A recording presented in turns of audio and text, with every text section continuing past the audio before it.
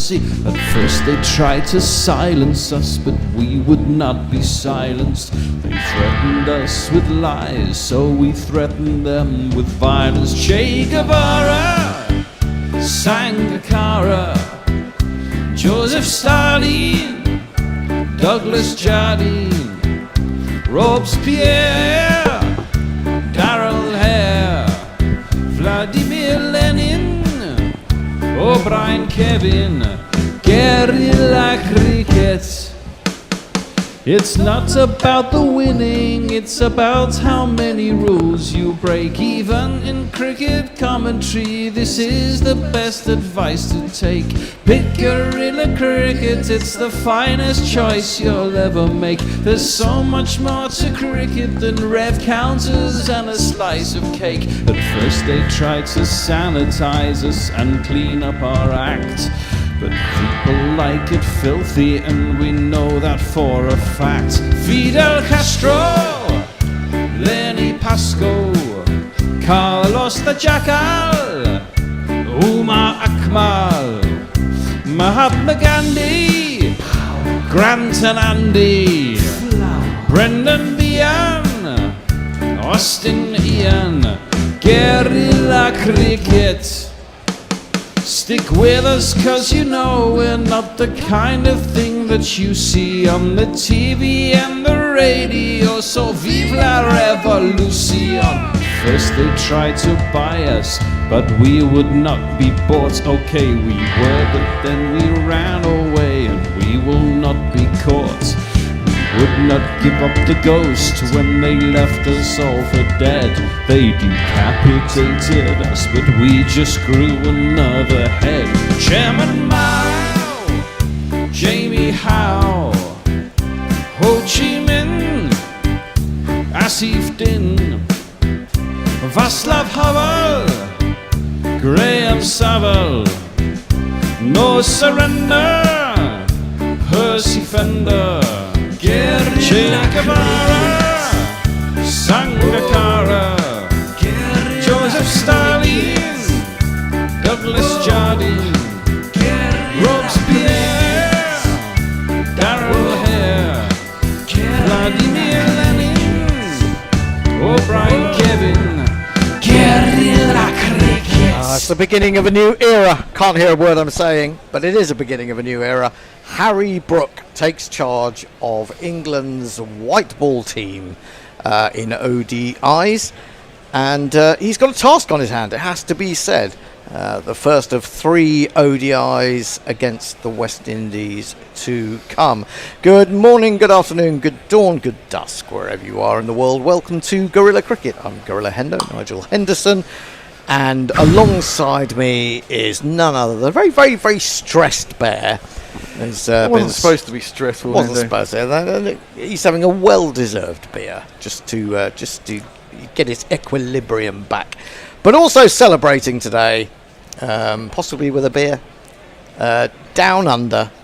It's midnight in Melbourne, which is a good name for a song. It's Mogster. How are you, Mog? Happy birthday! Thank you ever so much. It's only 9:55. Is it? Are you going back in time? Hang on, I thought Melbourne was about... Yes.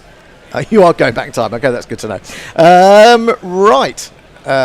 Also, we should say, of course, that one of our chief muckers, Tony Bishop, is also celebrating his birthday today. So many, many happy returns to Tony. I haven't seen him for a while. Hope to see him very soon in this very place. But let's get down to business. These teams, I read the other day, are 8th and 9th in the ODI international rankings. And I think 9th or below, if you finish 9th or below, you're out of the 2027 World Cup. So you might say this is a meaningless one-day series before a test series slipped in between Zimbabwe and Indian tests. But I guess it's more than that. And West Indies offer a 1-1 draw in a series in Ireland, and so they've got everything to play for as well. I will bring you the teams, but the first news I have is that the West Indies have won the toss and will field. It looks quite sunny, a little bit of cloud around as well, a little little patterns of blue sky peeping through at Edgbaston. And the teams are as follows. For England, Ben Duckett, Jamie Smith up to open on the back of a hunch. Not a hunchback, but the back of a hunch from Brendan McCullum and others. Joe Root at 3, Harry Brook 4, Josh Bottler 5, Jacob Bethel 6, Will Jacks, Jamie Overton. Getting confused on the BBC website yesterday. Loads of people seem to think it was Craig Overton, and confused me. Bryden Cast, he come back from injury. He's had one 4-day game, I think, with Durham, and he's straight into the one-day internationals. Is that the best use of him? I don't know. Saqib Mahmood and Adil Rashid, although I suspect that Adil Rashid will bat above Saqib Mahmood. The West Indies line up like this. Brandon King, Justin Greaves, Casey Carty, who's been on top form, I think 3 one-day international hundreds in a row, if I'm not mistaken. Shai Hope, captain and wicketkeeper Amir Jangu, a man who scored 100 on ODI debut against Bangladesh. Roston Chase, always love it when he's around. Still going. He's Test captain now, isn't he? Has he not just been named Test captain? Oh my God. I believe so. Yeah, Jewel Andrew, who apart from having a really fantastic name, I don't know a hell of a lot about, although I think he's highly rated. Matthew Ford, Gudakash Moti, who we've seen quite a bit of, his spin, and then 2 quick bowlers, Alzari Joseph and Jaden Seals. So a decent team. West Indies on their day can be brilliant, but they can also have very, very much off days. England haven't won forever, and I'm not sure about this batting lineup. Bear, have you got any opinions on this? Well, I mean, I was just looking up, just putting them all in order on the cart machine. It does seem a bit odd that you've got Will Jacks at 7. Yeah, according to this. I mean, I don't, I thought Will Jacks batted really well against Australia in the ODIs at the end of the last season, and I thought he was beginning to find his feet a little bit, and then they decided to drop him. Now they've brought him back and said bat at 7. He's been batting at 3 in the IPL. I don't really get it, but we shall see. He's handy to have at that position, isn't he? Well, I suppose so. Although I tend to think that he's a big hitter of quicker bowling when the field is in, and I think he's very good at that. But Jamie Smith may prove equally adept from England's point of view. One hopes so. He's come out to the wicket. Let's jingle people up. Okay, well, we have, yes, this man opening. Hey there, Jamie Smith. Are you a good keeper or batsman? Either way, all your hopes of getting a game are fucked. And we also have, obviously, Ben Duckett. He is not very tall, Ben Duckett. but sometimes he hits the ball Hard.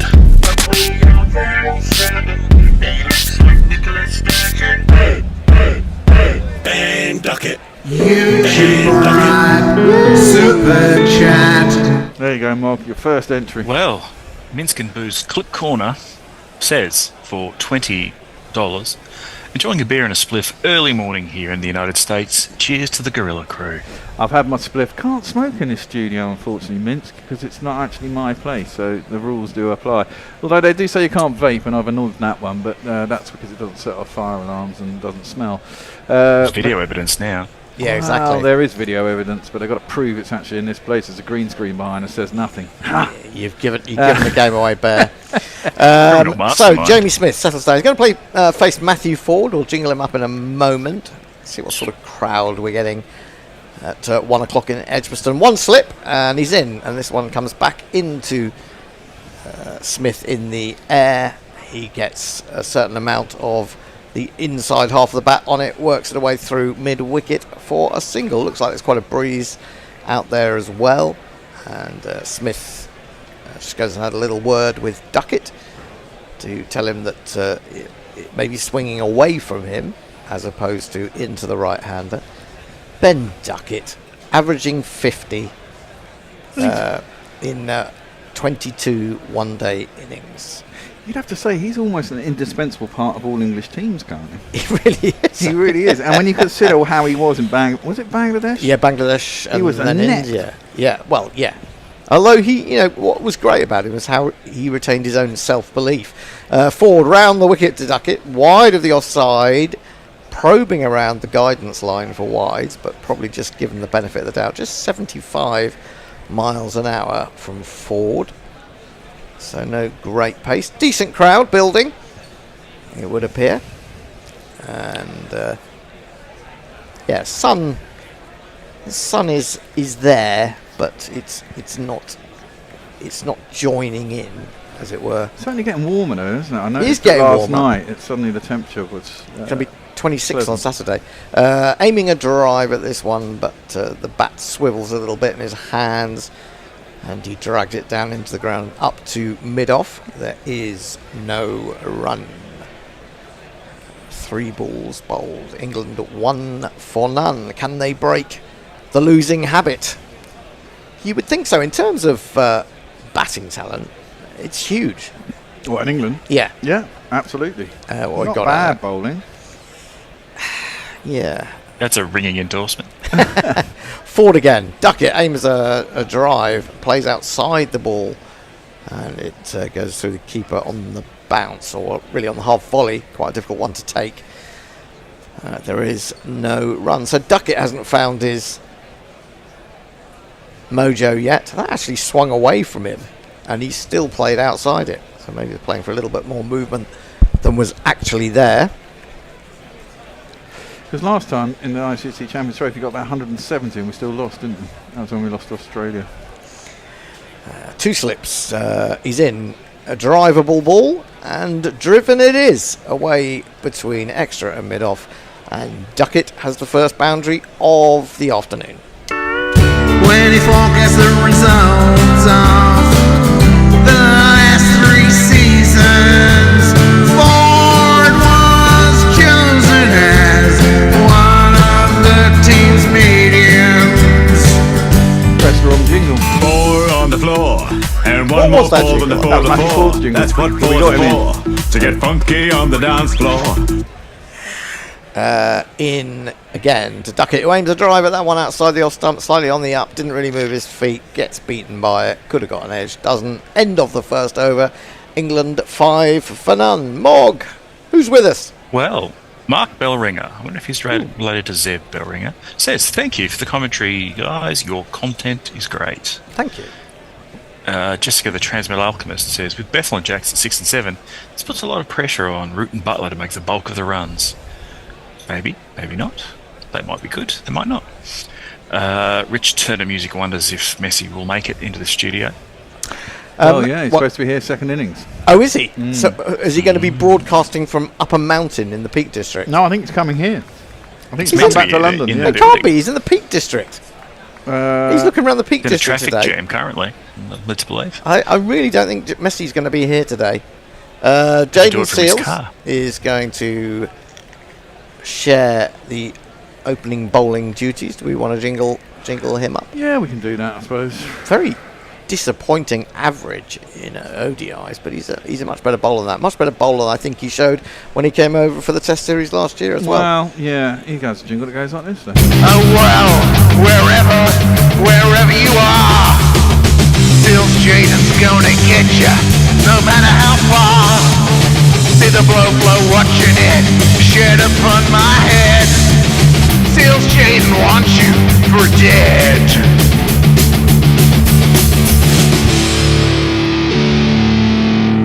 Jamie Smith was close to being dead there. He missed a full toss. It hit him on the pad. Seals was interested. Umpire Dharmasena not so. Doesn't look like they're going to review it. So Smith survives. And it probably was going down the leg, wasn't it? way down leg. I don't know. It's hit him right on the ankle. It's one of those. Yeah, but he's bowled from very wide of the crease and Well, pushed it. I would like to see that again with the technology. Seals in, bowls onto the back foot goes Smith. That can only force back to the bowler on the bounce. 2 slips, a ring of 3 on the offside. I'll try and give you more detail about the field as it becomes apparent. Smith has a little look at the pitch and gives it a prod.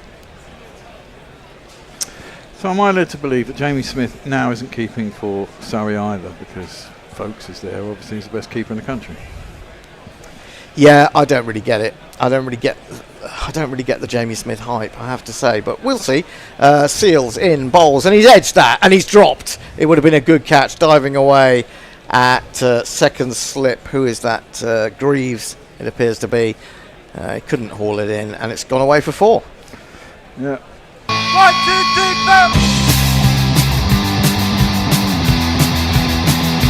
4. Might be worth just slipping in the odd one, Mog, as we go through the over. Yeah. Pardon the expression. Jay Grover says, hey up. Hey up. Sheffield is still recovering from the hurricane that is Jeremy Henderson. Yeah, I saw a picture. That was a meeting. That should be a sort of Storyville documentary in itself. When Messi met Jay, he's hit him on the pad again as he's trying to work that big appeal this time. Still going. Celebra appeal. He was almost level with the stumps at the striker's end by the time he finished that appeal. But again, Damasceno isn't interested. He's having a discussion. Oh, I've lost my phone. It's fallen on the floor. It's all going absolutely I think he's terrible. reviewed. I don't know if he got it in time. Yes, he has reviewed. Just got it in time. Do you want a review jingle? I do like I think that's. I don't think that's out. I think that's going down. Best, it's clipping. Maybe clipping. What shall I do? It's a bowler's review. That was out. That was out. That was definitely out. Was that definitely out? I don't know. Well, the problem with Jaden Seals is he bowls quite wide of the crease and he pushes it like that with his hand. So it's. I mean, look where he is on the crease and look at the angle of that ball. That's never hitting, man. Yeah, it's got to do a lot of straightening, hasn't it? It's got to do a lot of straightening. That's hit him outside the line of leg stump. That's a terrible review. The first one was close. I think that, because it didn't bounce, did it? Hit on much directly on the ankle. They're looking for an ultra edge. I don't think that's the problem, to be honest. No.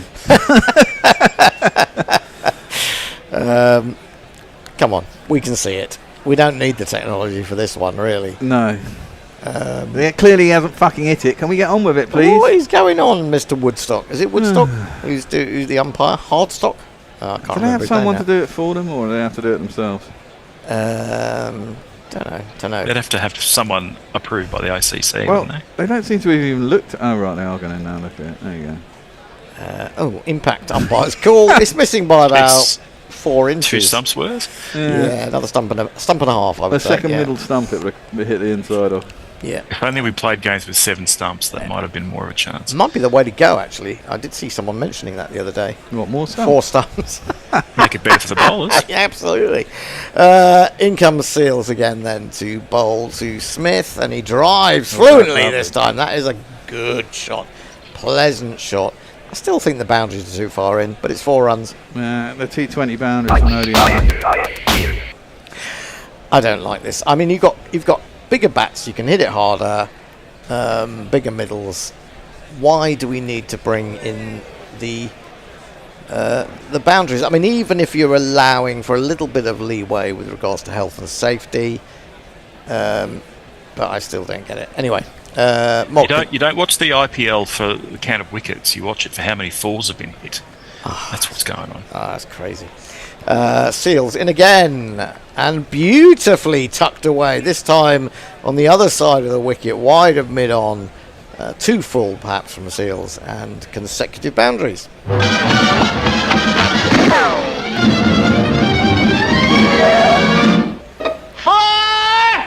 I definitely think that Smith looks better when he plays attacking shots than defensive shots. Anyway, Mog. Parrot Badger says, "Ahoy, old salts and sea dogs." Hey. Jessica, the Transmetal Alchemist. No Salt, no Crawley, no Livingston, no Cox. Yeah, that's good. A lot for of the those players, finals, thankfully. Yeah, that's a good thing. I did see someone on the BBC website saying, "Where's Salt? What's going on with Salt?" And at this point, did you see him against Australia last year? He's shite. He can't play one-day international cricket. I'm not saying that he couldn't develop into a 50-over cricketer or even but he just needs to play more of it. His technique is fucking awful. Well, yeah, exactly. That's why he needs to play longer form cricket. He can get away with it. But he plays in T20. Yeah, he blazes away in the T20. That's the whole point. This is onto the legs of Duckett, who plays a very fine fielder. Will get round. They will get back Oh no, they'll just get the one. I thought they might have got a second. It looks slightly arthritic, the fielder there, down at long leg. Moti. It's either Moti or is it Amir? Is it Sagu? Yagu? No, Sagu. That's a Django. Oh, Django. Sorry, it's an it's an Indian meal. Close. I was thinking. 18 for no wicket. Slip 3 on the offside. Man down at third man. 3 saving the 1 in the circle on the leg side. But Smith finds the gap there again. A little bit short of this delivery, but the angle wasn't particularly good from the bowler forward, and he gets a single. He's moved on to 14 from 8, which is exactly what England want to see from him. Had a very good Indian. It was Lena's birthday yesterday. Went up to Tayyab's. You ever been to Tayyab's in East London? No. Oh, it's fantastic, man. Tayyab's? Tayyab's, it's called. Tayyab's. They do a limited menu, whites. but it's fantastic food. What part of East London? Behind the Muslim Centre, off the sort of up Whitechapel way. All right. Between Commercial Road and Jack the Ripper territory. Forward in, wide, chopped firmly by Duckett. No one back on this occasion. Only 2 allowed outside the circle, of course, and there wasn't one there. It's 4 more runs. It's Nissan She. It's Nissan She. Should mention the GPL. The GPL is open, I presume, Bear. Yep, it is. And we have until when? You have an hour and a quarter. So 2:15. 2:15 BST. 14:15. I believe the pot was 150 quid today. 150 quid. GPL. GorillaCricket.com/competition. Estimate how many runs in total will be scored in the day. This one's surprisingly left by Duckett outside the off stump. Barely leaves in tests. He's leaving in an ODI. Who'd have thought? 23 for no wicket. GPL. GorillaCricket.com/competition. You pay us £1 to guess or estimate, and if you get it on the nose at the end, you get everything that's in the pot. You have to be right on the button. We don't have a nearest, as it were. It's rolls over if no one wins. Forward in again to Duckett, onto his legs, tucked away. Easy pickings for a man of Duckett's class. He moves on to 9 with a single. 24 for no wicket. 1 ball remaining in the third over. Smith 14, and Duckett now joins him in double figures. 10 from 9. Maybe a little bit cloudier than right at the start. It's hazy sunshine. Forward in, down the wicket comes Jamie Smith, but isn't there to play an attacking shot really, and adjusts and defends to extra cover. End of the over, 24 for none. Mog! Jessica says being named Test captain despite not having played a Test for 2 years, which I assume is about Roston Chase. Jay says Duckett maintained his self-belief even after a Bear hate campaign. His curse has extended to Jennings' mind. Well, you know. Jessica also says, how is Salt going to play more 50 over cricket when the 50 over tournament is held simultaneously with the 100? Well, he can't. That's the thing. I mean, but he should be. Lancashire should be trying to get him for 4-day cricket. I think him and Livingston. But I don't know what's going on at Lancashire. Every time I see anything about Lancashire, they seem to be doing everything they can to piss off their members. It's a bold strategy. Well, I guess they don't really want members. They want money. Members don't bring enough in. Stakeholders. Seals, right arm over the wicket to Duckett. I think it's the first time Duckett's faced him. Is it? No, maybe not. He's played that beautifully away through mid-wicket. There is a man loping round from deep square leg, but he ain't going to get there. It's 4 more. Well, it's a 4 for a boundary, but here's a rope. The bowler won't like it, but it has to go. Is that new? No, Can't be. It's been for a while. It's been there, but I don't think I've ever heard that one. It's kind of nice to hear a new 4 jingle. Some of them are sort of a bit past their sell-by date. Worn out. Yeah. Bryce, you've got 700 of the bloody Well, things. exactly. But it's rotate. Yeah. Well, I would, but they're not We got like fucking 3 carts full of them. They're not labelled particularly descriptively. This is No. aimed, aiming a cut. This time Duckett chops it with on the bottom of the bat down towards the wicket keeper. There is no run. I mean, I think mine are all labelled 4 with a Roman numeral after. exactly. They are exactly that. So you have to kind of remember which ones are which. I kind What of more do you know need which to ones know? are which. That one was 4:33. 4 seconds and 33. No, 4xxx3. So theoretically, the 33rd one I've sent you. Yeah, well, I'm not sure you have though. Seals bowls again, driven into the ground and up at head height. It is pouched, I think, by Roston Chase at extra cover. There is no run. Both batsmen now on to 14. England 28 for no wicket, halfway through the 4th over. West Indies won the toss. Very windy up there at... Well, there's a threat of rain, Edgbaston. isn't there? And Is usually there? when it's windy, that's usually when the clouds are coming in and temperature or the pressure's changing and whether it's going to rain or not. Oh, I didn't know there was a threat of rain today, I have to say. Well, apparently, the weather cave man. The weather cave was brilliant at Wembley the other day. Onto the front foot goes Duckett, squeezes it off the outside edge down to a wide third man. And they take one more. more. Weather cager. Yes. Messi's suggesting that his Stargate doesn't work, so he may be broadcasting from Sheffield rather than the salubrious surrounds. I wouldn't want Messi to be roaring down the M1 to get here. That wouldn't be a good idea. Well, he'd be struggling if he left now to get here for the second innings. I've got this vision. I know he's got. I think he's got some sort of people carrier. He was telling us the other day. But I got this vision of him in a really small, old style Mini. This is pulled up to mid-on. A big man in a tiny car. They're going to get a single. 30 for no wicket. Smith moves to 15. Duckett's also on 15.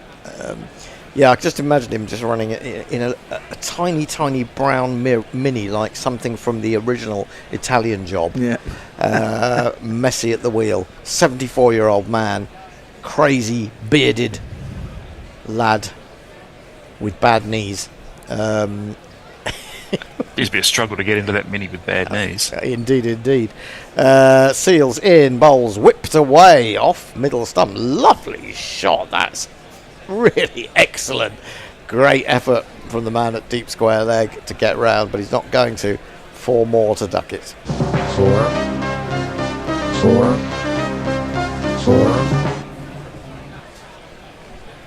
Sounds like something from Traitors or, whatever. It's the theme song from an Australian current We've done affairs this show. one, yes, Oh, we've is done this- yeah, we've had this before, haven't we? Yeah. Oh, I was trying to think, what happened to the election in the end? Did he got back in, didn't he? The Australian election, they absolutely Hammered the right wing. dislocated the bastards. They've got twice as many seats, and then the coalition, the opposition, broke up and then got back together. God. Onto the back foot goes Smith. Plays this nicely, but there is a ring of 3. Doesn't find the gap. Hits straight at the extra cover. There is no run. 34 for no wicket. Smith 15, Duckett 19. Didn't the leader of the Oppo lose his seat or something? Didn't he? The opposition guy got voted out. The leader of the Greens lost his seat as well. Clive Palmer spent $600 million on the election and didn't get jack or shit. So that wasn't a bad result. Ooh, good. Ford pulls out just as he's getting to the crease. Obviously lost his rhythm, lost his balance a little bit, maybe. The wind blew him off course. Maybe. He's not very quick, is he? He's not very is quick, our no. man Ford. This is your mate. Is that- That's the friend of Bears' yours? mate. He wasn't in the least bit grey before 2019. Then he had 5 minutes in a car with a bear, and he's aged 50 years.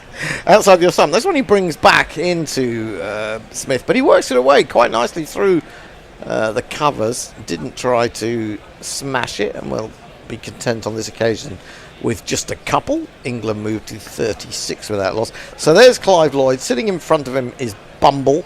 So all big fans of guerrilla cricket, as we know. Looking more and more like an illustration from a Roald Dahl book every day is Bumble. His face seems to have It's shrinking, narrowed. isn't it? It's shrinking, yes, definitely. Maybe he's on the old Ozempic. It's just clean living, that's all it is. Ford in again, bowls. No slips now. He tries to drive over the top of mid-off and does it reasonably well. And although he didn't hit it as cleanly as he would have liked, he's got 4 runs for it to mid-off. You ask where I live, here's the address I give. The phone. So, who's the guy who lost 600 million? Is he some right-wing nut job like Elon Musk? I think he tries to position himself as a bit of a Trump style. He called his little party the Trumpet of Patriots. Fuck off. Lot of ridiculous bottom hand and wrist in that shot from Smith, which will bring him 2 runs out to deep mid-wicket. And England going along very handsomely indeed. 42 for no wicket, 4 balls bowled of the 5th over. Of course, 10 overs of power play before you're allowed any more than 2 outside the 30 metres circle in this form of the game. Smith 23 off 14, Duckett 19 off 14. We're going along quite handsomely here. Very comfortable so far. In comes Ford again, bowls to Smith. A little bit of swing, but it swings onto his legs, even slightly outside leg stump. But he can't do very much with that, and just plays it to mid-wicket. That's 73 miles an hour. Now we're talking about Sam Cooke, weren't we, the other day, and his pace. But Ford is, yes, definitely slow. You wouldn't say he was a new ball bowler, really, would you? No. I remember in the West Indies tour he got a lot of movement with Yeah, he did. He did. A lot of swing. Here he is again into Smith, onto the back foot. Lovely placement, lovely timing. All I need to say is 4 runs.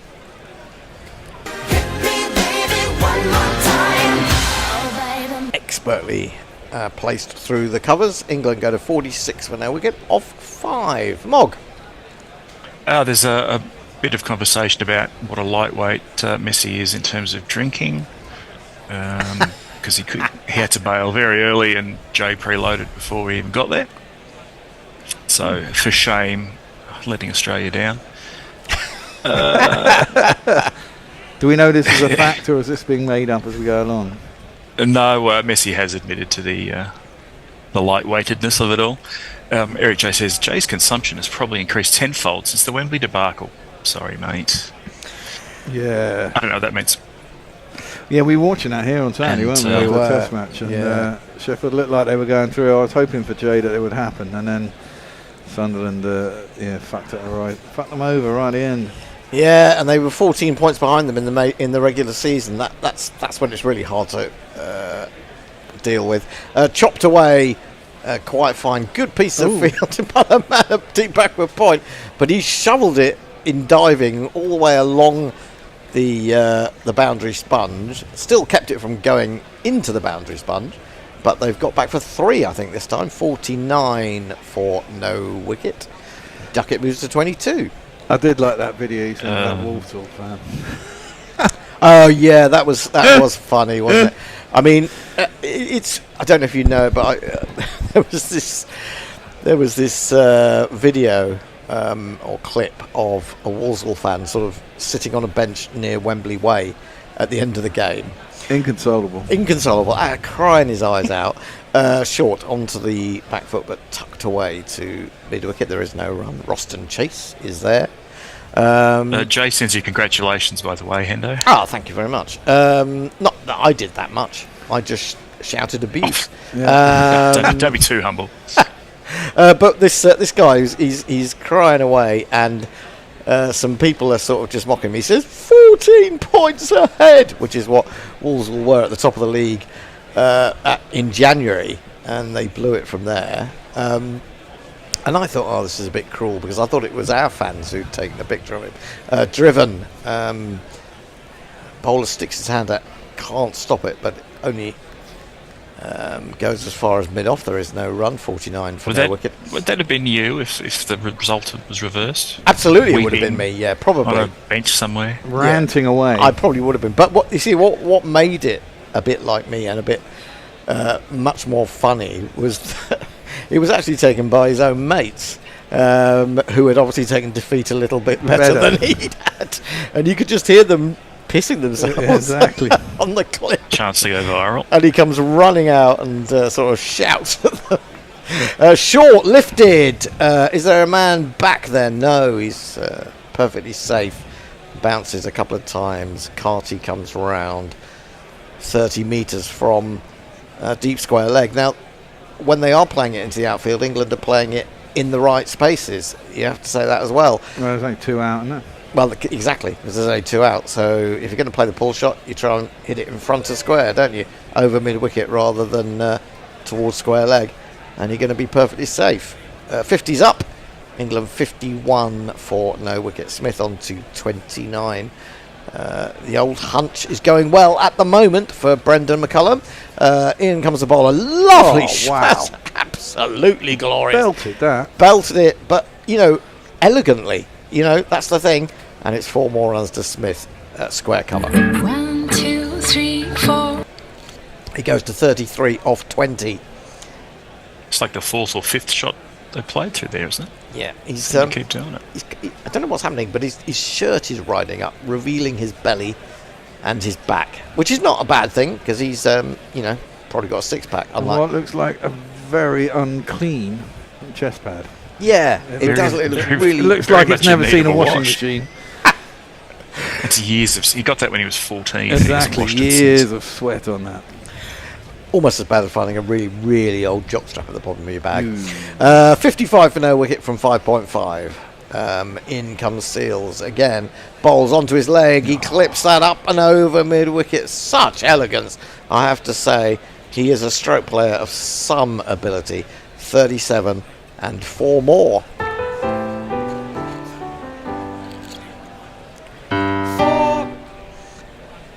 And he's played pretty much proper shots, hasn't he? Yep. I think, and nothing rash. Nothing too rash.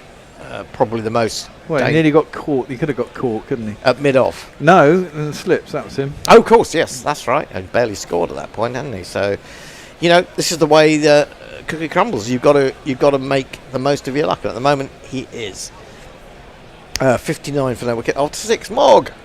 Play the super chat jingle. Oh. Okay. Or one of them, anyway. I don't mind which one. Okay, I'm going to play this one. Super chat! A super chat from a huge YouTube hero! They're awesome and smart and they're paying their part. Super chat, super chat, super chat! Tell us all about it, Mog. Richard Milgate offers up €5 and says cheers to one and all. And cheers to you too. Not so many cheers for the bowler, who's disappeared after 3 overs after being smacked all round the ground. Alzari Joseph is into the attack. Probably the quickest of the West Indies bowlers. And he's round the wicket. Duckett defends into the onside. There is no run. So I play his jingle? Go for it. Alzari Joseph. Alzari Joseph. Alzari Joseph. Talking of Harry Brook, we've got Dave Brook in later, haven't we, to give us his take on this West Indies team, which he knows very well. Pulled away behind square for a moment. Duckett might have been worried because it's a little bit aerial. He might have picked out the man on the 45, but he's got it square of him. He's got 4 more runs. Oh God, I'm bored of this. It's me, Sanshi. It's me, Sanshi. It's a bit like watching the first day of the test against Zimbabwe, where what do we get? Nearly 500 runs from the bats of English players. It wasn't really very competitive. It became a pretty good test match after that, I have to say. Zimbabwe made a good fist of it. 63 for no wicket. Smith 37. Duckett 26. Joseph to Duckett again. Finds a little bit of movement. Finds a thick outside edge, but it was controlled down to third man, I think, Duckett. There. 64 for none. Pirate Badshaw is all he cares about is the 4 on the dance floor jingle. So if you could cue that one up, that'd be great. Also, Farong has joined us. Farong! mate. He's come. Let me ask. He's come for a young man, hasn't he? Yeah. Is he asking for Duckett to bowl? Yeah. Well, he can't bowl obviously He at the can't, moment. he's batting, but you know. Not yet, but it's only a matter of time. Where's Frong today? Stephen Kelk's joined in as well. Yay! Crikey. Welcome along. Great to have you. Joseph in. Bowls hits him high up on the thigh pad. He played outside that. Maybe credit the bowler for getting a little bit of nibble there off the pitch. It's good length and wrapped him, I think, on the inner thigh pad of the back leg. We're looking at the ODI rankings. West Indies 9th and England 8th. Afghanistan are above England. Sri Lanka are in 4th position. New Zealand, Australia sharing 2nd. And India, the superpower, are up there. What at a the clash top. of the Titans we've got today then. Now he's absolutely shanked that. How has he got away with that? Did the mid-on not pick that up? He went He to might have pull slipped it. as he took off. Oh, but I have to look at that again. He pulled it, but horribly mistimed it, and it looped up towards mid-on. And you thought, well, bye-bye. But what happened there? I think he did slip a little bit. I think that he's taken a bit a big old divot. A divot, absolutely, out of the inner field there. I can't believe how he hasn't got to it. Who is that? Is that Seals? It is. Yep. Anyway, so a let-off for Smith. Joseph in again. This one he pulls, and this one is caught. Brilliant catch by King at mid-wicket. So not long of a let-off from Smith. 37 from 23. That's kind of a T20 score, isn't it? He hasn't been able to go on, but played some glorious shots while he was out there. Shame it's ended from his point of view. England 64 for 1. The change of bowling has worked. That was a good catch. It's going like a The rocket. crowd says, the crowd says, the crowd says Yeah, needed to get a bit more elevation on that. King is the man who's taken the catch. It was more or less straight at him, but it was like a bullet, and it was at head height. And he grabbed hold of it very well indeed. So Jamie Smith, 37 off 24. Plenty of boundaries, plenty to enjoy about that knock. But the first wicket is down. Mog. There's been some discussion. YouTube's chat has a little crown with a number next to it on people's names now. So they seem to have gamified the chat section to see if people can post more to get more points and win. Win what? Or something. They get to win the eternal glory of being number one on a chat for Guerrilla Cricket. Currently, the leader is one Jeremy Messi Henderson. 75 experience points. In fact, the top 4 are all on 75. So that's going to add some value. Great. What's this? I don't know, some sort of experience. Does that add value to us? That's the main thing. Well, I suppose theoretically it'd be more engagement. Okay, fair point. I've no idea. Change of bowling now, interestingly enough, in the power play. Trust going to try a little bit of spin. I do like the Roston Chase jingle. Roston Chase, and what do you get? Cricketer, a village in Somerset. I did some research and well was done. Turned out that he's a man, that son of a gun. Very nice indeed. Off spinner then into the attack against the left-handed Duckett initially. He's got a man on the 45 backward square on the offside. He's got a backward point as well. He's got 4 men saving the single inside the ring. 4? No, maybe 3. I'm counting the umpire as well from a distance. He's standing on the offside to the left-hander rather than running across. Get a single for the first ball. And Joe Root has come to the crease. The mighty Joe Root. 41 50s in this form of game. I wonder why they're not showing how many hundreds they've got as well. It's a good number. So chase to Root. Back over the wicket. You're going to jingle up Joe Root in a minute. There. Worked. This is the way we expect Joe Root to start. Just eases that down to long on for a single. 65 for 1. His voice is high-pitched and ginger hair like a pict, but massive runs he has hit, so there's that. Introduce yourself. Joe Root. Introduce yourself. Joe Root. Introduce yourself. Joe Root, actually. So this is the message from Gary. I'm still trying to sort out a broken coffee machine and a watch that woke me up at 7 a.m. I'm going to have to zoom in, but that won't be easy due to the room being configured differently. I just can't make the technology work at all. Chopped by Duckett right out to, well, in the end, fielded by the man running around from long off, but it was much more towards deep extra cover. Couple more. Should have been probably stopped by Carty, who went to field that. He's just kneecapped it out to deep extra. Get that super chat jingle ready. In comes Roston again, defended back to him, puts in the dive to prevent the single. And he succeeds. 68 for one. Root a single. Duckett 30 off 21. And we're into the 8th over. In comes Roston round the wicket. He's down the wicket, lifts it over mid-wicket, and has got it all the way. Not by much. To cow, basically. Proto-cow, as we... Proto-cow? What was Proto-cow? I've forgotten it already. We did. I think I was on air when that was come up with too, and I don't remember quite what it was about. I don't get it. Proto-cow is like a... What, an early model. Maybe it was cow, just in front of cow corner, so just we called it the Proto-cow. It wasn't that cow yet.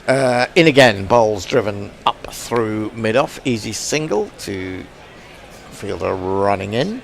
I mean, when does wide long on become cow? That's the question. Well, yeah. Or even mid-wicket become cow. Yeah, well, I always think of cow as being between deep mid-wicket and long on. But then, of course, you can have a wide long on as well. Which is the fun. I love field positioning. Straight mid-wicket. Yeah, I love all these variations, on a theme. I like the theme, but I also like the variations. That's the end of the over. And I think we might... Got another one. Who's it from? This is from Jeremy Messi Anderson. Super chat. No shipping unlike the bucket hat. The bucket hat. He currently holds the number 1 position on the chat rankings. $14.99 Australian. Just testing whether Derbyshire allows super chats. Joseph into Duckett. Tucks it away to square leg. Will take the single. 38 to him from 24. England 76 for 1. Into the 9th over now. So what's that? What's the run rate? 9.31. Thank you very much, Sky. They just put it up just as I was trying to work it out. It's a lot. It's a lot. And if you keep it going, it's going to be best part of 400, isn't it? 450. Jessica, the Transmetal Alchemist, suggested 500 just before. Well, after what we saw in the test match, it's not beyond possibilities. Although, of course, things get more difficult. The ball loses a little bit of its hardness. Lots of fielders out. Fielders go out. When you're going for the big shots, catches can be taken. Equally, the bowlers become broken and tired. Now Root plays a rather sort of casual shot at that outside the stump. I mean, it was a sort of flowing shot in one side. It looked nice, but he missed it completely. A little bit of movement, I think, there. Scrambled seam delivery.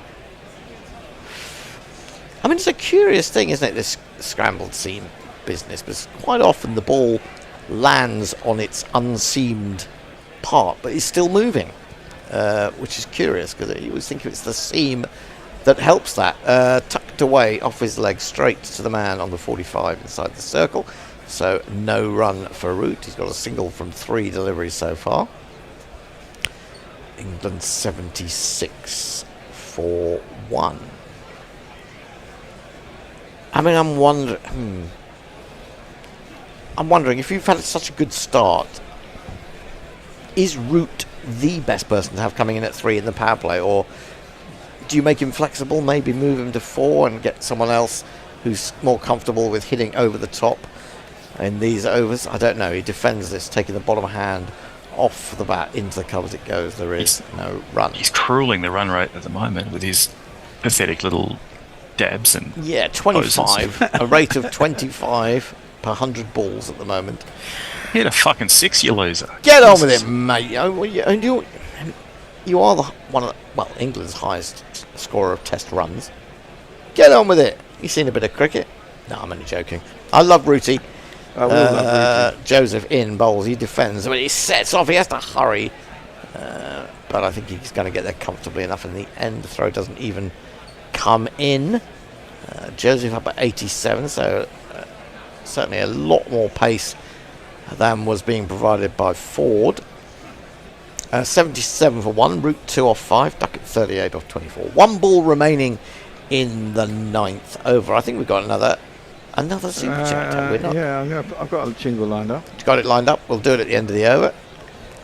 And then rush through a few more of your YouTube contributions and your extra stars. Joseph, he's played the little scoop shot, and he's played very successfully. How does he end up getting that effectively on the offside? Slightly, although pretty much behind the wicketkeeper. 4 more to Duckett. Joseph smiles. What else can you do? England 81 for 1 off 9. Exactly. What else can you do? You can get one of these. Super chat cash, super chat cash, super chat cash. That's such a skillful Jay Grover, shot. content to having junk Messi under the table yesterday. 10 English pounds. I have to say I broke the habits of a lifetime yesterday and gave Jeremy 2 manly hugs. Mint to see lovely. him. He's also got a gift for the studio, and it's not drugs. Henderson sauce, I think it was. Henderson's relish. Is that what it is? Yeah, okay. that's It was he did mention it earlier on. Yep. I would like drugs, Jay, but that's just me.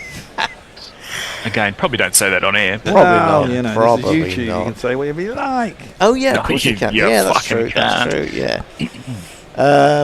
Ring of 5 on the offside now. 2 behind square for Austin Chase, coming into Root, and Root goes back and plays a defensive shot, and one of those men at extra cover does the fielding. They're slightly staggered, those men on the offside in the circle. 1 or 2 a little bit closer, 1 or 2 a bit further back. Root goes back to this one, flatter delivery, but works it through mid-on. Easy single. 82 for 1. Douglas Stewart has joined from Jamaica. Yay! Hello, You clearly. Excellent. Hope you're enjoying the coverage.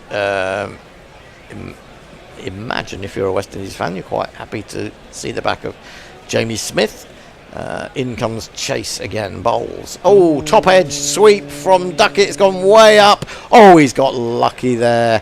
It's just dropped wide of the man at a deep square. It plugged and bounced up into his hands, but he couldn't get around there.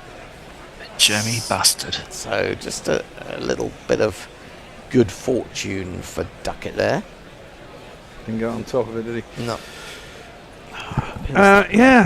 Did you read the article about Roland Butcher in the Guardian about Test cricket in West Indies? I haven't. Is that today? Yeah. I'll do that when I go off air. This is tucked away to deep square. Easy single for Root.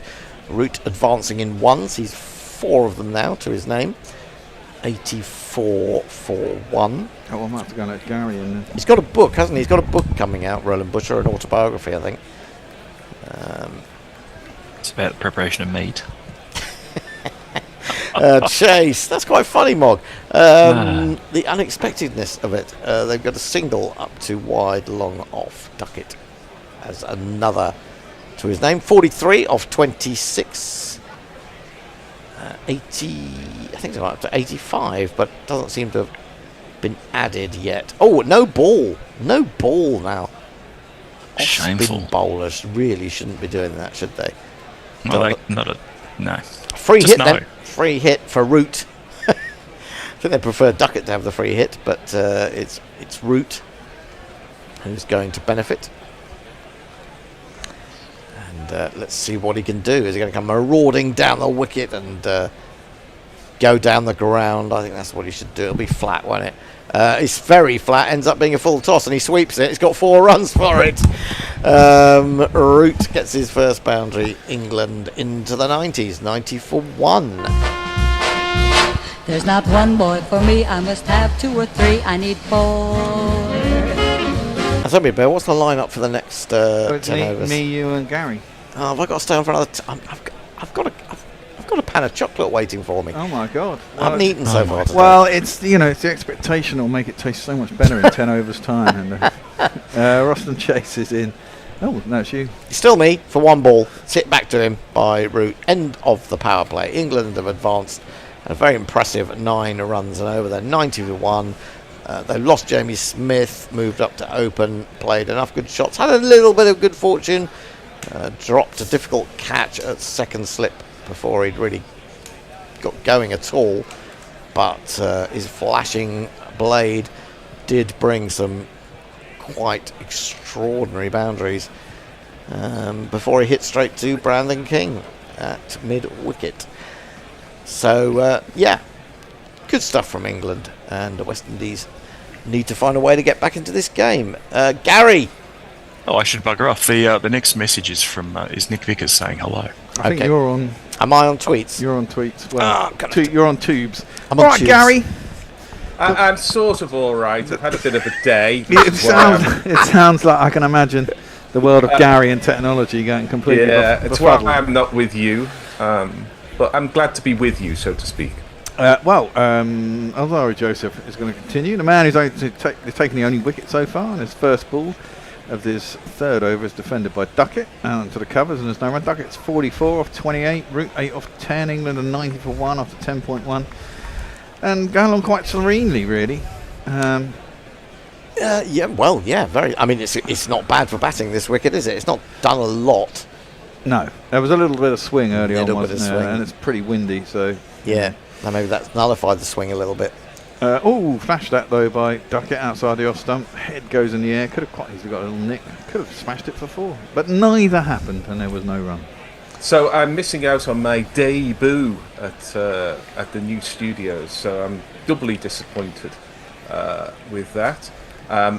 It's a little tricky here because it's only a small space anyway, and there's a gigantic rowing machine, which is like some kind of Henry Moore statue that stretches out here. Do you use that a lot, Gary, yourself? I believe it or not, don't.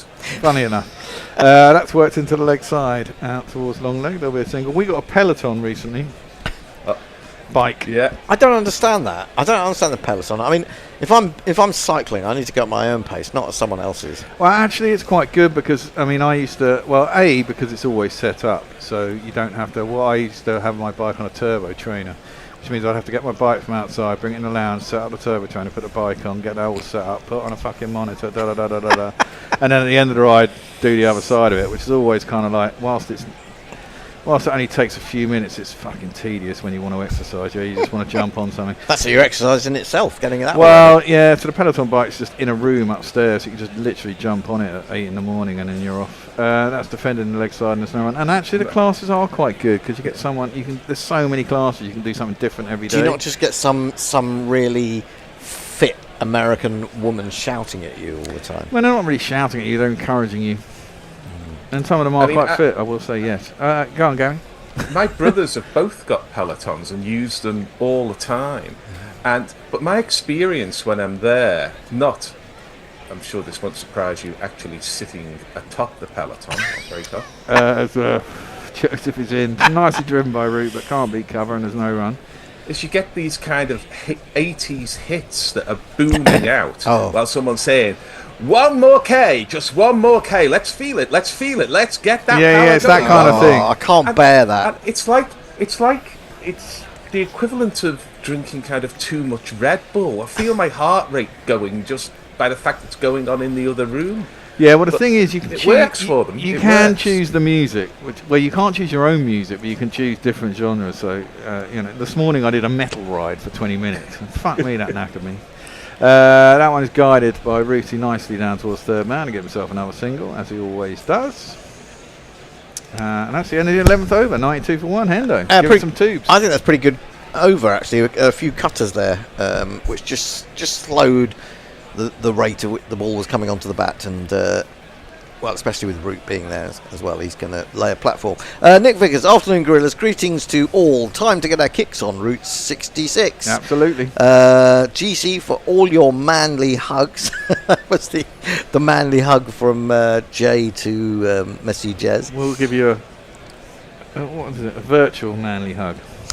Jessica, the Trans Metal Alchemist, which is a fantastic handle, but I have no idea what it means. Despite only playing ODIs on a part-time basis for several years now, Joe Root could still become England's highest ODI run scorer. He just needs 900 more to overtake Morgan. Really?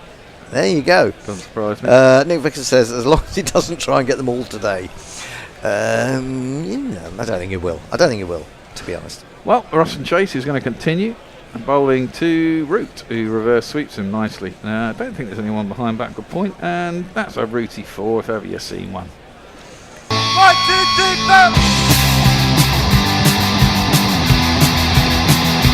4. And 2 balls and 2 totally different types of sweep. He's gone to a runner ball. It is Joe Root. A Joe Root shot, if ever you see one. It's also a Jimmy Anderson shot. Yes, he's big on the reverse sweep, isn't it? Probably his best shot, actually. Is Jimmy playing for It's his Lanky, only or has he shot. got himself injured He's again? played a game, hasn't he? At least one. Can I respond to the manly hugs? You Because can. I'll just show anybody who's watching on YouTube. This is my current drinking bottle in Barbie pink.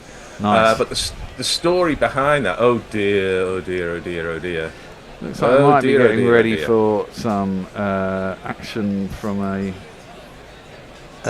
From Covers? a covers point of view, yeah. So it's not actually a Barbie bottle. I actually picked it up last week in Pisa when, unbeknownst to me, the day we arrived there, the Giro d'Italia time trial was in town. Defended back to the bowler, no run. Yeah, I So- saw your so- little. Yeah. So you went out there for a visit of the arts, as it were, and then Primarily. and not then ended up solely. seeing some Giro Italia. Ended up seeing some Giro d'Italia, which I'll come to in a moment. Nicely played by Root, up towards long on, gets himself a single. So we were absolutely knackered, having overnighted it at Stansted to get some flight at 6 a.m. or something. But Jesper insisted that we should climb the Leaning Tower of Pisa to watch the Giro d'Italia from atop the Leaning Tower of Pisa, which I guess is what you should do when you're in Pisa and the Giro's in town. So Kedabal always have that. Did you actually manage it? Yeah, just. How many steps? As that one is played up towards long off this It time by was- Duckett for a single. 215 up to the top of Pisa, and the day after did 217 up to the top of the tower in Lucca, and that nearly killed me as well. Did you do it without stopping? No, I had to stop both times, not for long. Cut by Root, but cuts it too straight and straight at cover. Well, There's no run. if you can do that, Gary, you should find it very easy to get up the 3 flights of stairs here. Yeah. Well, it was 36 years ago I first went up the Leaning Tower of Pisa, and I think I floated up there like a Dalek. Well, you know, age gets us all, Gary. That one's played up towards long on for a single. Does it lean more than when you were there last? Could you tell? Well, I when I first went there in '89, I sort of stood there waiting because I thought it's going to go any second now. If I just hang around here long enough, it'll go, because it's that far over. It didn't seem as much leaning as it used to be. Now I know they've done some buttressing and they've done some work on it because I think it was closed to tourists for quite a while. But it still leans a fair old way, and when you're at the top there, you're walking round the viewing platform. You do feel yourself going up and downhill. Oh, I think I feel a bit dizzy doing that, to be honest. Yeah, it's and you know the Italian approach to health and safety is somewhat flexible. There are some guardrails, but you're kind of thinking, oh, you know. I kind of like that. That's Rooty playing that. It was going way down leg side. He just helped it on its way. Oh, nearly a very good attempt at a stop. I think Moti? No. Young. Who's that? The youngster? It's Andrew. Is yeah. that Jewel Andrew? That's correct. But he only manages to palm it into It's the. just a bit too easy, this, isn't Sponge. it? I mean, I know there was a drop catch, then Jamie Smith hit one right out of the middle, which was beautifully caught by Brandon King. But it just looks like West Indies are saying, well, you know, 350, if we get chasing less than that, we'll take it. does a little bit, and you wonder. Well, I mean, as Hendo said, they've got some players in form. But, who have they played against? They lost the game against Ireland. They did lose a game, but they played they into leg side for no run. But they also battered them twice. Well, they racked up 350 themselves, I think it was, and then the rest of the game was rained out. So that was a little bit unfortunate, I guess. Well, there were 3 though. They didn't win the series, I thought. It was 1-1, I think. Okay. With one called off. Okay, well, into the leg side again from Root, only as far as mid-wicket, and there's no run. Root seems to have played an awful lot of shots to have 19 off 21. It's become something I'm more aware of in the last season, really, is the batsmen who hit the field and the batsmen who don't. Of course, that was Brian Lara's great genius, is he so seldom hit the field. Steve Smith's also very good at it. Not sure our batters are. Well, Root is best batsman in the world, Gary. So it's played down towards deep square leg, and there is 1 run. Well, he's certainly, I think, probably the best bad wicket batsman in the world. Whether the way they play on these absolute shirt fronts, the white ball game, whether he can whether a side with Root in it these days gets up to those 495s and 450s we were seeing under Morgan on the way to the World Cup in 2019, I'm not sure. I don't think he should be dropped, but well, it brought him back because you need that tight. I think in an ODI you do need that type of player. You can say less so in a T20. That's worked into the leg side and there's no run. Someone who can tick on around about a run a ball, doesn't have to be flashy, but stays there for 30, 40 overs is invaluable in an ODI, I think. But does it put a natural limit of about 350 on? No, because the other batters go crazy, and he still goes along at about a run a ball. And when you look at who the kind of batsmen you got to come, the Brooks and the Butlers, really. You got Will Jacks at 7, we reckon, don't we? Well, yeah. Certainly a better bet than fucking Livingston. That one's Gowdy down to 3rd man, and it's a single. I feel like these guys, Phil Salt and Liam Livingston, in a way, okay, I don't know how much money they're making. Maybe they're making a lot of money with franchises and the 100 and whatever. But I just feel that their careers are just wasting away in some respects. Feel like that about Jason Roy. Went back to Surrey for a county game last week. Got a pair, didn't he, Gary? Yeah, he did. And arguably Livingston and Salt got a bit lucky to play as much international cricket as they have. And they play the franchises. Maybe that's the kind of players they are. They're probably sort of deluxe for blast cricket. Whatever happens in 100 cricket, I'm not really sure about. But I don't think they're in international white ball cricket if your international team is at the top. Reverse swept again by Rooty. Can't beat the man. Short 3rd man, and there's no run. Yeah, I mean, I just don't rate Salt, and I get annoyed with Livingston. Well, funnily, Salt, I didn't rate him, and then he came in at a T20 and he was smashing those hundreds in the West Indies, wasn't he? He can play in the West Indies, clearly. He likes it in the West Indies. Well, he was, worked by Root out towards deep square leg, get himself a single. His formative years were in the West Indies, well, exactly. Not? He probably knows it well enough, but I mean, it was fucking appalling in a Champions Trophy. Had 1 innings, I think. I do think that he's good for T20 cricket. I don't see him as at the moment as anything else, and no. I feel that's a shame, because someone who can hit the ball that well, work on his technique a little bit as well, and he'd be valuable in other formats potentially. Yeah, and you wonder if this is the point, isn't it? Worked into leg side and there's no run. A single at deep mid wicket by Duckett. I mean, I guess players like that think, if I can make the money doing that, why play anything else, I guess. Well, yeah, there must be a bit of that. But I think with some of those guys, they can soon become surplus to requirements, because so many good players coming through. Exactly. And the point is, if you're not playing, I mean, it's just going back to that thing we worked out, wasn't it, over the summer? Yeah. That's played out by Roots into the deep, and they got 1. No, he must have come back for 2 actually. Yeah, I think they got 2. You know, we worked out that he probably only played something like 38 days cricket or something, wasn't it? Yeah, In the entire year. I mean, he spends a lot of time in the nets maybe, or facing bowling machines, but that makes no difference. He could come and play for Lancashire, but he probably only play 38 days anyway because Lancashire keep getting beat inside 3. Reverse swept by Root out towards deep backward point, gets himself a single. Yeah, but I mean, if Lancashire actually had access to the talent that they have employed, then they might do better. I mean, there's a few counties could say that. It's the world we live in, not the world we'd like to live in, and Lancashire are shambles at the moment. But I mean, this is the point, isn't it, with professional cricketers? That one is driven out towards deep, long off. It'll get 1. They're going to come back for 2. Yeah, do come back for 2. I think it's, I often say this, at the end of KP's career when he became just a T20 mercenary, that's a 50 by the way for Duckett. We shall give him a little jingle.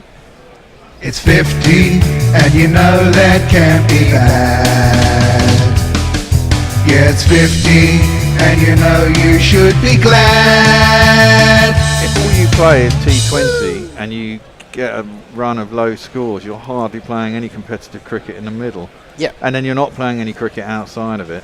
Your stock goes pretty damn fucking quick, man. Because no one's seeing you do anything. And if you're not getting anything, then you get scratcher and scratcher. I mean, that's pretty much what happened to Jason Roy, wasn't it? I mean, he decided to become almost a white ball specialist, then wasn't getting picked by England, wasn't then playing ODIs, and was only playing T20s and struggled everywhere he's gone now. Well, the feeling was with central contracts that they were to stop players playing too much. Maybe they should be used to make sure players play enough. Well, I totally agree with that, Gary. Yes, I think they are underplaying a lot of players. Not all cricketers can go out there and produce without having played in a match situation, and I think it's not a great thing for them. It's a good change of bowling. We have a change of bowling. Should do some left arm spin around the wicket. It is this guy. From Georgetown, Guyana, where he had his first nets, to his debut against Bangladesh. Round the wicket, cut by Roden for a single. Who took his chance when spinning the ball in his second test, got a 13-hole. Go, Modi, go. He's a good bowler, this lad. I saw him, was it last year or the year before, when the West Indies were here? They seem to be here every year. But I think it was at Edgbaston I saw him play, and he was really very good. Yeah, he's done very well. Two-leg sided though, work around the corner by Duckett, will get himself another single. See if I can get a couple of YouTubes in. Adam Newman says the ICC World Test Championship final at Lords is coming up in 13 days? Something like that. Yeah, we're looking forward to that. Yeah. Really looking forward to that. Warwick Allen is with us. Talking of footy playoffs, York City will be a bit upset. Worked around the corner. Rooty wants to come back for 2. It's going to be a sharp 2, but he set off well, and actually he's made it look quite easy. What division was that? Well, that's National League, wasn't it? Right. They just lost their National League playoff semi to Oldham, despite finishing 23 points ahead of them in the regular season. I've got a bit of a soft spot for York. I've played cricket up there and spent quite a bit of time there. I've got friends there, and so I always look out for the results. I was a bit upset when they went right down to the National League South. Worked into the leg side by Rooty, set off, and then there was a kind of half stop by mid wicket, but it went well beyond him. Duckett was committed, and they went through for the single in the end. I'm all for the pyramid, but it has spoiled one of the great questions that used to go around about football, and one of the answers was York City, which was to name the 5 football league clubs that start and finish with the same letter. That one is worked up to long on, and it is a single. Everybody would get Liverpool, many would get York City, but the one that people used to miss out on is not far from where you are at the moment, which is Charlton Athletic. Yes. Well, you have to have the full team name, don't you, to work that one out. Jay Grover says, while I have confidence in drinking any gorilla under the table, I'm not even entertaining trying to outsmoke the bear. Nick Vickers says that's rough on York. Stephen Kelt says, Joe, I was wondering, are mints, in the sense of, say, peppermints, also mint? Greetings from Barbados, from Betty Holford. Really great to have you along. I couldn't remember the name of your channel, so I searched for Renegade Cricket, and here I am. Love it. Thanks, guys, for your Don't insightful forget, and witty coverage. smash the like button and subscribe, Pete. Yeah, like and Haven't been saying subscribe. that. Absolutely. Gary is here, says Stephen Kelp. Prepare to be enlightened, world. Can I give a little enlightenment, or rather it's a bit of a trailer, because it's coming in the autumn to the Theatre Royal Stratford, which is Stratford near the West Ham Stadium or the London Stadium, rather than Stratford upon Avon. We have a change in bowling. Don't know much about this dude, but I'm going to play his jingle in a second. His first ball is driven out into the deep on the offside by Duckett. Did they come back for 2? I think they did. No, they came back for 1. They went through for 1. It is this guy. He's opening the batting as well. Interesting. Yeah, he's a Grease, tell me now. The betting markets want to know. Grease, tell me now.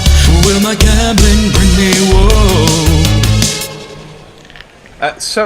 Little advert for one of the best films of the 1970s, the stage version of it. Seems quite slow. Comes onto a route. He just works it around the corner. Deep square leg single. It's 72 miles an hour. And that's military medium. Yeah.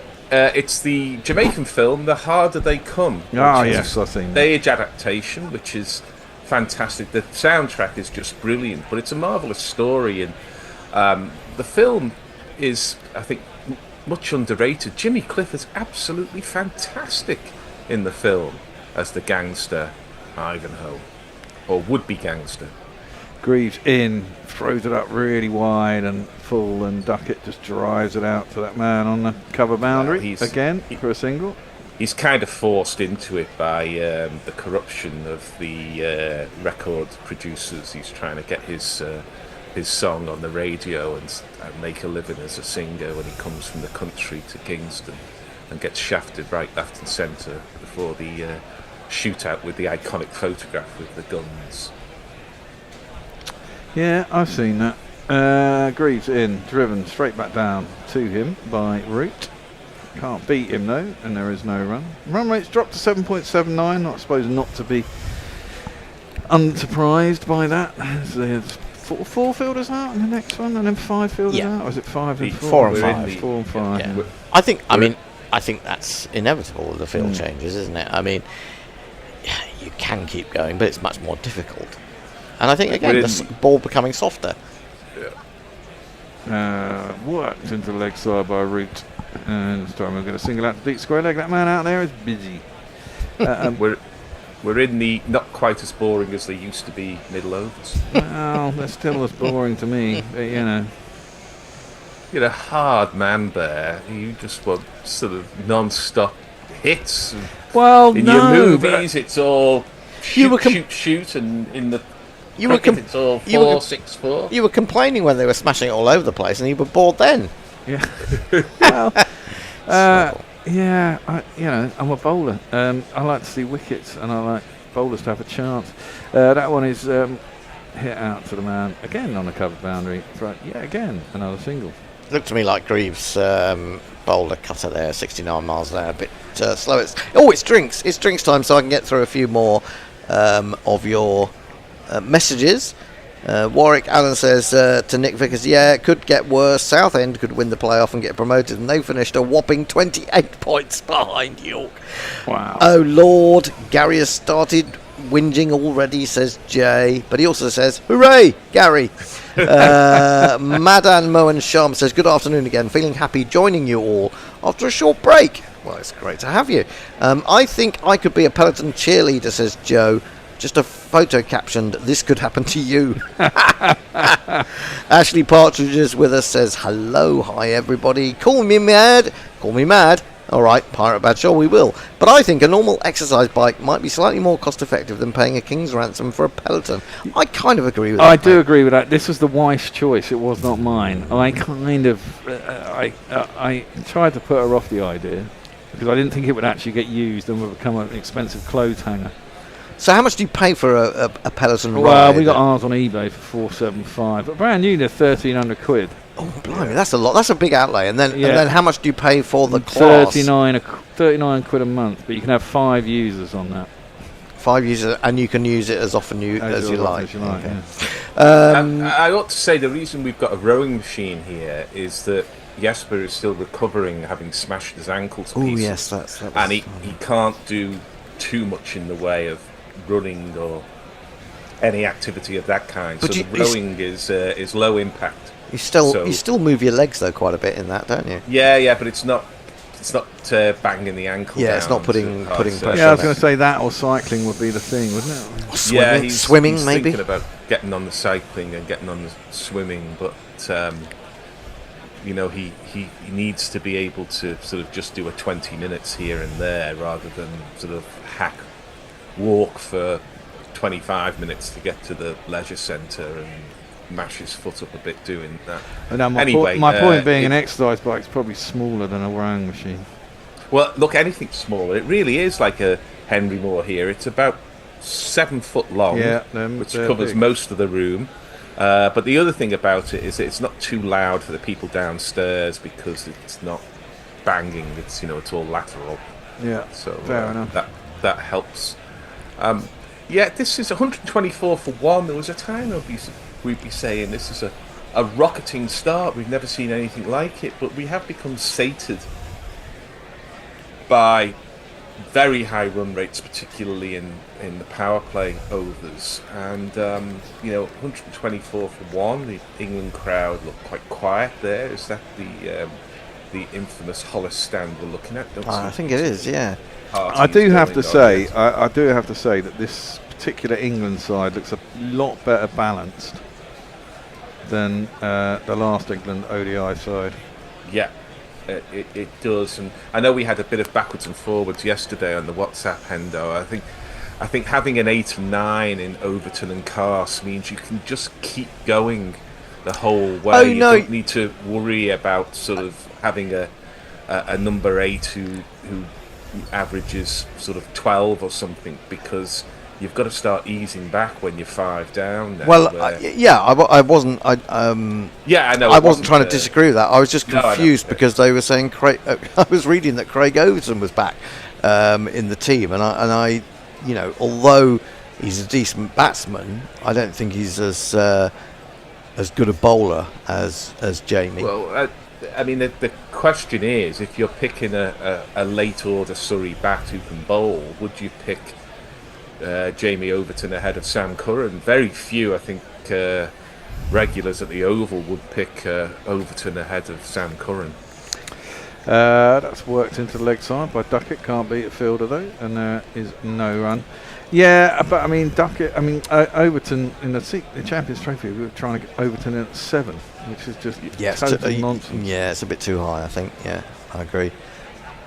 And unnecessary with the options that we've got.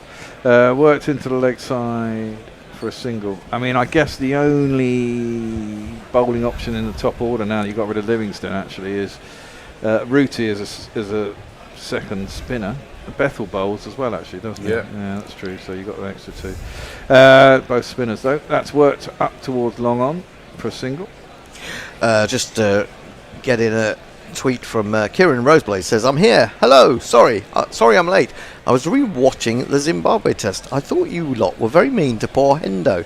He was trying to ask a question throughout the test and he was just ignored. I don't remember that. What was that all about? Tell us more." Tell us more. He can't remember, and neither can I. That's defended by Root. Trying to drive it past the bowler, but he can't beat him, and there is no run. The other option as a kind of England 7 or 8, coming very fast, is Rayan Ahmed, who's already scored 2 centuries this season and is a very decent bat. That's played out on the offside off the back foot by Root, trying to force it past cover, but cover's pretty straight and he can't, and there is no run. He's not getting much opportunity to develop his bowling though, is he? Well, not as much as he would like, but he is taking wickets when he does get a bowl. Yeah, we don't see enough of him. He gets in so many squads and hardly ever plays. That one is a cut square out to point, and there is no run. At some point, Adil Rashid is going to decide that he's had enough. And he's not going to be ready. He's not going to be ready. ready. Yeah, I am in terms of bowling. Thinking of the Americans in the Bruges scene. Sorry, Gary, says Jay. He also likes your drinking bottle, top lad. Ah, thank you.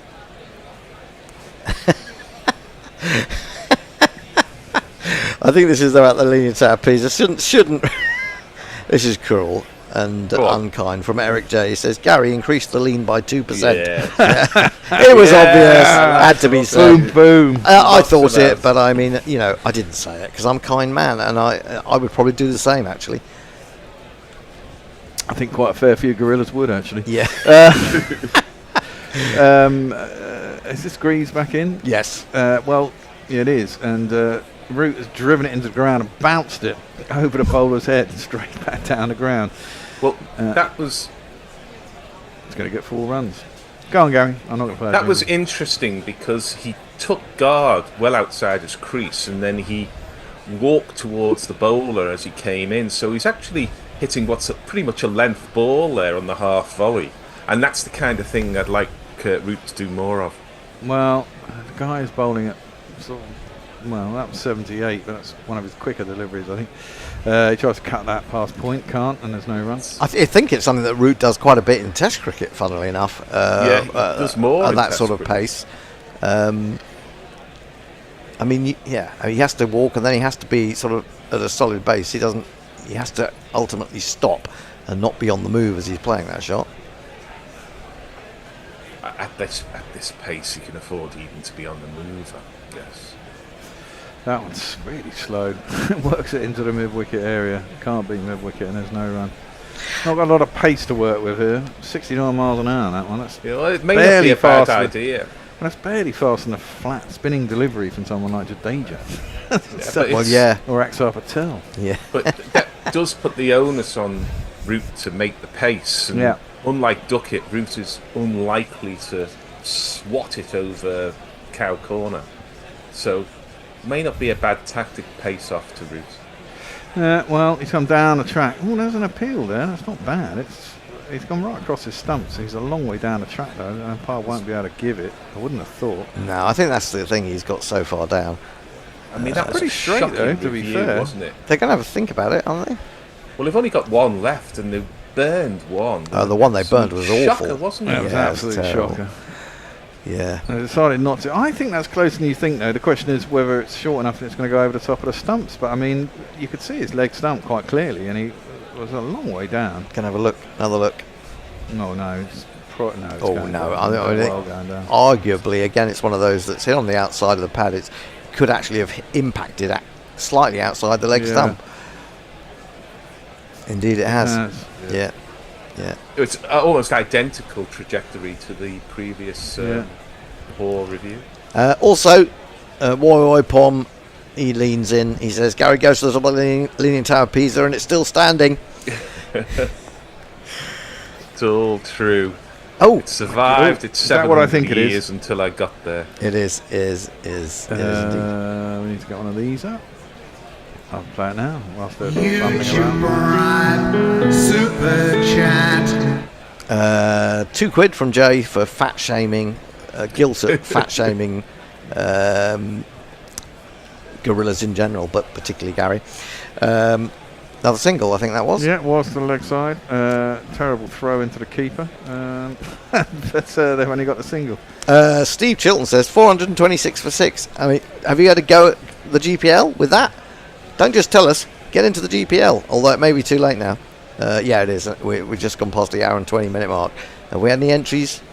We didn't play it up today, have we? Livingston is to short form cricket what Pope is to Test cricket.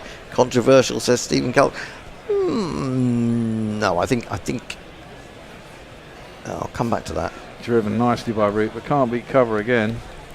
I We only have 3 entries today. Right. Minx Boo is in. Yeah. 5, 6, 7. No, he's got 5, 8, 2. Driven by. No. 5, 6. Bear, where is the man who shouts "yay"? Oh yeah. He's on there. He's somewhere. I mean, I suppose He's I still can't going. hear any kind of crowd bed at all. Is it there? Or? it is yeah, there. it is there. Yeah, It is sometimes you there. can't hear it at home. That's It's partly. not been left in Sydenham, has it? No. It's partly mainly, I imagine, because of Zoom again. It's quite low level. Hombre Nuevo is on 5, 6, 7 and 6, 2, 7, and in between is Minx Boo on 5, 8, 2. Well, I suppose actually the 4-2-6 was just an England score or a team batting first score. I mean, if West Indies chased or get anywhere near that, we're talking over 700 or 800 runs. Well, they've still got lots of wickets in hand, so it's a good start by them. Duckett plops that out to deep mid wicket and gets himself a single. What else can I bring you? I don't really believe that with Pope. I think Pope is a Test batsman, and I would say he's had greater success at Test level than Livingston has had at one-day level by far. He's in danger of being labelled a bit of a flat track bully, I think, Ollie Pope. We'd have to be careful. Cut again by Root. Is it in front of square enough that they cut? Yeah. 2? No. Just the one, though. Just the one, though. It was marginal, wasn't it? They might have got back for 2 there. Yeah. I've seen a bit of him playing for Surrey. He didn't look like he had his game together particularly well. He had that skittishness about him. Yeah, he well, was trying to force things. You know why timing wasn't there. I've talked about that. I really don't think he's a number 3 Test player. That's the thing. Worked into leg side by Duckett, gets himself a single to a man on a 45. Yeah, I mean, very much so. He looked quite good, didn't he, at 6 in the side when he was keeping in New Zealand. Yeah, absolutely. He was a proper batsman then, and we were talking about how he reminded us of Ian Bell. But this moving into number 3 in the Bazball has messed with his technique terribly, in my opinion. Yeah, he's had a tough time, but really, Pope. That's played up to a long off, and there is no run. I mean, he came in with he came in and started really well, didn't he? And he looked the part, much like Jacob Bethel looks the part. Yeah, and, I mean, has really struggled to cement a place and become he goes through runs where he doesn't get any runs, and he'll get a big score, and then he'll get no runs, But he gets out to pretty ordinary deliveries too often for me. Flat at is the best way you can say that from Duckett. I think Duckett cleared his front foot, tried to swat it. I think he changed his mind about where he was going to hit that a couple of times. And ended up flapping at it down to sort of deep set mid off, but there's no run. Down a track comes this time. Does hit it, not a great timing. I think he's probably trying to lift that all the way for 6, but he's ended up flapping it down to long on for a single. Good bit of bowling from Moti. You saw him coming, dropped it that little bit shorter, and Duckett just couldn't get to the ball. And he would have been better just to pull out of that, but he carried on through it. But he had absolutely no timing because Moti had done him. All hail the Duckster, says Stephen Kelk. Give him a bowl. Well, we might do that later. We might argue about that. Muttley says, woof, happy birthday for Sunday, Gary. Love and sausages prime. It's loads of people with birthdays in the Gorilla fraternity in the sort of May arena. Turn your pick off for a sec, Wolfie. You're on in and over. Let me just get through a few more. Jay Grover, how on earth is mercenary a pejorative? We all need to earn money. That's true. Greaves is in. Ooh, edged. Oh my word, that's a fantastic catch by Roston Chase. Duckett has splayed that off the outside edge. He still timed it quite well. It was going quite high. And Roston Chase has just stuck up a hand, diving at full stretch, reaching up. And it's stuck. That is a fantastic catch, you have to say that. Have we not seen Roston Chase do that before? I think we have, and we saw Brooke do it in the Test match as well, didn't we? I mean, that's amazing. Really well-timed jump. Yeah, there's no margin for error at all with that. If he pauses, it's flown off the edge. It's all but past him. He's at the apex of his jump. That's 100% has to be right. 100% was right. And Duckett to pass for a very decent 60 off 48. Well, he does indeed, and we'll give him a send-off. Another one bites the dust. I think that is going to be out, Fred. Another one bites the dust. I don't know what's going on. Kieran Roseblade just seems to be naming random football teams with a question mark. Aston Villa, Northampton Town. Oh, these are teams that begin and end in the same letter. Oh, okay. And Yeah. it's an outdated question. Forthy, I'm sure, will remember the question as it was, but there are far more now. And of course, quite a few teams have changed names as well, have changed from what used to be the old Football League to other divisions in the pyramid, and vice versa. So the fun of the question has gone now, but it's always nice to hear them, and I'm glad he's offering them forth. Well, the New England skipper has come to the crease, and he has a jingle like this. Harry Brook is the future. Unless he bats away Simon Kerrigan bowls. Let's see how he does today. Well, Ben Duckett went for 60 off 48. England are 137 for 2. We're in the 20th over. So they're going along quite nicely. Couple of wickets down. All well and good. First ball to Brook is a horrible down the leg side. He helps it on its way down to a fine leg. Gets himself off the mark immediately with a single. Jay Grover is very happy to see that Muttley is with us. He says, hooray! What's this number 1 and number 2 thing? I've not noticed that before. And that is answered by Stephen Kelp, who says, it's some YouTube creation to gamify the chat. The more you chat, the higher you are in the rank. Does anyone care? I don't know. Where are these rankings, though? I can't see them. Well, they were there. Here we go. Look, little crown next to Jay Grover. Oh, right. He's number 1. Ah. He's number 1. Has anyone mentioned that Ruston Chase is the new Test captain? Yes, we have. We have. Yeah, we did. Which is interesting. Did you read Roland Butcher's article in The Guardian about? I didn't. Haven't. How he was the yet. only him and Desmond Hayes were the only successful West Indian coach picks, whatever, in the 21st century. They had a success rate in 22, 23 or 23, 24, as that's guided by route down to third man for a single, of 51% in 1 year. And the West Indies have, that's the only year the West Indies have won more games than they've lost. What, when Roland Butcher and Desmond Haynes have been in charge? Okay. Well, and they got booted, and he can't understand why Darren Sammy is basically in charge of all 3 formats and doesn't go around and see anybody. Yeah, I mean, it's not a bad job, is it? You just get on a plane and go to another island. Yeah. Full and, chipped by Brook. Yeah, it's a mid-wicket. Bit aerial for a while. Bounces before it gets to mid-wicket, and there is no run. See, one of my things that I get a bit annoyed about, and I know I mention it probably too often, but the field should really be putting a little bit of pressure on Harry Brook. He's only just come in. Okay, they've gone a little bit tighter in the ring there. It wouldn't hurt to have a slip or a leg slip, surely. I think a slip. I agree with you with a slip. Yeah, I think for a few balls at least. Absolutely. Yeah. Especially when they're near at the crease. That's into his pads. Works it just past the man at mid-wicket, and then we'll get a single. I think that's the end of our little stint. 140 for 2 England. Root is on 39 off 46. Brook is new to the crease, 2 off 3. Run rate is 7. I'm going to go and change the screen set while you give some messages, and then he shall carry on. Who's doing the next ball by ball?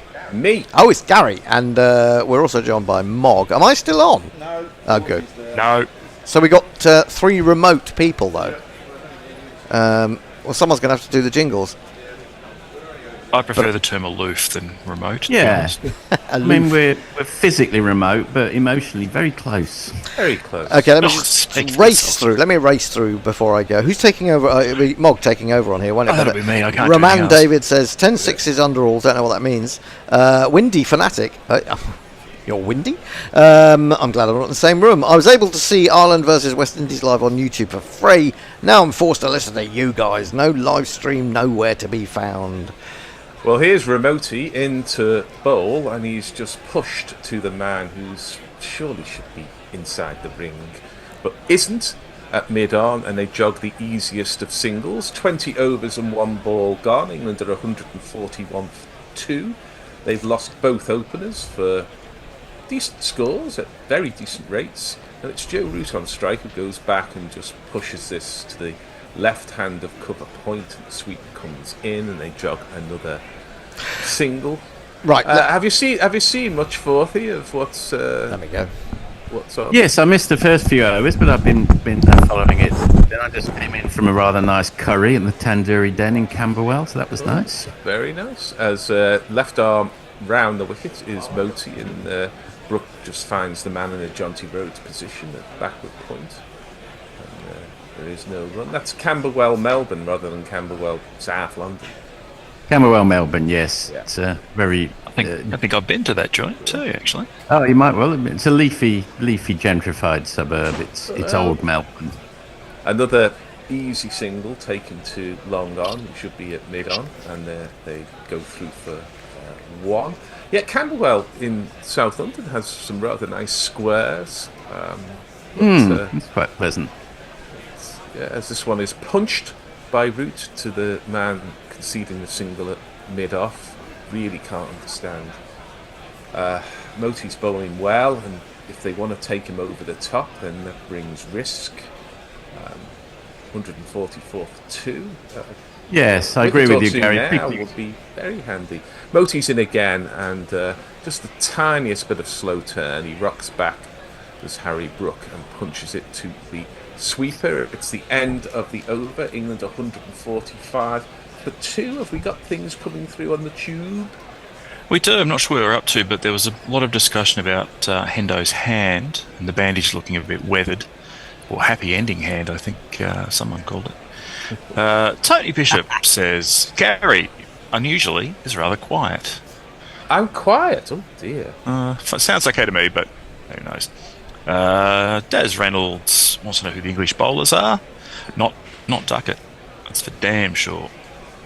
And Jack Rose says, 40, hooray! All of Sheffield's east side shares your pain. Oh, thank you. I appreciate that. Yes, the playoffs, they do bring joy and pain, don't they? Well, twin imposters, Gary. Oh, twin imposters indeed. As you say, it's a cliche, but it does ring true. Kipling's poem. As this is just punched off the legs for another in a series of singles. England go to 146 for 2. I'll make a comment or two, because you attended football matches in the 70s and 80s, I know for... I did. I did. And I'll just make a comment or two about recent events in Liverpool concerning both clubs, actually. As Greaves is in, and it takes an eternity to get down to the other end, but Root can do nothing with it, fielded off his own bowling, no run. So I was at the last game at Goodison, the last men's Everton game at Goodison. Yeah. And I mean, I wrote something like this 30 odd years ago for my dissertation about managed spaces in city centres, and it struck me just how little the space was managed around Goodison. Our break off as he comes into bowl here, gets up a little bit, does that, but Root rides it and just knocks it on the head down to third man, and they're through for a single. So before the game, huge crowds, because it wasn't just people who had tickets for the match, it was also people who were there for the occasion. And there was barely any crowd control I could see at all. No pre-filters to get into the area by the turnstiles, no barriers to direct people. Seemed to be a total reluctance to manage the space, in sharp contrast as this ball is defended, no run, to just how used we are to having spaces quite intensively managed through stewarding and barriers, crowd control, cameras, pre-filtering, checks before you go in, all of that. And it seemed, I was in a tremendous crush sort of an hour and a half before the match, just trying to get from one side of the ground to the other. And I remember thinking, this doesn't seem right these days, as Greaves is in and this is down the leg side and it's just clipped to the man at backward square and they're through for a single. And, sure enough, combination of circumstances, but the roots of it will surely be in reluctance to take active crowd control measures led to the events in Liverpool at the parade on Monday. It's hard to police and steward these spaces, which are outside grounds, and obviously, they're public spaces. People live in these areas, people are working, but it wasn't really good enough in both occasions as this ball is punched to mid-wicket and there is no run. I mean, it really was fourthy, and the reason I raised it really was like the kind of bad old days of going in the 70s and 80s, and it was a kind of free-for-all to see, who could get in to offer £2.20 on the turnstile and go in. Well, I'm quietly amazed by that. I'll maybe come back to that during the next over to Mog for the moment. Kieran Roseblade would like to know, Forthy, was your dad called Ian III and your grandfather Ian II, etc.? Not in fact the case. My father was Geoffrey Deaker IV and his father was Henry Deaker IV. I'm Ian Deaker IV. Is it Davis Love III? Davis Love III, the golfer. I think his son might be Davis Love IV, although I'm not certain of I think that's good. Moti's in, and this is punched to the man who's at extra cover, who missed fields, but Moti's quickly across to help him out, and a dot ball ensues. I assume Goodison Park was named after former Davros actor David Goodison. I suspect we got there first in 1892, as this ball is punched to the man at long on, who's getting a lot of work, and they're through for single. It was Liverpool's ground originally, wasn't it? And then there was a big kerfuffle about who was going to... No, it was Everton. Anfield was Everton's ground. Anfield was Everton's. Sorry, I got it the wrong way around. Yeah, that's right. Anfield was Everton's. Yes. Yeah. Well, I'm staggered by your report of the poor policing after everything, in particular in Liverpool. I can barely believe that. Yeah, as Moti is in, and this is punched to long off, and they're through for a single. I think the other... Pretty much as soon as I read the details, I thought cocaine's involved here. There is such a lot of coke in Liverpool in general, but nowadays at the match as well. And, it's dangerous. This ball is pushed and there is no run. I mean, alcohol is just too expensive. I mean, people were boozing quite early on that Sunday morning before the last men's game at Everton, but it's why you preload. Yeah, it's the coke that makes people unpredictable. As this is punched to the man at long off, and I don't know whether coke would make people more likely to behave super erratically like alcohol does. It might make them more egocentric. Does it make them more likely to create problems? I don't know. Maybe I'm not experienced with it, but you certainly see the dilated pupils and jitteriness and unpredictability as this ball goes to deep square, and they're through for a single. I'm told that the danger is a combination of alcohol and coke. I'm sure that is lethal. Hand over to Mog for a moment. Yeah. Jack Rover says, Ian Forth, old Melbourne? My wall is older than the city. It's only old in the context of Melbourne, which is not old, as you say. Wendy Fanatic says, not convinced that Darren Sammy is qualified for the position in our holds. Sammy was awkward at best as a batter and mediocre as a bowler. Help me to understand his ascendancy. Well, I'll tell you what, I'll just finish off very quickly on football, then we'll get back to cricket. Sunderland have had this long-running resentment of us because we delayed a kick-off 50 years ago, which people might know that story. But with every justification, because there were 10,000 people arriving late for the match, we had to delay it. Anyway, there we are. Greaves is in, and this is turned to leg, and through for a single. Root goes to 45 off 54. Brook has 9 off 14. England have 153 for 2, as we are 11 balls short of the halfway mark. Yes, well, Joe Root, I mean, what would we do without him? What a man. Well, we might score at a better rate, actually. That was my point earlier. True, but 45 off 54, that's okay. It's okay. As this ball is punched to extra cover, and they're through for a single.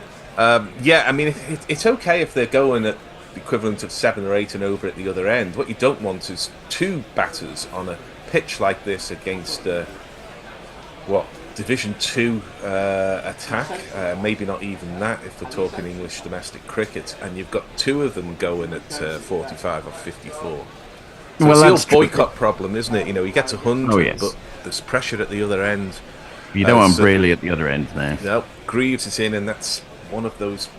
It's just a length ball on off stump, and you get the idea that the 20-25 batters able to just use the wrists or use their feet and create angles, but Root drops it onto the leg side, and there is no run. Now, if he gets 100 off 100 balls, this is all fine. If he gets out off this ball, it's not so good. But that's really? I'll have you know that England is ranked below the West Indies, so clearly someone's better at it. As this ball is punched to the man sweeping on the off side, and the 316. Yeah, I mean, I think this is about a 340 par here. Yes, I think probably 330, 340.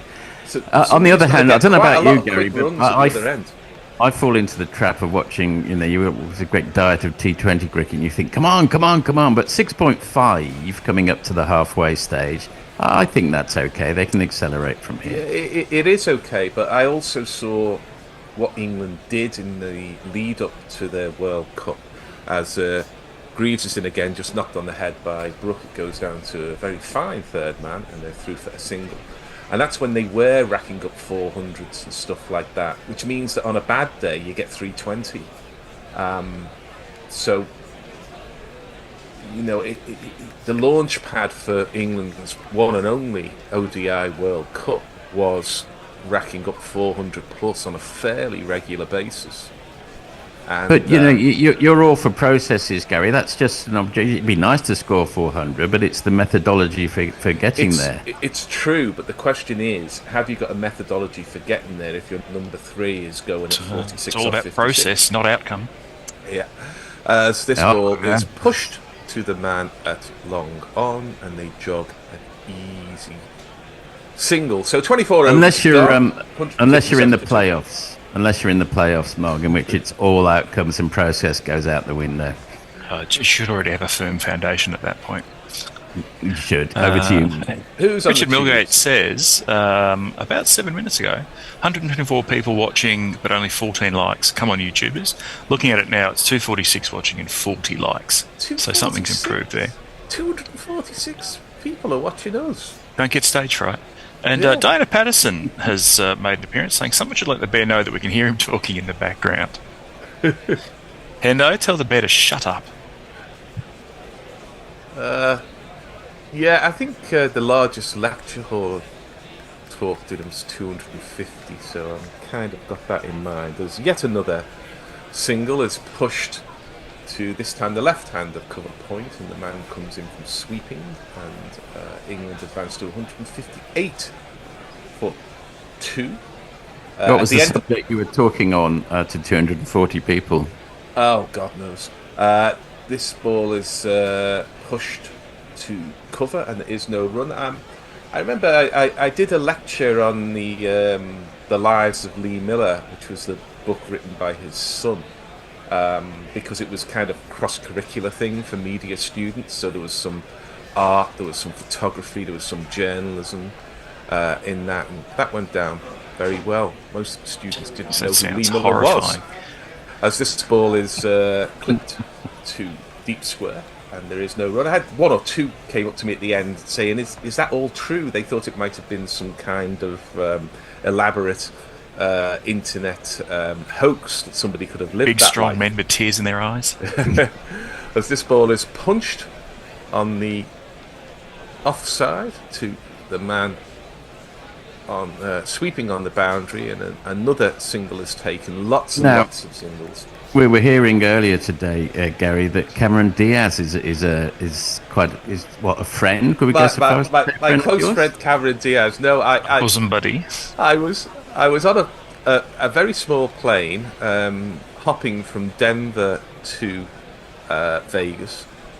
This ball is punched to the man sweeping on the offside, and I was talking to the person next to me, and I was thinking at the time, you really do look quite a lot like Cameron Diaz.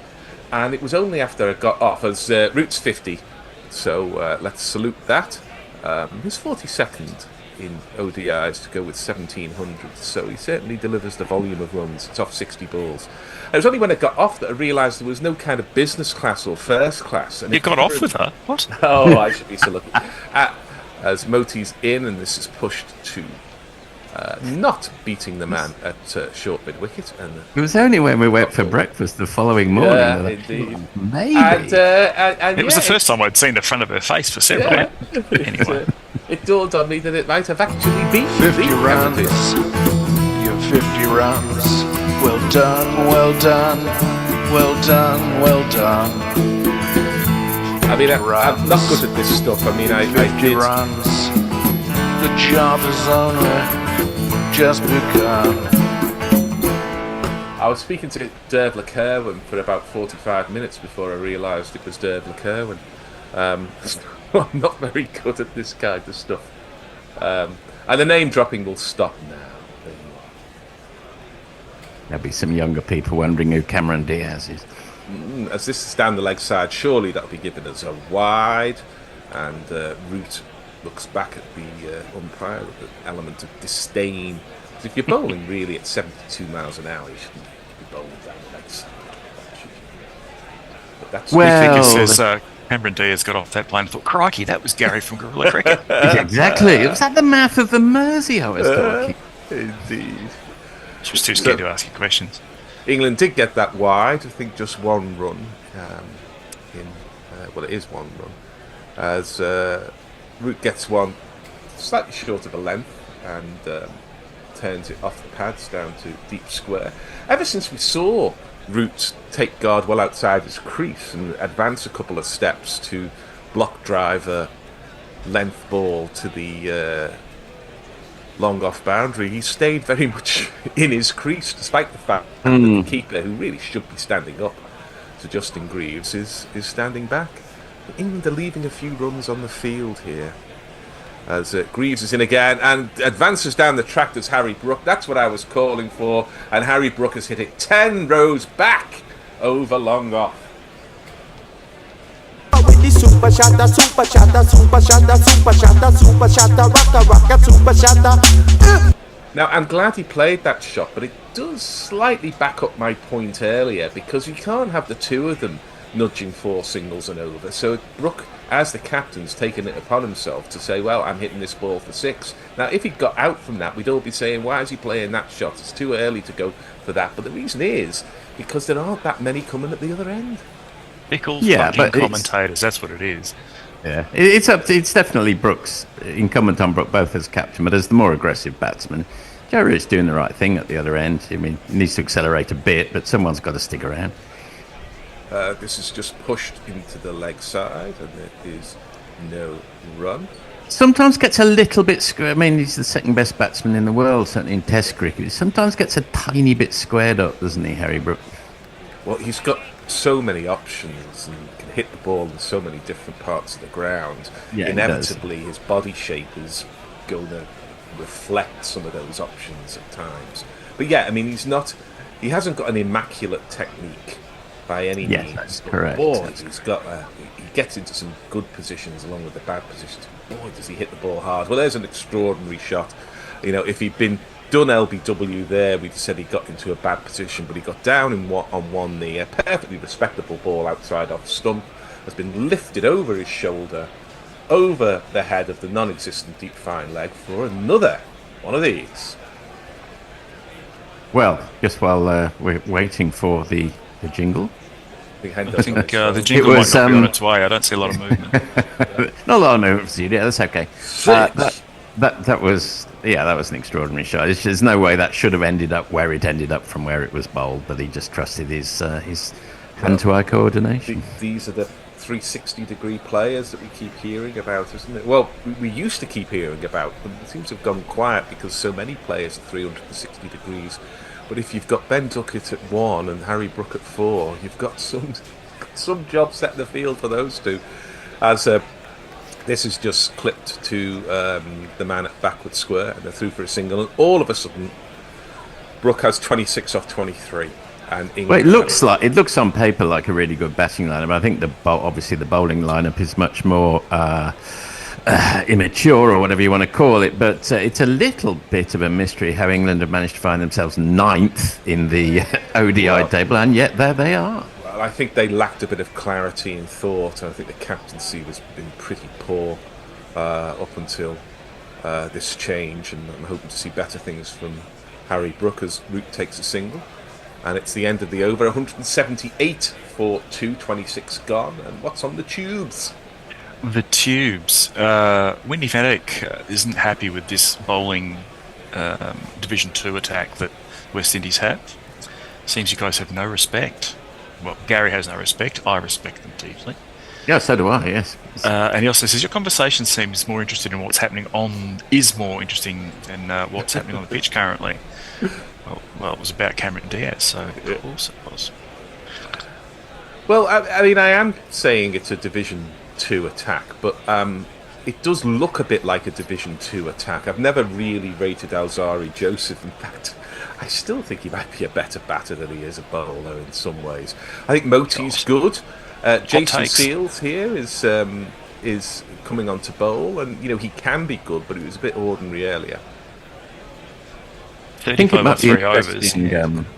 Might be interesting if anyone can top Cameron Diaz as somebody we've had a conversation with on public transport. I am not claiming to have had that conversation. I have had a conversation with Dervla Kerwin, and I have had a conversation with Michael Frayne, but not, I don't think, Cameron Diaz, despite the Oh, okay, okay. That's a nice shot. Beautifully played by Joe Root. It was a half volley on leg stump, very much a loosener. I mean, why bowlers need looseners these days, I don't know, but Jason Seals needed it. Root was waiting for it, and he put it.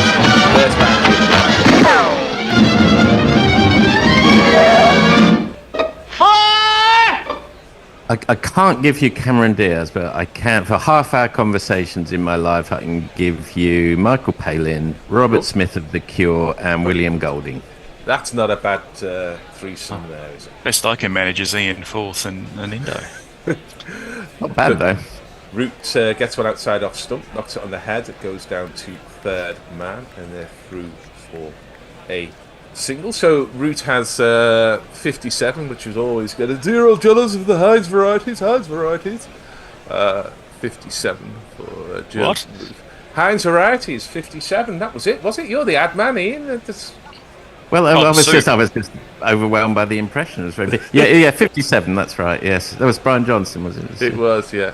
It's like when some of the older comedians start imitating 1930s stars. You think, what the hell's that? Huge vaudeville stars. Harry Brook. I'm going to give him the benefit of the doubt there. I think that was at least half a deliberate edge through vacant slip, and if you've got no slip, third man's never going to get round to that one. So, for somewhat fortuitous, do you think he played that deliberately? No. Well, he slashed and slashed hard. I'm not saying he specifically meant to put it there, but I think, the odds were on it disappearing somewhere in that general direction, if I can put it that way. Actually, it was an inside rather than an outside edge, so I don't think you can deliberately inside edge it, although you can. That would be a shot. Hendo, if you're listening, just queue up the Super Chat jingle shortly.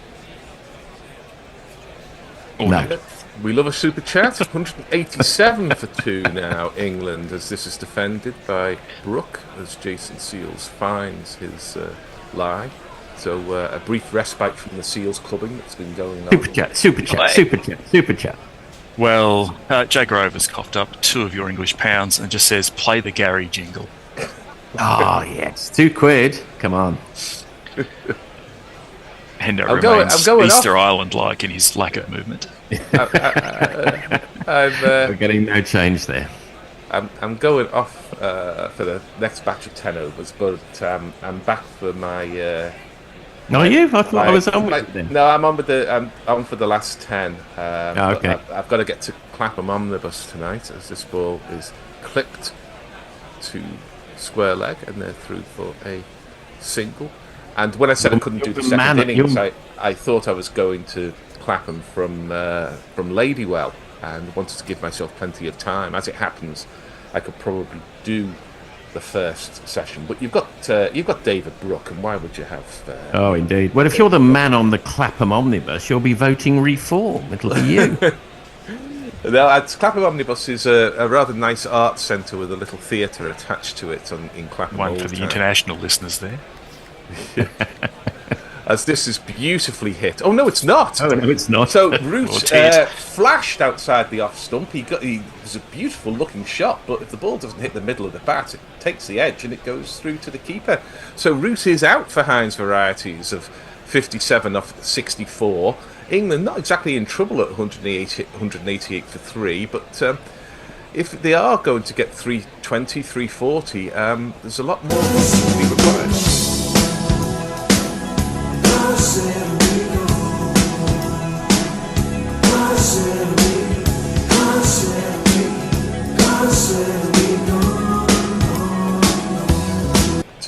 To use another Brian Johnston cliche there, I think he played that one down the Bakerloo line and the ball was on the district line. Well, it was a bit confusing in your defence, Gary, because he appeared to play the classic Joe Root immaculate cover drive, only to see it sort of some late movement. There's no doubt about that. Went off the seam. It was possibly a little too wide for the shot, but you can't, as I've done, sort of been slightly critical of Root's scoring rate and expect him to leave one on a kind of 6-stump line. He had to go for it, but the West Indies have found a way of getting a wicket, and all three dismissed England batsmen have got decent scores, and indeed the man at the crease, Harry Brook, has got a decent score. But Joss Buttler, is he under any pressure? His first game not as captain. He is keeper. He is number 5. It's a key position. Yes, I mean it's like when your parents die, isn't it? You feel you're one step closer to the grave. Once you stop being captain, you're just a little bit closer to getting pushed off the edge. They've dug 3 feet down into your 6 foot worth of grave. Prior ain't no loss, 'cause we found someone Sutler. Okay, he can't spell Joss, but he also can't spell Butler. Joss Butler, just because he is Joss Butler. 1 S and 2 T's, Joss Butler. Well, it's to be hoped that he feels liberated, rather as Joe Root did when he put aside the captaincy of the testing. That was the inside edge by Brook, but just dribbled out to point, and there is no run. 57. Two sensational catches this morning by the West Indies, but that one was a workman-like pouch from behind the wicket from Although the keeper. I did enjoy the celebration. I do enjoy the keeper a pivot. tosses the ball high. As this Not only did he defended, right. Not only did he toss it high, he did we're talking about 360 degrees. He did a 360-degree pirouette as he threw it in the air. Very impressive. It was without the Salco, but it was still impressive. It has been pointed out that the Division 2 attack has struck. Yeah. Yeah, I think that one might come back to bite you a bit, Gary. Well, the eye test and indeed the data is, you've got bowlers bowling in the 70 miles an hour, which is what you get in Division 2. Well, I'm just glad I didn't say it. That's all. Well, Jimmy Anderson is in Division 2. And this is pushed to leg side, 78 miles an hour. There is no run. I mean, I'm sure West Indies have some bowlers available, and of course, in a parallel universe, Jofra Archer would be bowling for the West. He'd be fit and bowling for the West Indies. He's would he be not fit? A Division 2 bowler. God. It'd be a very alternate universe if he was actually physically able to bowl. Yeah, true. That's a metaverse far, far away. Yeah, and here is Matt Ford, who's in again, and that was, I think, a deliberate edge by Harry Brook. It came down the wicket. Ford, to his credit, dropped it short, and Brook just kind of lifted it into the vacant slip area off the edge. But I think there was at least an element of the voluntary about where that ball went. Yeah, I don't think that was the shot. He definitely wasn't the one he was thinking he was going to play as he sashayed down the wicket, and it cramped him up a bit, but speed of thought, he adapted at the last minute. That's a horrible ball down the leg side. That would almost be a ball in a wide in Test cricket, and There is no run. Is this the lad who scored 50 off 12 balls or something against Ireland, batting at 8 or 9 forward? I think he did. Yes. Yeah. I believe Forward with an E. Forward with an E. He's a Model E Ford. Exactly. That's very good. Very good. Yeah. And again, and this does get up a little bit on Harry Brook, but he's almost waiting for it on the back foot before he sort of swats it into the leg side. Was it a no ball? It was just one for the over, I think, wasn't it? Oh, in which case, not no ball. I wish they should have more distinct signals between no ball and one for the over, because it looked, to all intents and purposes, like a no ball. Well, they need to contract Billy Bowden to come in and do some signs for him. I was at the Uffizi last Thursday, I think it was, and there were a few pictures of popes giving LBWs, and there was at least one statue where there was a very impressive signal for no ball. I think I sent those back a couple of years ago when I was there to the thread. They're funny, aren't they? Excellent. Unlike Pope Formosus, who had his fingers cut off and couldn't. No, that's very true. He had his fingers cut off 2 years after he was dead, but still. Let's do some of these things. Jay Grover says, Sean Bourne and Jarvis Cocker, like everyone in Sheffield, these are people he's met, I assume. Also, William Golding, mint. And Tony, occasionally of Guerrilla Cricket, says England are low down the ODI rankings because their form over the last 3 years has been shockingly poor. Well, speaking of not being able to give LBWs, that of course is the derivation of the V's, isn't it, that Kevin Sheedy so memorably gave to both the Cop and the Kenman Road, having scored at Anfield. Because it was Agincourt, was it, where the English archers were given the French? I'm going to have to stop you there, Gary. There was no pluck you going on. As this ball was just pushed to the man in Jonty Rhodes' position, and there is no run. Is it apocryphal? I've heard that mythology challenged. I'm not sure. It's probably not accurate. Yeah, but it is fun, isn't it? We should explain. It's more colourful than probably what the real story is. Yeah, it's actually funny. I think about Agincourt sometimes, and if that's our greatest victory, which led absolutely nowhere, didn't lead to the conquest of France or anything. It's not much to hold on to after all these years. Pretty good play. You just got to take it as in the moment, though. In the moment, yeah, you know. And Henry, if Henry just in isolation, then sure, but he didn't, and it led nowhere. This ball is defended. There is no run. Yeah, I think Henry V did get France, but then he lost it pretty quickly after because he absolutely did not get France. He might have lots of bits of France that would object to that characterisation. He got about 3% of it, maybe. Yeah. As long as he kept Calais, that was fine. Yeah. Well, the fingers though were because the English archers, if they were captured, had their 2 fingers cut off, so they couldn't use their bows and arrows. So those who were uncaptured and in the line were showing the French that they still had their 2 fingers. This ball is defended. There is no run. It does feel. They should have adopted the more steps style of archery, where you use your thumb for release, not your fingers. Well, we had there's a little bit of that in the whatever I saw on Monday night. I can't remember now, with Mercutio biting their thumb, which I think the Napoli supporters were giving it to the opposition in the title-winning game on Friday night. A bit of thumb biting there, as this ball is turned down to fine leg, and they're through for a single. Excellent return there from the deep, and Brook gets himself another one. England approaching 200. They're on 195 for 3. The run rate is sinking lower and lower from the heights of the 8s of the first power play, but nobody's going to complain at 6.8. Brook has 37 from 35. My son is following in your footsteps, so he's going to be in the Uffizi soon. He's in Milan at the moment. Right. He's going to be in Milan for the European final, so that should be a quiet night. Yes, indeed. As this ball is just pushed to point, and they take a single. Yeah, it was great to see the Caravaggios and the Leonardos, but the Botticelli, the Birth of Venus, yes, really yes, very fantastic. Spectacular. I like the Uffizi.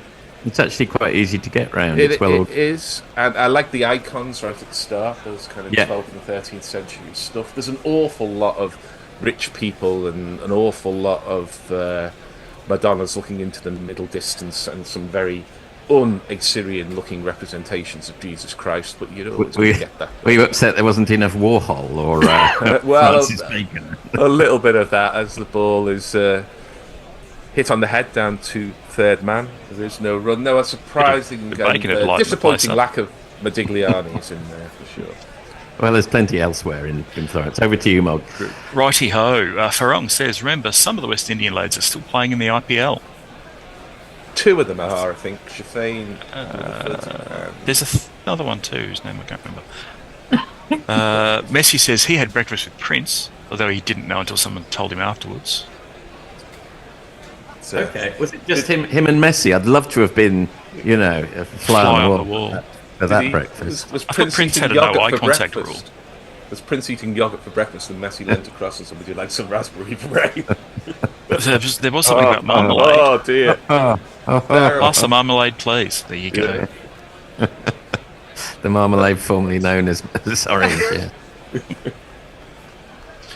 yeah. Here is Ford, and that's a looping slower ball, and Brook just waits for it and hits it to long on, and they're through for a single, just 61 miles an hour. It was a deliberate slower ball, but the problem when you're bowling at sort of 76, 78 miles an hour is that your faster ball isn't really fast enough to make the slower ball much of an option. That's very true. It's in between where you're not really flighting. Is that Tresco there? I think it was. Yeah, it looked like him. This ball takes the edge of an advancing Butler and goes down to third man. It's an awful lot gone down to third man in the last 20 minutes or so. Yeah, well, at least they've got one. Quite often. That's true. A lot goes down to third man. It's 4. Have no third man and no slips would be a bit too much. And somehow, that is a no pace, ball. It's a no ball. And that brings up the 200. Quite a substantial no ball as well. I mean, it's a free hit. No suggestion of impropriety. No. Was there? What? I don't know what's going off out there. As Fred Truman would say, I just don't understand how professional bowlers bowl as many no balls as they do. Just get your foot behind the line.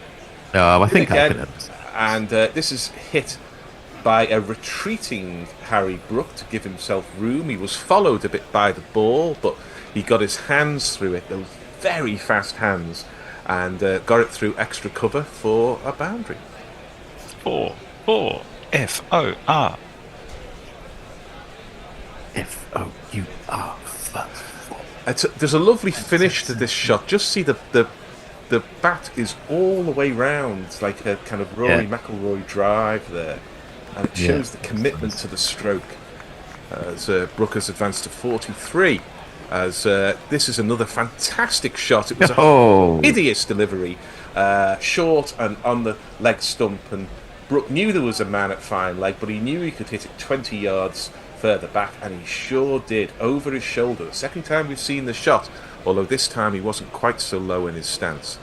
But I think that's Roy Fredericks at Lord's 19. Yeah, I think that's my favourite shot of the day. It was a beautiful shot. Swivel. Very Division 2 bowling, though. But the speed of the hands.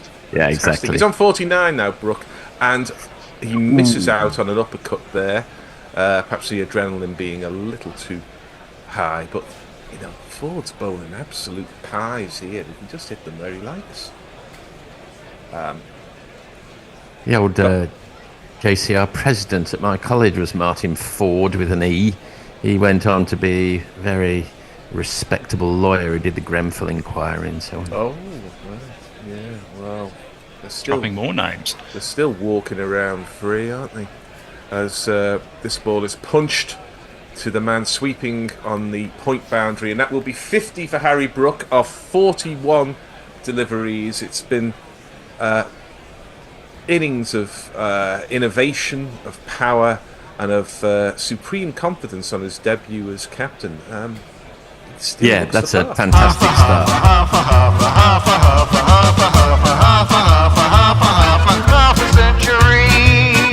Something of a surprise to read that's only his 6th ODI century, and with 127 matches. I agree with you. Considering he scored more test runs at Trench Bridge than any other human, I believe, that is a surprise. But and not so some Ford Dolphins. Bowls another short one, and Joss Butler helps it into the leg side for a single. England 212 for 3, 30 overs gone. A new set of gorillas await you, and I'll be back later. Thank you, Gary. I'll see you in 10 overs or so. I can't quite remember who's doing what. I think you're doing ball by ball. I'm still on the old socials. Who've we got as? Who's the might third? Be the bear, possibly. Okay, well, we'll hold the ship while they have a change of I'll guard. read some of these things out, shall I? Yeah, go, Mog.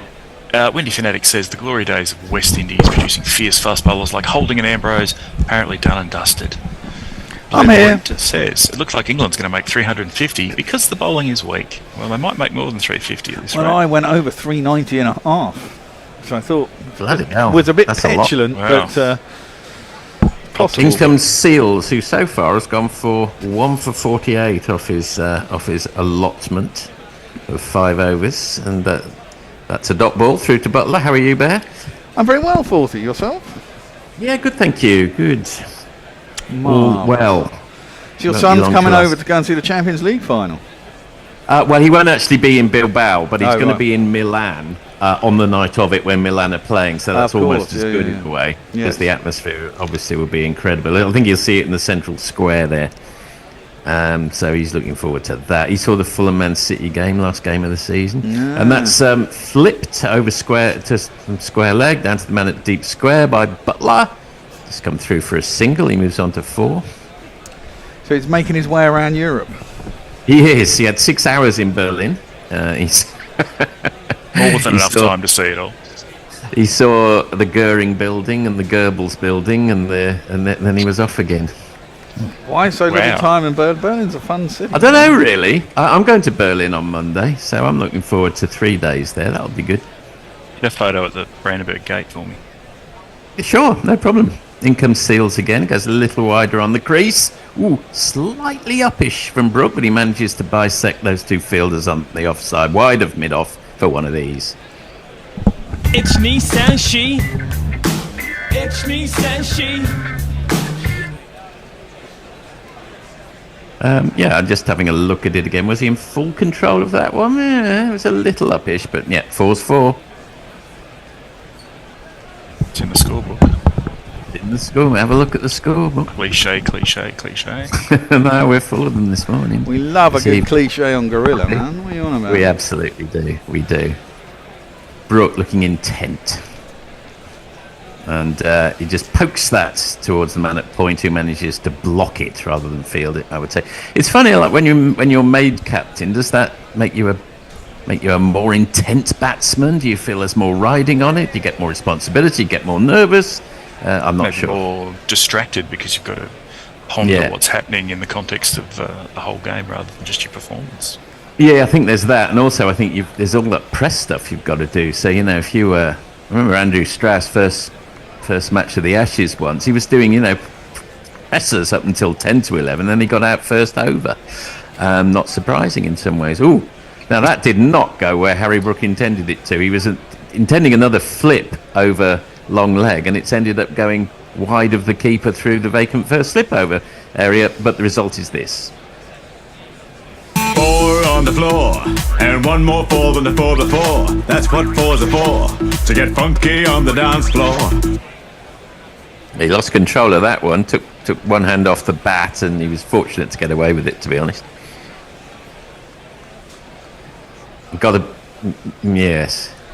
Just got big on him, and he seemed to get an edge. He would have gone straight down first slip's throat, but of course this is one-day cricket. No first slip. Absolutely. Brook with his bat characteristically raised up beyond his ear. That splashed through again where a conventional fielder would have been. Has that been taken? Yes, it has. He hit all the way out to the so hard, but straight to the fielder. It was a great shot. What are they looking at? Well, hold on. We're going to go for checking ball, something. They're checking it's not something. His day. I don't know whether it's front foot. It can only be a front foot no ball, can't it? What else could it be? No, it looks like that's been cleared because I haven't gone back to the Yeah. back to the man. That's a shame. He was That is looking a shame. really good. That was a glorious shot as well, just straight at the fielder. He smashed that really bloody hard. Oh well, it's one of these. I won't look back, 'cause by the time that I do, you'll be gone. Well, that's 3 batsmen who've got to 50 and then Yeah. got out. It's quite annoying. But also, do you count yourself a bit unlucky if you absolutely middle 3 shots and they happen to go straight to the fielder, or do you say, well, shouldn't have hit it straight to the fielder? Well, not so straight in the case of the one Austin Chase caught. He did have to do some work to get that one. yeah, and Duckett, it was off an outside edge. I mean, he didn't actually middle that one, Duckett, but I mean, Jamie Smith middled his, clipped it sweetly, and that one was certainly battered. I guess Root just drove at one and edged it. But I mean, that's 3 batsmen who got 50 and got out, which is fucking annoying. And Jamie Smith looked good. I mean, it seems quite Englandish, really. It feels quite English over the last 3 years or so, doesn't it? There's usually been a good start, and then there's usually been a bad finish. I do look at. Well, you still got Bethel and who else? Jacks. And Jacks, which I think is better than somebody in Livingston. Yeah, it's a much better 7, 8, 9 we're looking at theoretically on paper, but let's see. There's been some great catching by the Windies, considering they There bowled has. pretty poor. Considering they can't bowl, is that what you're saying? Well, they bowled not. We've already particularly- offended YouTube listeners with calling their bowling attack a Division 2's lineup. Well, Mog, we haven't. One of our Gary commentators. did. Let's just name names. Is that because they're playing for county teams at the 2nd Division? I assume so. Well, then technically it's correct, you see. Yeah. The best kind of correct. But as someone's pointed out, Jimmy Anderson's bowling 2nd Division cricket. Would you call him a Division 2 bowler? I don't know. Well, the two you of the 3 Bs are in, Butler and Bethel now. Yep. Ooh, should play a little jingle for the new man back in the team. It's this guy, back from the IPL. Jacob Bethel's born in Barbados, now he plays for the English team. They say that he is an all-rounder, but that remains to be seen. Yeah, 60, 57 and 58. It's bloody annoying. And a 37 at the top of the order as well. So everyone's got runs and got a start, got going, and at a decent rate, apart from Root, who you'd expect to go at a run a ball anyway, roughly. And then got themselves out. Very, very bloody English. Well, I suppose if the next 2 get to 50, England will probably win, so we'll see. Well, if the next 2 get to 50, then we're pretty much stuck on for 350 plus. Yeah, exactly. Well, we've seen England lose some 350 plus quite. That's true. That's quite very a lot true. as well. I mean, it's not fair. Bethel's got that modern look of a man who spends a lot of time in the gym. He's got that shape that you see coming down high streets all over the world of men who spend about 3 hours a day in the gym. He's a good cricketer, though. Yeah. With the slab walk, like they've got cans slabs of cans under each arm. So it's so muscular they can't put their arms down straight. That's right. Yes. Look at the lats on that motherfucker. Oh. Yeah, I don't think there's many gorillas can say that about them. Their walk these days. Only the ones in the wild in Rwanda, probably. Yeah. As Bethel left-hander takes his mark at the crease. That England top looks rather like the Coventry City top from 1993, and that was one of my least favourite tops. But there we are. Sort of like a weird NATO-style camouflage out uniform. It's a bit pop art, isn't it? It's. Remember poor old David Seaman in goal used to get saddled with the most ridiculously lurid tops. Okay. So, forward's on the top of his mark. He is number 45 off his 5 overs, and that's clipped off his legs. More or less a half volley by Butler. He just easily picks up a single. Oh, no, he comes back for 2. Well run. Moves on to 6 off 7. We're in the 32nd over. The run rate is 7.16. That's not too much of a problem. England would have preferred to have lost at least one less wicket, if not two less wickets. Two fewer wickets before the grammarians jump on me. Two fewer wickets. So close. I know. I think I grabbed it back. Don't want Josh Robinson getting on my back. That's cut to point, goes through his hands, and as a consequence, well, on the bounce, I will add, they'll come back for 2. Butler will move on to 8. Jacob says an advancing Butler sounds like one of Gary's plays. The advancing Butler did it. I sometimes try to think, have I ever read a whodunit or a mystery novel in which the Butler actually did do it? If you know any book in history in which the Butler actually did do it, then do write in, because I can't. I think I've read most of the Agatha Christie's. Pretty sure none of the Butlers ever did it in any of hers. That's played out into the covers by Ian Watson. Oh, okay. Well, that's a good one then. Well done, I Mark. could have just made that up. You wouldn't know, would you? No, well, you sounded authoritative. And that's what counts in life. Absolutely. Walk around with your sleeves rolled up and a piece of paper in your hand and no one will stop you. Yeah. And it's always said that in America, in the boom years, that's all you had to do to earn a decent wage. And there's a big appeal there, but it pretty well looked like it was going down. So, and they've come back for a leg bye, and I think there's an overthrow, and they'll come back for, oh my goodness me, that's 4 overthrows. So that's a bonus. Oh dear, that's 4. So is that 4 or 5 leg byes? 1, 2, 3, 4. 1 for the run and 4 for the overthrows. Depends whether they this is back to bloody Lords 2019, isn't it? Yes, but of course they clearly crossed, so that is 5. Oh, and that's a sloppy bit of fielding. I don't know why. I think Salzari Joseph is looking accusingly around. Just bend your back, man.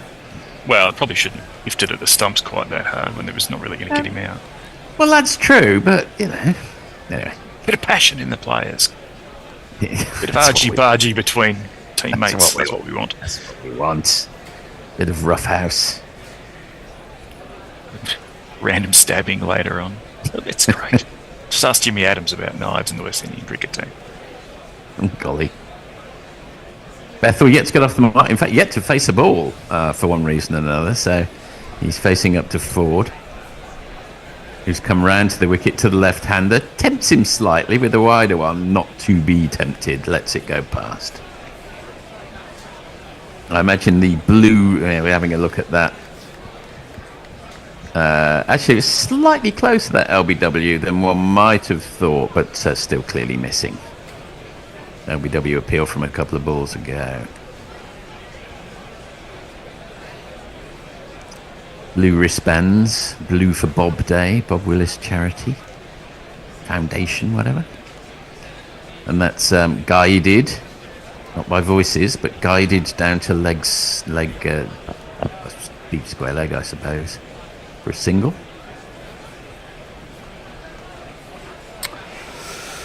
Yeah, I need 390. That's the end of the over. You think I'm going to get 390? I don't know with 4 down now. Someone's got to go big. Maybe Butler can do it for me. Maybe Butler can get his first ODI ton for, I don't know, 2 years or whatever it would be. Anything happening, Mob? Steve Chilton says 426. Not sure the context. That could be his locker number. Who knows? Kieran Roseblade asks, how much do we have to super chat to have a YouTube guest session in the Ashes where Jay does ball by ball, Kelk does comments, and someone else analyses stuff and shouts swear words? Ooh. I'd say that's probably £1.50. No, that's very much too cheap for that option, I'm afraid. I think that's more like 200 quid. It's something like that, yeah. Suda, who has just woken up. Oh. Hi. Hello, Colin. Welcome. Regretting his choices, he just goes, "Erg." He got a bit cross with me during the last match, so I apologise if I upset you, Colin. Yeah, what was that all about? Rabble rouser? Oh, I summarised one of his comments, and he was not happy with the way I summarised it. Are you out on rigs at the moment, Colin, or are you back on land? We'll find out. Bethel facing up to Joseph, and that's played to square leg, more or less.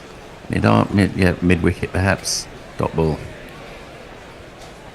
Now, for all those Find people out. who follow the IPL closely, here's a question for you. Has Bethel done anything in the IPL this year? Because I don't know. Yeah. What's the IPL? The Iceland Premier League. Wow, yes. Bit of an IPL free zone with this commentary team, I fear. So if you can help us out, that would be appreciated. I did do a few games before we moved studios. I didn't really know what's going on in the rest of the competition. And that's a nice forward, nice immaculate straight bat defensive from Bethel. Back to the bowler. Dot ball. Colin confirms he is offshore. Aha. So you on a night shift last night then? Looking after the computers overnight? Or whatever it is. Making sure the they're doing. moray eels didn't chew through the pylons. Yeah. Whatever it is that happens out there. You get moray eels at the bottom of the North Sea. Is that where they hang out? Don't know. Sealer I think camps so. managed to chew through cables. Probably they're not there. They're off coast South Africa, aren't they?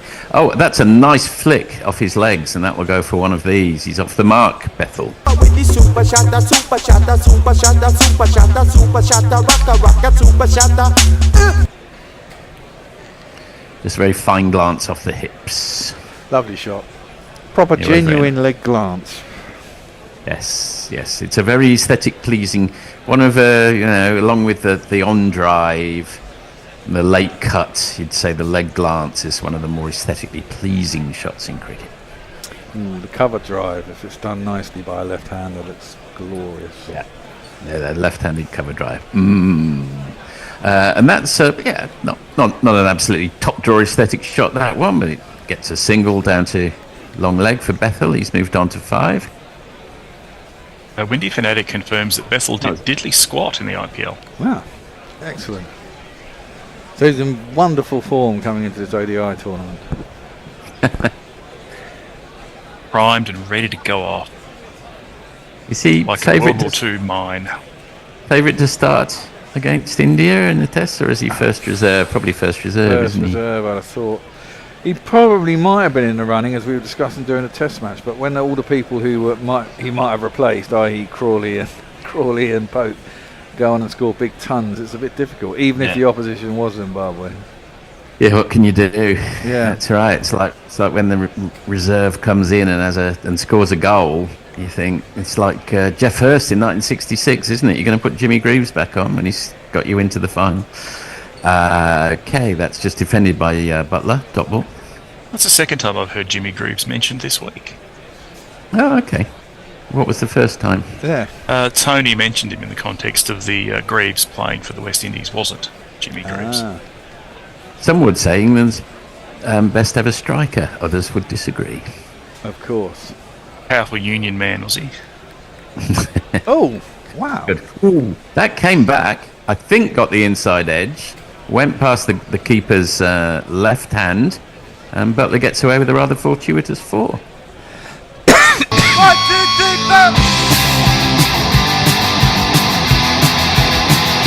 4. A big Vatican slice. Indeed. They all count, but maybe that makes up a little bit for some of England's slight misfortune with picking out the fielders early. Others would, again, disagree with that and say, well, you're out.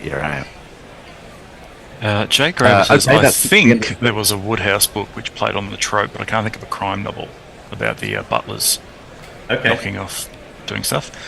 Muttley says, if we get the rankings for chatting more, why isn't Ashley Partridge number 1? Because he hasn't chatted today. He's very absent. But Jay says it's because Leah would disrupt the ranking by killing him.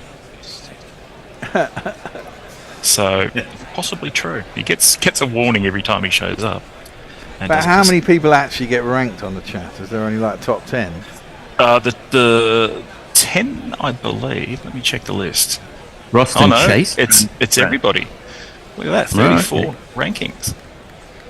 Roston Chase around the wicket to Bethel, plays a nice cover drive, but straight to the man in the covers. Dot ball. Ashley Partridge is actually 13th. So unlucky for some. And that one, I think, Bear can confirm, but I think came out of the front of the hand, but Bethel saw it coming all the way.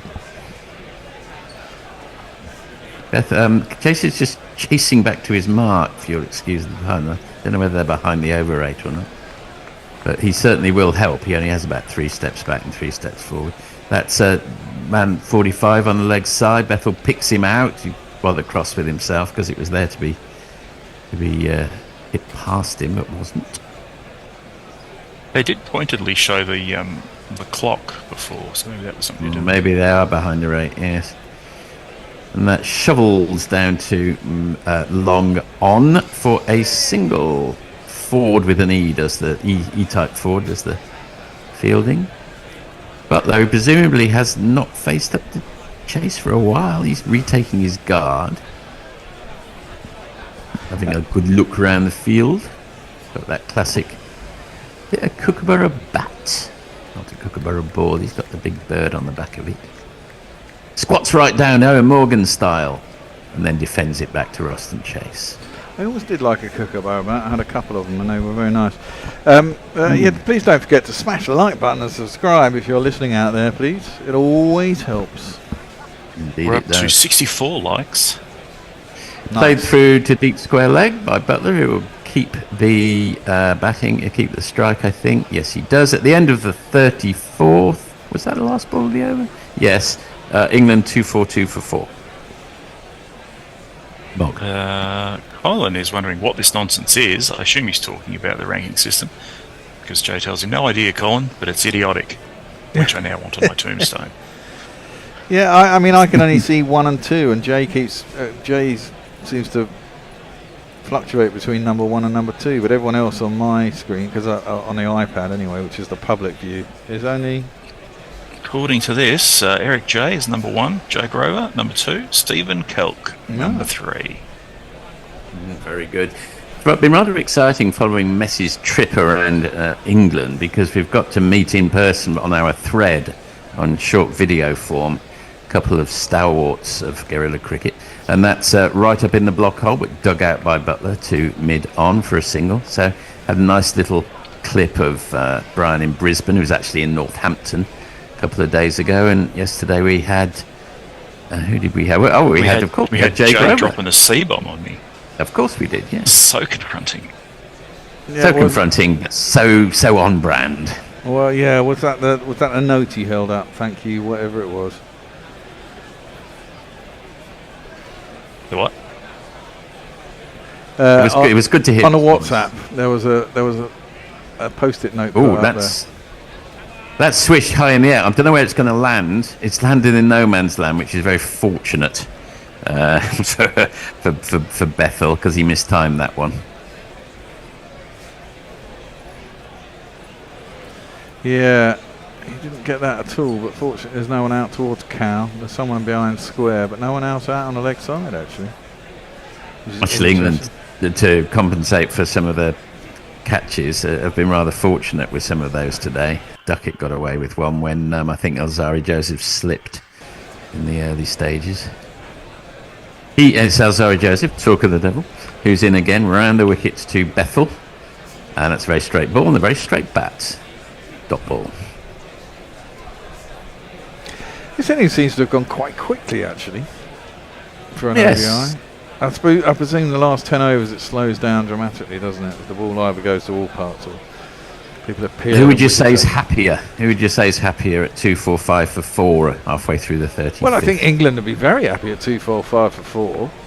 The question is, will 245 for 4 turn into, 370, 380? Yeah. Yes, indeed. Well left by Bethel. He obviously thought about having a little dab at it, but I think spotting it was maybe a slightly slower ball, left it go through. I mean, you should be looking to get 100 off the last 10, without a shadow of doubt in the modern era. Yeah. Yeah. I think they've got the batsmen to do it, haven't they? They bat reasonably deep for this lineup. They do bat reasonably deep. I think Adil Rashid is 11 today, so, yeah. And he's got... For Mahmood, won't he, though? I don't know what I don't think I've seen Mahmood bat. I don't know how. Actually, I imagine Adil will be above Mahmood. And that's deflected by Bethel down to the man at third man, and they'll come through for the single. I think that's 1 ball to go. Bethel's on 9, Butler on 14. 4 wickets down, you've got the opportunity just to regroup as you get into the 35th over and maybe not go too crazy till what, 41st, 42nd over, when you might start really becoming very expensive if you're still in. Yeah, I mean, if you've got wickets in hand, you can go earlier, can't you? I mean, you start going at sort of 41, 42, as you say, but... Butler, sort of cover drive, but to the left hand of the man at cover, doesn't really get hold of it, just comes through for a single. End of the 35th, England 247 for 4, Butler 15, Bethel 9. Well then, Messi says, with the massive savings I made on my excellent Weatherspoons breakfast, I'm spending an exorbitant amount on a whole trout for lunch at the Cheshire Cheese Inn in the name of research. A whole fish. Trout. Jeff Perkins says you're going to need a bigger tombstone, Jay Grover. Sorry.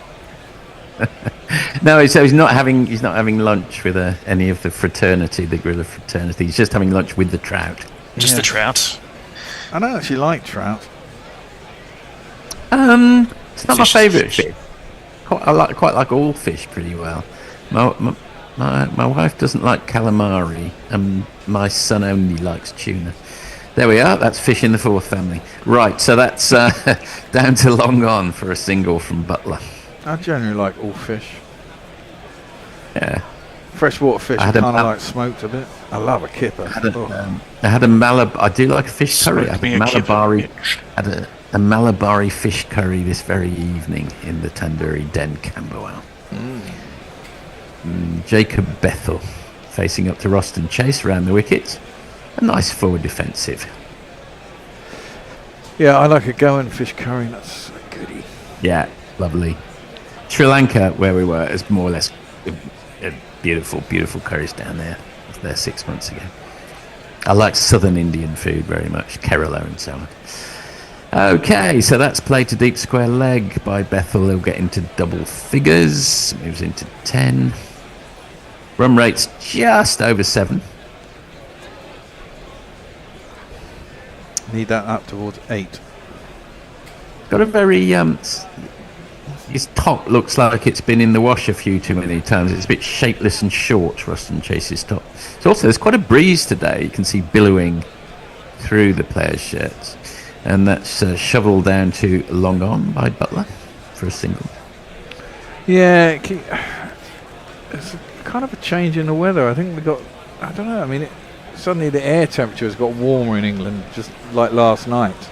Because it's been really sunny, but a lot of the systems have been kind of off to the northwest, and they've been sucking down air from the north. So even though it's really sunny, the temperature's kind of stuck to around about 20 degrees. And it's been nice in the sun, but quite chilly at night. Chase drops that just a touch short, which gives Bethel the opportunity to rock onto the back foot and cut it. I think he's come back for a couple there. But now it seems to have flipped round because the air temperature has just ramped up, which is great. Oh, okay. Actually, it was just the single. Bethel's on 11. Butler facing up to the last ball of the 36th over from Chase. And he rocks onto the back foot, cuts it to the man at deep point. They will come through for the single. Butler will keep the strike.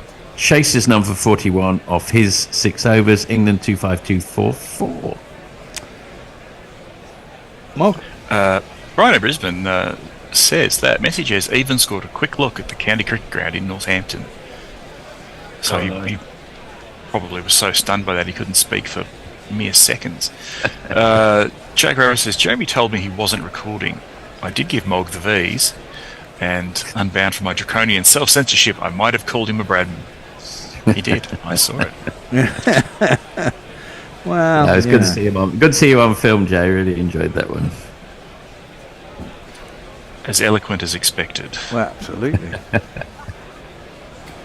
So, are they having drinks now, or is it? Do we wait for something else? Oh no, we should be having drinks soon. We're back with the action. It's Alzari Joseph in for the start of his 7th over, and that's gone. You know, the way England have been picking out fielders today, I thought that was going to be a catch as well. It's gone on the bounce to the man in the covers from Butler. I did as well. Hit it well. He hit that slightly on the up as well, though, didn't he? And you thought, yes, that's right. I'd love to see Butler get big as if innings. he- Haven't seen him do anything dramatically fantastic Butler style for quite a while.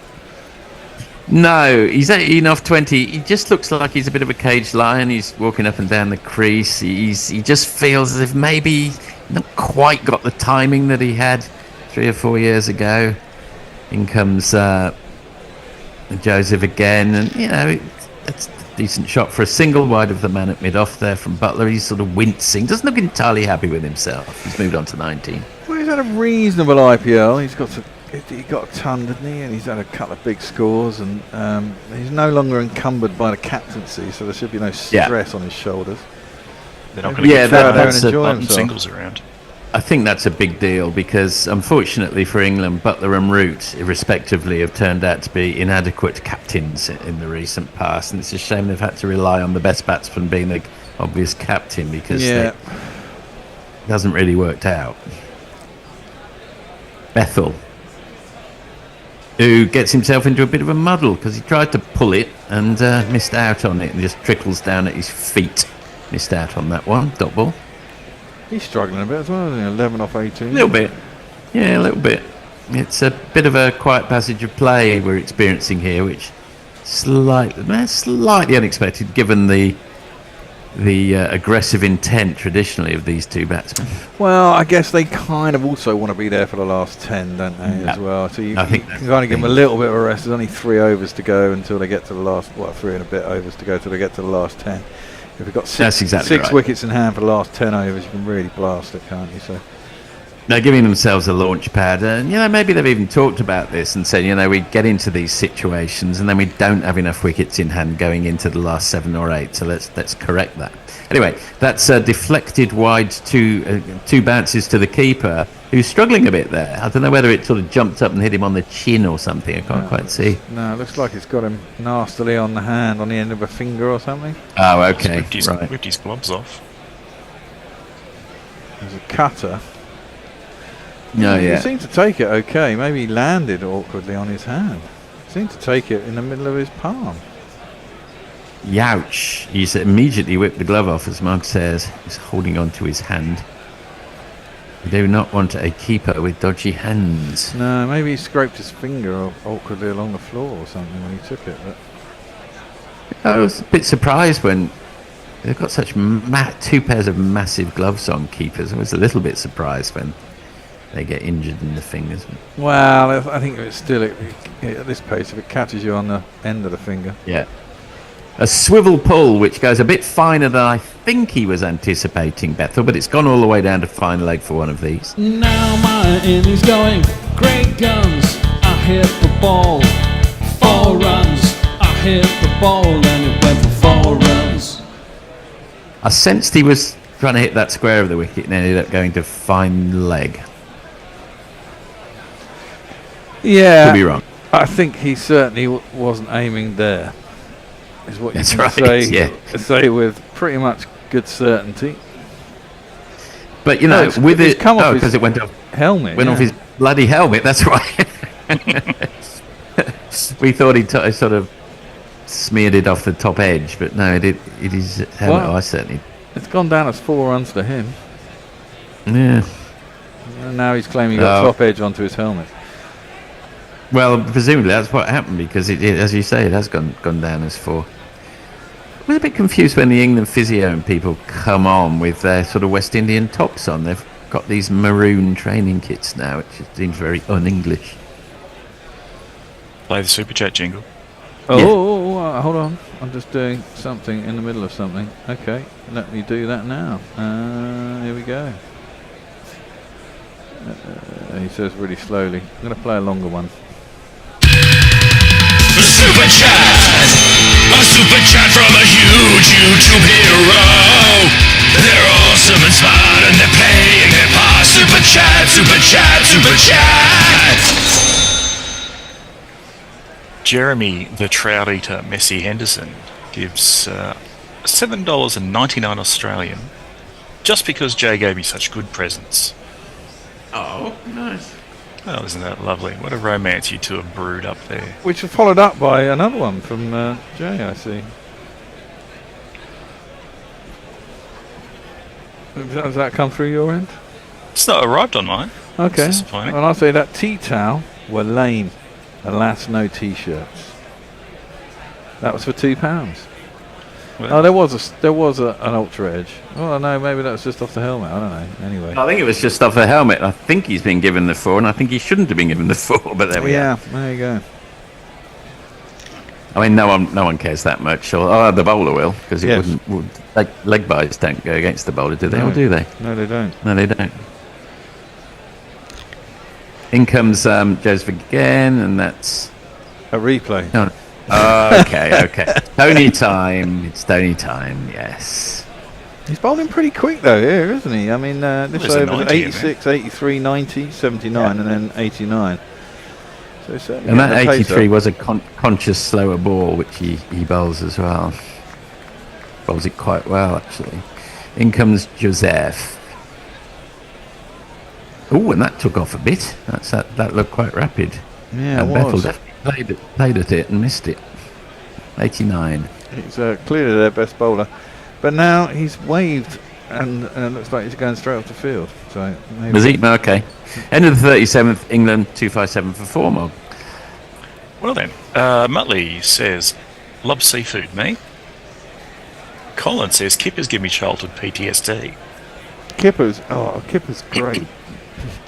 The only problem you have with kippers is the fuckers. They do them in packets at the supermarket, and there's too many kippers for one person because they do like 2 whole kippers in a bag with butter, and you put it in a boiling pot and let it cook, and then you have it, and it's fucking way too much for one person. But no one in my house likes kippers, and also kippers are the kind of fish that stink when you cook them. Yeah.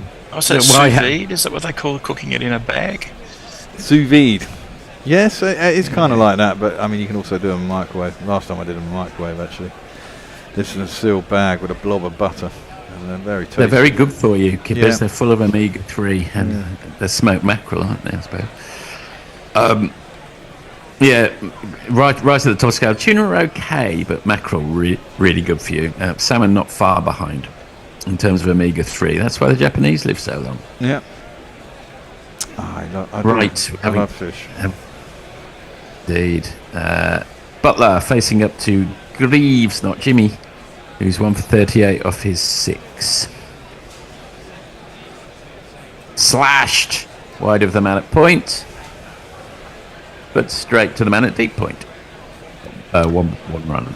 Yeah, tuna is the best thing in a sandwich, I reckon. It's very versatile. It's the chicken of the ocean, as we know. The sandwich, yes. Don't know. I tell you what, you don't get in Australia. You don't get prawn cocktail sandwiches, like a classic Marks and Spencer prawn and cocktail sandwich. Yeah. You don't get that in Australia. Massive fan of prawn cocktail sandwiches. I like a prawn, but it has to have spice on it. Really thick prawn. Very nice in mayonnaise. Lovely. Okay, fish talk. Bethel facing up to Greaves, and that's the slower ball, and he's missed time by Bethel, and he misses it and goes second bounce through to the keeper. Although one time I went to Amsterdam. A friend of mine was living out there. We all went to Amsterdam, went for a Thai restaurant. We all had these fucking ginormous great prawns, and every one of us came down with food poisoning the next day. Yeah. Oh dear. In fact, I've only ever really had bad food poisoning once, and that was from some fish that hauled themselves along the bottom of the ocean. That's reached for and dabbed down to the man at third man. In fact, that was the time that particular prawn gave me salmonella, and I never had salmonella before, and it took me fucking about 2.5 weeks to get a diagnosis in the UK. My mate who was in Amsterdam, he came down with food poisoning the next day. I didn't get it till I got back to England. It took, can take 24 hours. But he got diagnosed with salmonella and given antibiotics on the same day. It took me 2 fucking weeks to get an actual diagnosis. Butler advances down the wicket, hoiks it high over long off for a big un.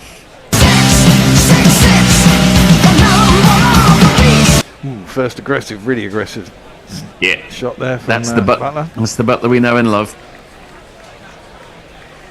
Well, Yeah, he's been time- out there for 24 balls. I mean, in terms of IPL innings, he's still got 10 overs to go. I mean, if you look at this as an IPL innings, he came in the 29th over, so he's actually got about 3 balls more than opening in an IPL game. So he's certainly got time. He can still get 100 from here. He could. He's 26 off 23. Anything could happen. It seems to have been a long time since we've seen a classic Butler innings in an England shirt, but hopefully today's the start of great things. Might be winding up.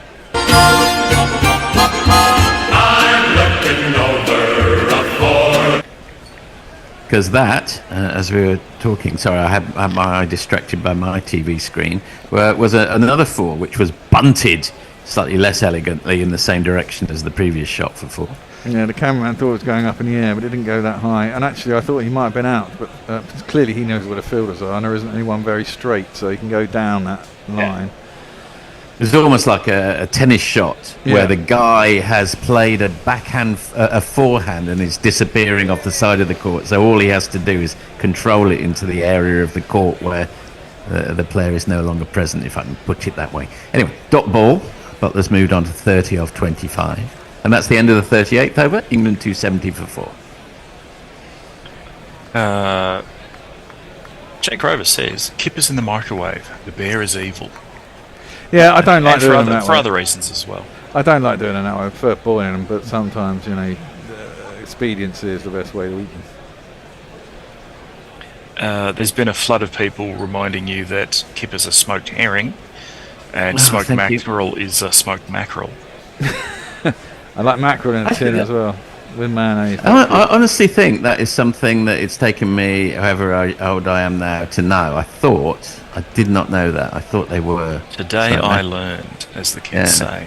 Okay, Alan84 says, thank you for the coverage today. Really appreciate the humour as well. That's our pleasure. This is what we do. We're very good at it too. We're doing it for a long time. One day to be funny. One day. One day. Maybe. Who said that? Give them something or other. Alan84. Thank you High very five. much for that. Right, it's Moti time. He's been out of the attack for a while. He comes in, floats it up at 55 miles an hour, and it's swatted down to long on by Bethel. He moves on to 17. He's been reasonably efficient, hasn't he? He's only gone for 27 off his first 6. That was very efficient, actually. Messi has confirmed that there shouldn't be any rain today. Oh, good. 50 partnership is off from 43 balls, but as we've been discussing, hopefully they're laying a platform. And that is swatted wide of the man at short mid-on, who dives. I don't know how close he was to it. I can't quite tell from my screen. Short mid-wicket, yeah, it seemed to stop on him a little bit. Bunted it in the air. Yeah, dropped quite short. Yeah, it's a couple of yards short of him. Motti. Ethel eyeing him up.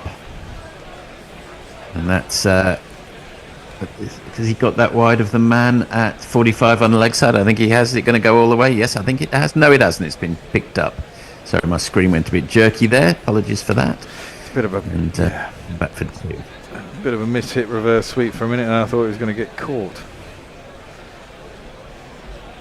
Yeah, there's been a few it was a reverse sweep. It's been a few heart-in-mouth moments in the last few overs, but England have ridden their luck, and they're looking good at 272 for 4, but anything can happen from here. They've looked good many times over the last 3 years and stuffed it up. And that's been launched by Bethel. It's gone high. Has it gone handsome? Certainly looks that way, because no one's doing anything on the boundary. No one's moving, so we assume it's gone all the way. Slightly dejectedly. Yeah, the trainee could track it. One talk over the line, sweet Jesus. One talk over the line. Yeah, that was a big one. No one in the crowd seemed to move either, so it was a bit hard to know where it ended up. But 6 is... Oh, I'll tell you why no one in the crowd moved, because it disappeared over the entire crowd and landed on some obscure balcony back there. Big shot. Bethel rocks onto the back foot very wisely after the 6, as the old pros recommend. Just comes through for the single. Oh, that was enormous. That 6. Yeah, where's the meters counter?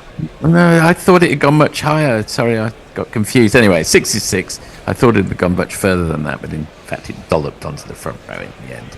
Right, so that's... well, that looked... I didn't want to do a Tony and start explaining what happened 3 balls ago, but it turned out it was a copy and paste from 3 balls ago, and that's just gone through for a single on the leg side. Right, end of the 39th. That all happened quite quickly. England 282 for 4. Muttley says, I have an electric indoor smoker for smoking meats and stuff. It's been fun to learn to use. Plus the flatbed smells like I've had a wood fire going.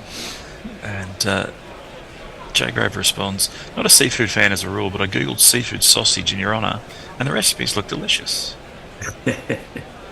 Have to be a meaty fish. It would have to be tuna, really, probably, or something along those lines.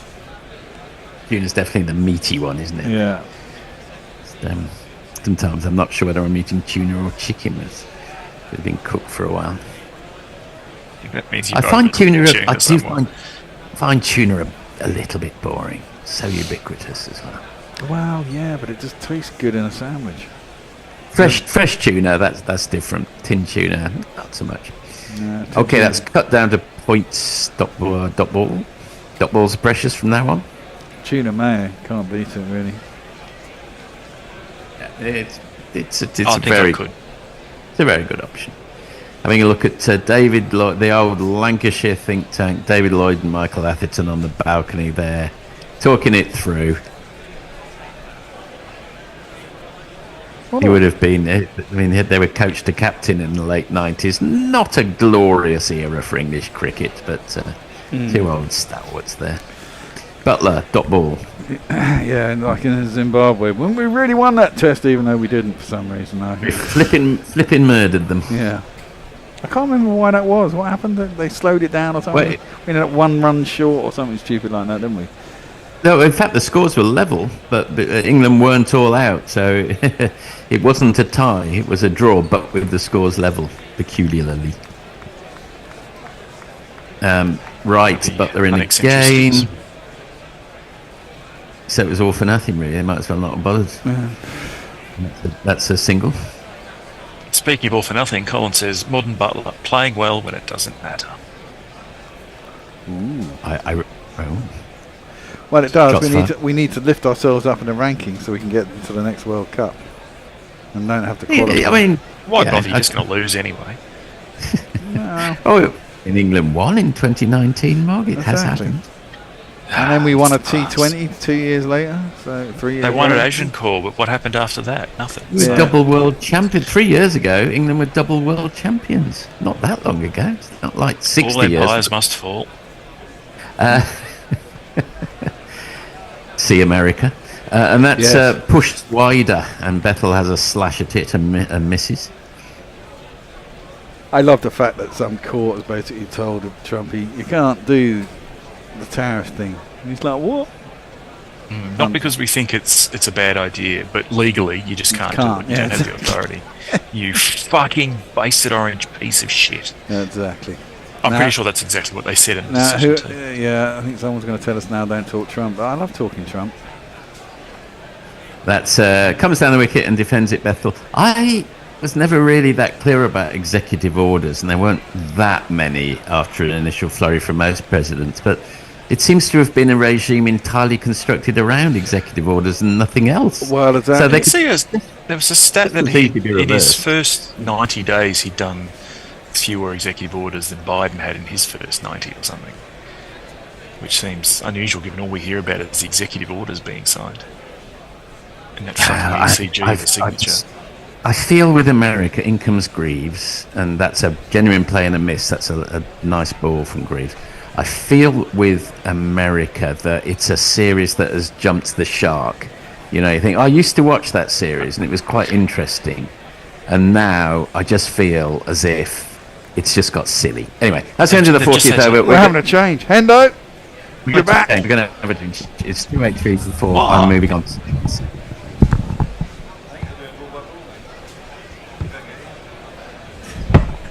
I'm going to hand it to Gary. Are you bored by bowling? No, I think I'm summarising.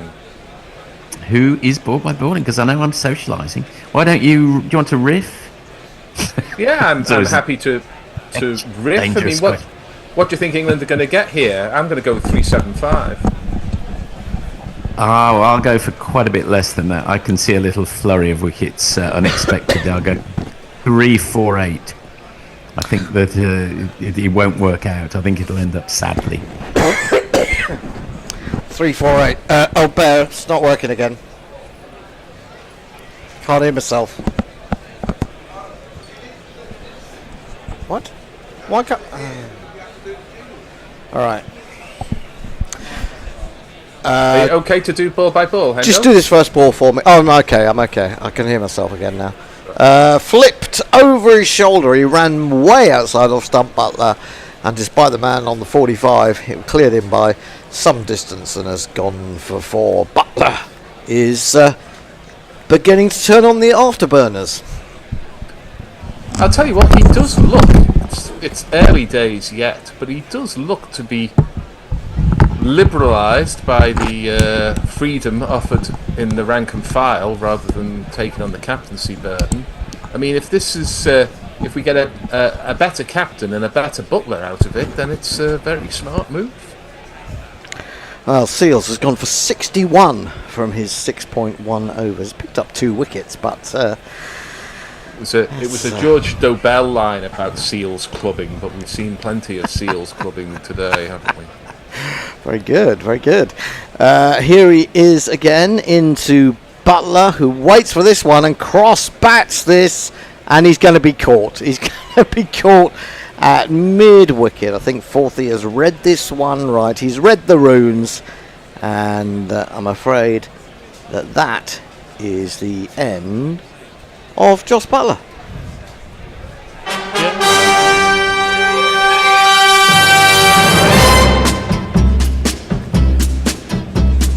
Yeah, spliced that, didn't he? He spliced that a little bit. To be fair to Seals, it was a slower ball, and he should have been wise to it because it was quite considerably slower, and he was absolutely fetching it from outside off stump to cow corner, and he could have either bailed out on the shot or hit it into the offside, but he was determined to swing to leg, and he went through with the swinging to leg, and he was well short of the boundary, wasn't he? I thought he was aiming for a good deal straighter than that. Certainly, he got done by the pace of the ball. Didn't well, he? yeah, absolutely. But he also got it very high up on the bat, so he didn't maybe, even though he'd been foxed a little bit. If he'd found the middle, it would have, or got the ball lower down on the bat, he might have been able to clear that man. But as it was, he didn't and wasn't. And it means that we have a new man coming to the crease, a new man who used to be an opener, now finds himself batting at number 7. He's also just back from the IPL. He had a reasonably successful time out there. I think it was with Mumbai, wasn't it? Will Jacks. Here he is anyway. It might be Will Jacks. Maybe it's Will Jacks. It's probably Will Jacks. Yeah, it's Will Jacks.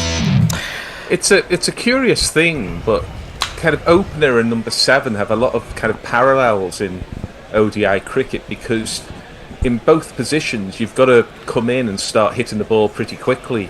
The power play, of course, at the top of the order, and at 7 you're going to come in towards the death overs of all things being well. So being an opener and being a number 7 in the ODI game, the way it's played these days, probably closer than being an opener and a number 5. Well, the thing about that is, of course, is that it's a very different. It's not a different approach, but you're in a very different position. Seals is in, Bolter's Jacks, and he drives that quite pleasantly. Good timing, but square on the offside, straight to the man, taking it on the bounce at backward point. I think Will Jacks is another of those players who loves a nice hard ball coming at him at pace, and with only 2 men out, he's got plenty of places he can put the ball. They've gone to slower balls, they've gone to cutters to a certain extent, they've gone to medium pace bowlers as much as anything to restrict England. I think it's a different game for him. I think that's a really good ball. It's a bouncer, and he just about stays inside the line of it, watches it, goes through. When they go aerial these days, they're going aerial to hit a 6, aren't they? They're not really bothered where the fielders are. They're not saying, "Oh, I'm going to hold off hitting this one back over the bowler's head because there's a man at straightish long on." They just back themselves to clear. Well,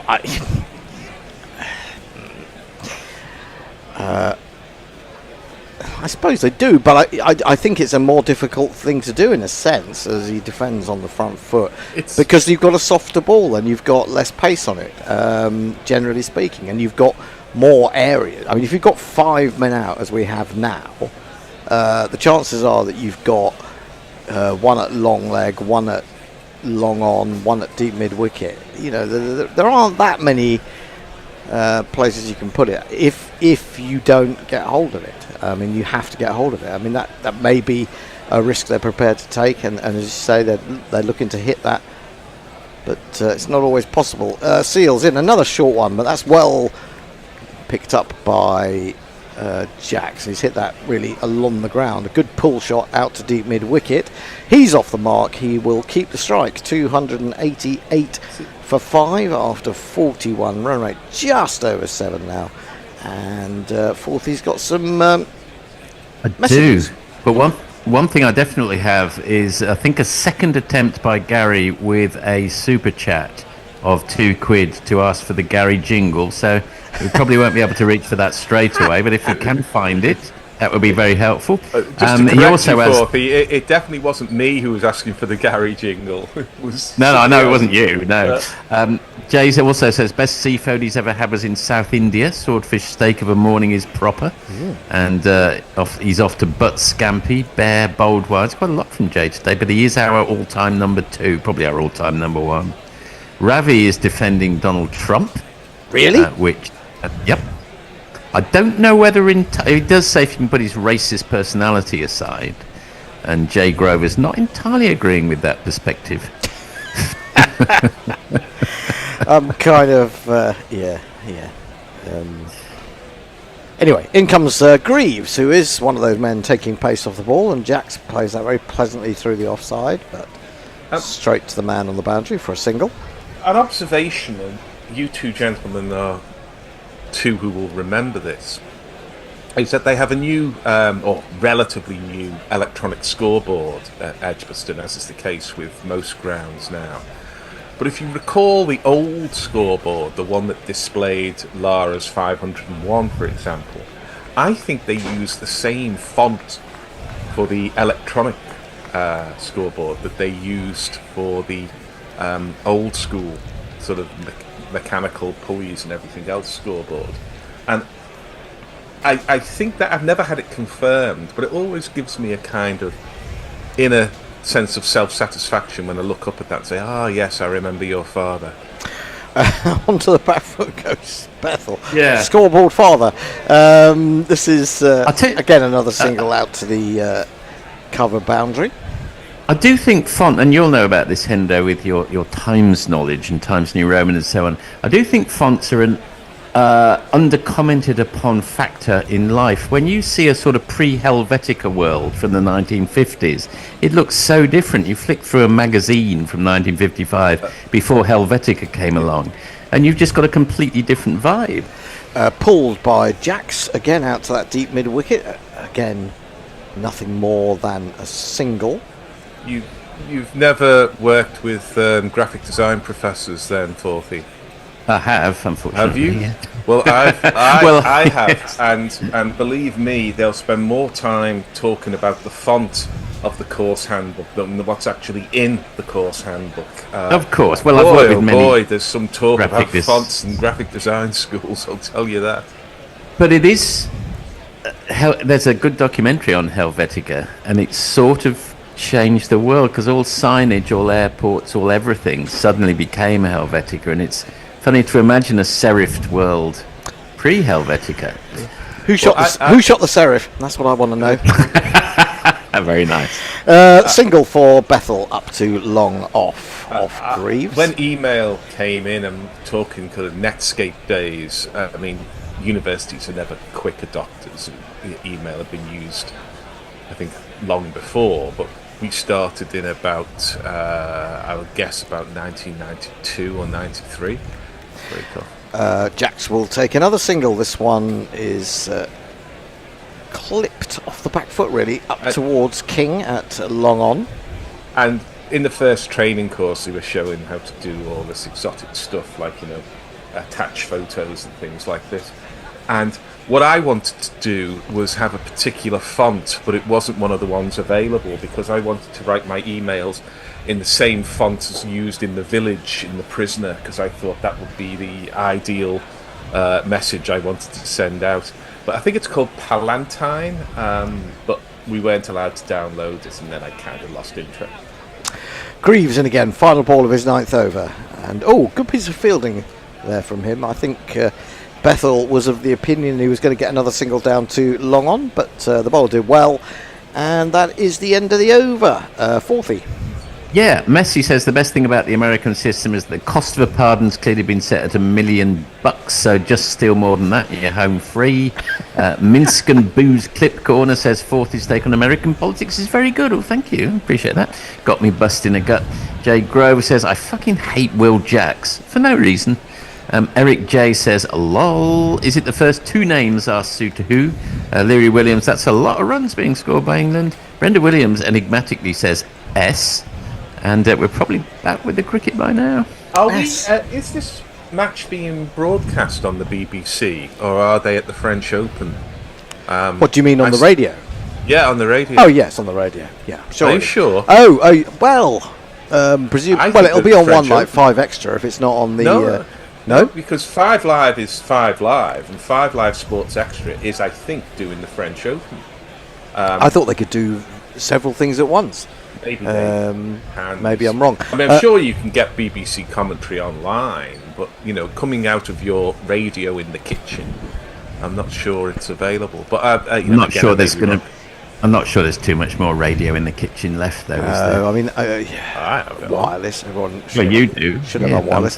Jax is going to try and take 2 now to the fielders on the boundary.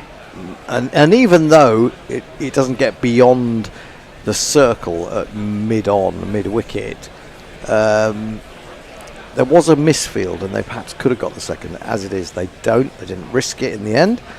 Jax has 5, Bethel 28, and Alzori Joseph 7 overs, 1 for 40 before the start of this over. England 294 for 5. I'm searching for the Gary jingle, but not. I'm getting Gary Balance. I'm getting a lot of Gary Balance. Oh, I think I found it. Hang on. Long-haired whinger from Liverpool. I think it might be. I thought it. That one.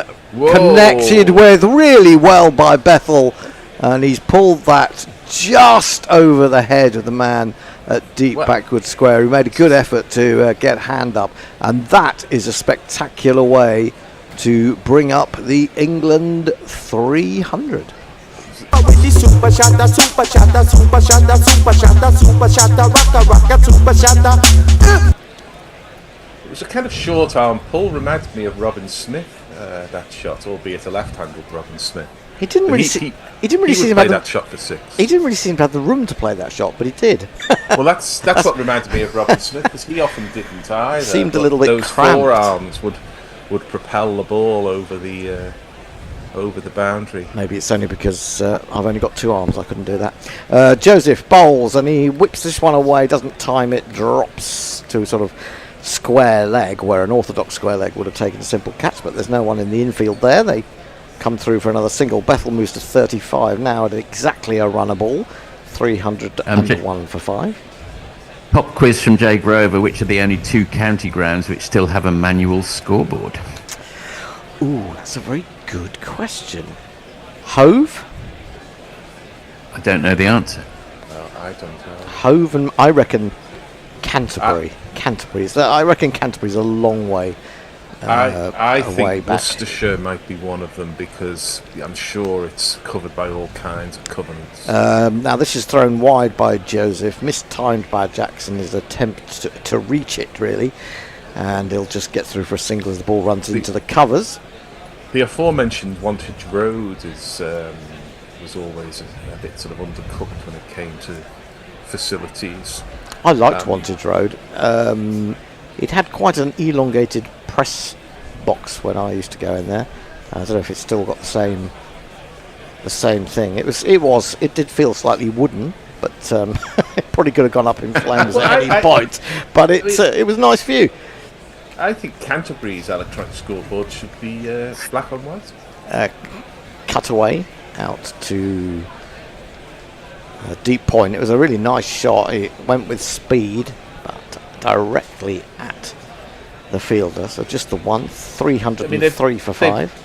The tree's not there anymore at Canterbury, is it? So, it used to have a tree and a unique, I think, in English top-level cricket of a white scoreboard on which the numbers were black. Oh God, I'd forgotten about that. I completely forgotten about that. Yeah, absolutely. In comes Joseph to complete his 8th over. Jax can't get much more than a single until now. This is on his toes. It's very full, and he just gets enough bat on it to send it fine of the man on the 45. And it's one of these. Now, I thought the jingle that people wanted was this one. If it's going to play. You can't play it direct from the cart, seemingly. I've got to move it. Hang on. There we go. Here we go. That was a dubious point, made with hyperbolic conviction by Gary. Was that not the one? Obviously not. Maybe that's Probably one. not. It still holds true, doesn't it? So I think they're the long classic one. I'll just get through one or two tweets. Jay Grover says, I blame Forthy for Comic Sans. Thanks, Jay. And speaking of fonts, Messi says there was an excellent sticker in the Sheffield pub that Jay and I went to last night which said, Brexit, even worse than Comic Sans. A font that I particularly like is the one that's used for the Parisian Underground, the metro in Paris, because it's a font that was specifically designed so it could be cursive in that it looks like it's handwritten, but all the letters can connect with any of the other letters. So all of those underground stations, they have that beautifully kind of Toulouse-Lautrec'ish freehand signage, but it's been very specifically designed so all of the connections can be made between letters. Change of bowling. Since first time we've seen him for a little while, it's Matthew Ford. When he forecasts the results of the last 3 seasons, Ford was chosen as one of the team's mediums. Single for Bethel as he chops this one out to deep cover. We should just play. That sound a bit French, though, Gary, in the sense that surely you just need to communicate where the hell the train's going. I can't see a cursive font's going to help. You've got all that tradition of the calligraphy, and it's not for the maths. Short from Ford, trying to bowl it a little bit slower as well, I suspect. Jax had to wait to fetch it from outside off stump and get it out to deep mid-wicket. Another single for Jax, 11 off 11. Yeah, it's for the signs. It's for the signs for the metros, for the. Oh, look at the font on that. Oh, we've missed the train. No, you've already. You're looking for the railway station. You're looking for the tube station, and it has the green railings to walk underground, and the sign above it is the one I'm talking about, above the entrance to the tube station at ground level. Ford wide outside the off stump, really given everything by Bethel, but he's routinely hitting it straight to that man at deep cover, deep extra, and it's just a single. No matter how hard he hits it, it needs to be 2 or 3 yards either side of him. Now I think a warning has been given to the bowler. Certainly some extreme gesticulating from umpire Dharmasena. It seems almost pointless to issue a warning to a bowler in a one-day match with 6 overs to go. Ford in, slower ball, Fuller waited for by Jacks, turns it into the onside. Again, he might be looking for a second, won't get it. Carty is quick off the fence. I beg to differ, Hendo. We've seen quite often in the last over of one day that 2 bouncers or an extra bouncer has been bowled, and the bowler is obliged to withdraw. Oh, fair enough. Fair enough. I thought he was 3 balls are sort of delivered by Van Duckett. Sorry, I thought he was talking about running on the pitch, which it seems something that you don't have to be too worried about in a one-dayer. But yes, you're probably right. This is wide. He tries to push it outside off stump and maybe get the toe end off Bethel, but he's got it completely wrong. It's gone well outside the off stump, well outside the guideline line. England take the run and go to 312 for 5. The England batters would be running on the pitch more, I would suggest. Well, indeed. 50 overs to bowl on it. Indeed. Bethel settles down, waits again. He pushes it. What would have been outside the guidance line, as it is, Bethel has laced it. I wouldn't say he timed it brilliantly. There was a full-length dive put in by the mid-off, but couldn't quite get there. And it's run away for one of these. And if you kids can't listen, then you bound to see the way you get shot for crossing a boundary. Looks to me as if Bethel has taken a little while to find his touch today. I wonder whether that's because he hasn't played that many games in the IPL, has he? He certainly didn't play any of the early games. I kept looking for his name and couldn't find anything. I think eventually he came in as an opener or number 3. He was reported as of having had an indifferent ODI by one of our correspondents. Paul, has he got enough on that? Certainly has. That's got, 25 yards back over mid-on. When he hits it, it stays hit. What a shot that is. 2, 4, 6. I was thinking on my way in from the station, talking to myself really about Jamie Smith and whether he should be opening, and it struck me that I am the one person who has stood out against the hype of Jamie Smith, whereas I think that Gary is the one who stood out against the hype of Jacob Bethel. Look, I've got no problem with Bethel in this circumstance and in these matches in ODI cricket. No problem whatsoever. I think he has a bit of an issue with the short ball, but let's see. Really? This is chopped down to third man, and they'll get a single. I would totally disagree with that, because I thought he played the short ball of Will O'Rourke in that final test almost better than anyone I can think of with regard to England in recent years. I mean, you mentioned the name of Robin Smith, and look at some of the stuff that he had served up to him from West Indies quicks and Australian quicks, and he was stunning in the way that he could watch the ball and just jerk the head back at the last minute. And I got the feeling that Bethel was doing that. For someone who hasn't played a lot of first-class cricket, I think that's pretty damn good. He's down the wicket to this one as Joseph runs in, throws it wide, and fails to make contact as he was trying to carve that over the top of extra. Well, the proof of the pudding will be in the eating. I've absolutely no problem whatsoever, as I said at the time, that he hits the ball hard and he'll score runs quickly. But in Test match cricket, as we know, because the Suresh Raina is always there as an example, you can be a brilliant batter in every aspect of the game, but if you can't deal with the short ball, you're not going to make it. Well, I'll beseech you, Gary, to go and look at the YouTube footage. Well, I did. He played the short ball absolutely brilliantly. Joseph in short and pulled, funnily enough, didn't get up that high actually.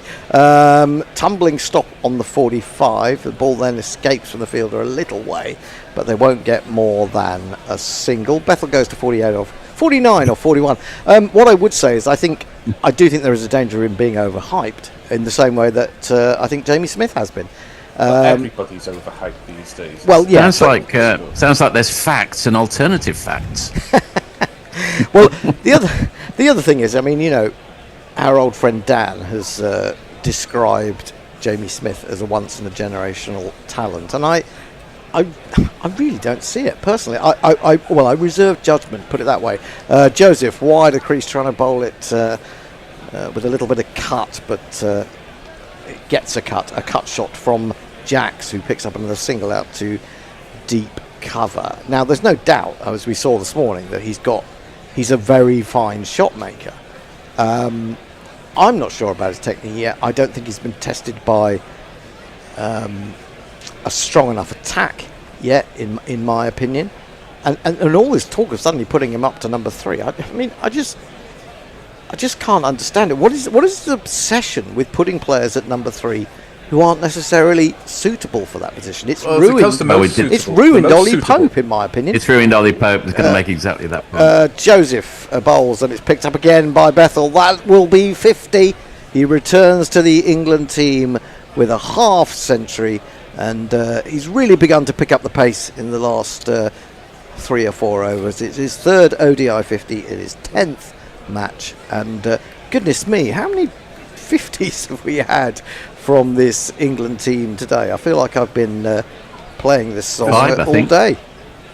You know you lift me with your 50. 53 the reason why there's such an 42 obsession, balls. The reason why there's such an obsession about who's going to bat at number 3 for England and we keep putting unsuitable players there is because the most suitable player won't bat at number 3. Well, yeah, I've made that point. He drives at this one, and he was looking in the distance on the horizon to see where the ball had gone, but he missed it. So it had gone behind him. 3:30 for 5. 1 ball of this over left, and then we have 5 more. And I mean, for what it's worth with Jamie Smith, I've seen a lot of him, and I saw him when he was quite young. And to me, I think he's probably the best timer of a cricket ball amongst English batters since Gower. I mean, I think he is that good timing the ball. Now, there's more to cricket than doing that. But short and pull, he certainly smashed that. He smashed that a very long way. When he pulls, he really pulls it a long way, does Bethel, which you wouldn't expect. He's not a big man. He's picked up 6 more. He's moved to 59, and Forthy has some messages. Yes, I do. Ravi Natalajan has just taken a nice long walk around the industrial complex. Refreshing and clear my mind. Trump is great, though, and Jay Grover says... It says take a longer walk, Ravi, until you stop. Jay Grover also adds, sorry I took you to such a woke pub, messy. Eric J says the font was popular for ransom notes, Gary. Eric right. J, cut and paste. Sutu Ravi, send some emojis if you're being held at MAGA gunpoint. Jeff Perkins, all quiet on the Western font. Very good, Jeff. Very good. Matthew Cullen, afternoon from not so sunny Cornwall. Jay Grover, Swallows and Amazons, Jesus Arthur Ransom were kinky, and Eric J says those were random notes, Jay. And are we back with the cricket yet? Yeah, Jaden Seals bowling his 8th over, and down the wicket comes Jax. Wanted to launch that, wasn't really in a position to do so, but has still played it very skillfully, taking pace off with his shot down to deep backward point, and that's the hastening first back for a time. second. That's the first time we've seen something which is done quite often in 2020. But I don't think I've seen it yet in this match, which is when the field are back, just hitting the ball where you can take 2 in the infield. Well, he actually... England didn't do that at all. In Gary, are you actually watching the game? Because Jax has done that twice to mid-wicket, or attempted to do it twice to mid-wicket. Short, and also maybe a little bit slower, and he's through the shot too early. It goes over the stumps and through the keeper. I may have missed an attempt. He's made at least 2 or 3 attempts to do that to mid-wicket. Who's that with Clive Lloyd? Well, funnily enough, you should say that. Rishi Sunak and John Major were pictured sitting together. Now, that must have been a fascinating conversation. Hopefully they were talking about cricket and not anything else. 3:38 for 5. Jax has moved on to 16. Bethel has 59. Seals is in again.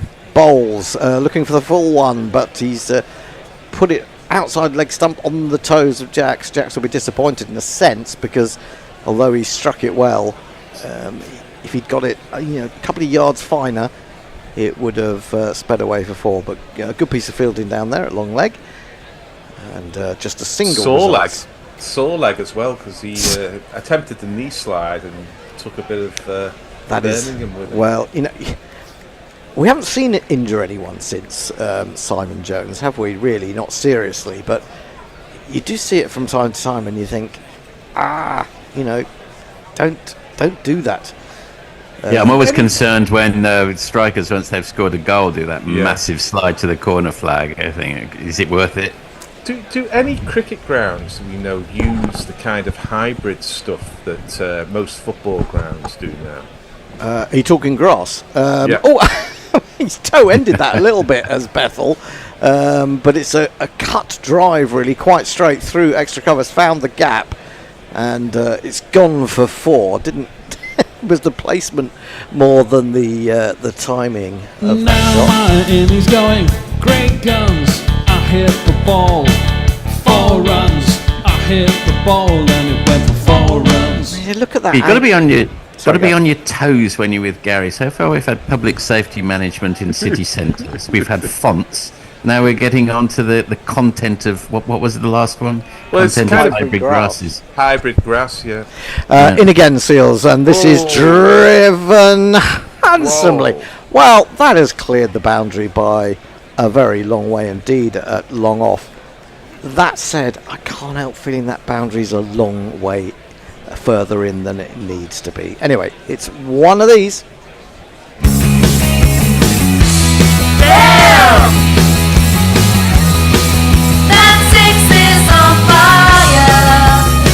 I mean, the fact of the matter is it's only just short of the surrounding boards, advertising boards, and the front row.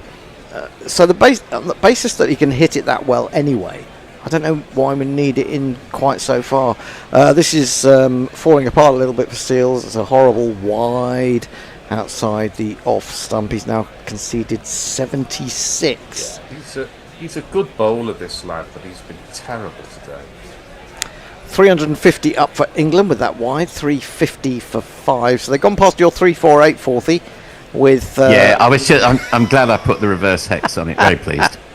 They've gone past that, and well, with 4 overs left after this, if they don't lose a wicket or 2, then not impossible that they'd get 400, but I suspect difficult. Maybe we're looking at 380 if we're lucky. Seals again then to complete the over in, and he's played a little back flip as Bethel is bringing out his box of tricks, you have to say, and he's flipped it over the keeper or over where the slips would have been and picked up another one of these. 1 and 2 and 3 and 4. And to add his own insult to injury, Seals has overstepped and will concede a free hit. He's going to have to bowl another ball. And Jacob Bethel has got the leeway to just play any sort of shot he wants to this one. Well, this is rubbish, it really is.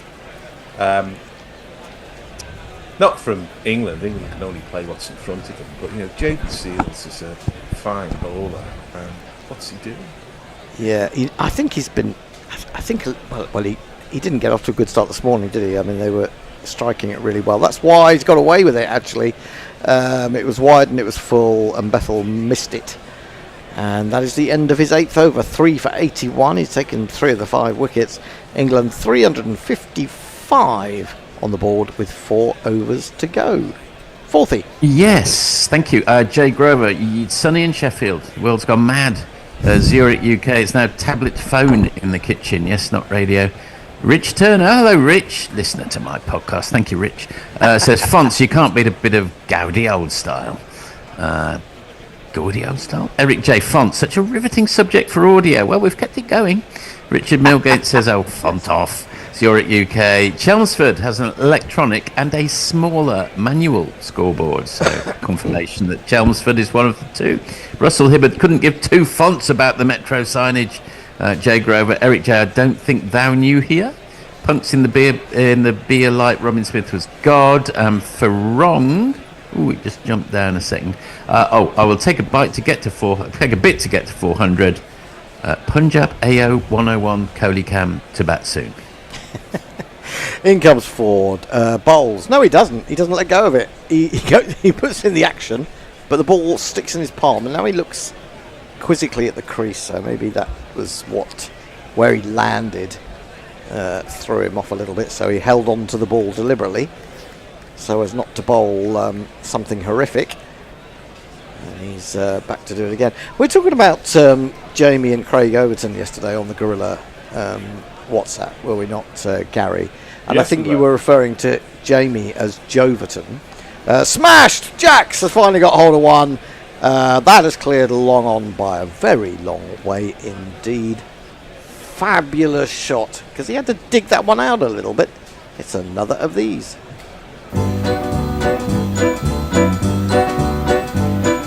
Six. Yeah, because I thought it was interesting. Joverton and Coverton, you could call them. And Well, it's from Jason Hiscox. I always defer to Jason on matters Surrey, and he's been calling him Joverton for many years. Oh, right. Okay, well, Craig Overton, by that sort of reasoning, would be Coverton. Yeah, yeah. And as I went into hospital to have my scan today, on the way to Gorilla Towers, the new Gorilla Towers, I went up a road called Coverton Road.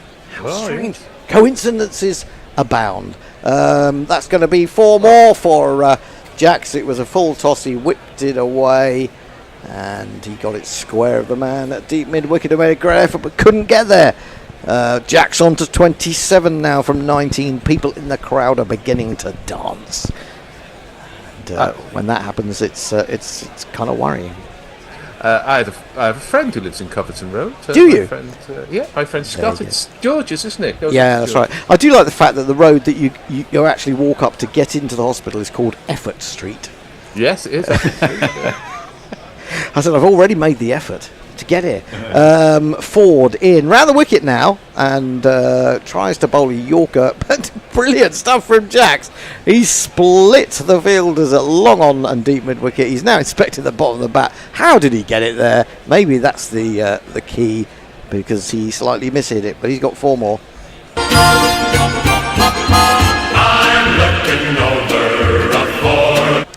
And you're right, Gary. This has been a pretty poor performance with the ball by the West Indies, but I think this is a pretty good pitch to bat on. Yeah, I mean, it is a pretty good pitch to bat on, and they've caught brilliantly, aside from one that's drop true. early on. Full again, straight and straight to the man at long on this time. Jax is absolutely on fire. Suddenly, he's come to life. And this is what you can do. You know, you can get singles, but if you've got that ability, you can still go big at the end. Well, that's that was my point about 2 and 3 and 4.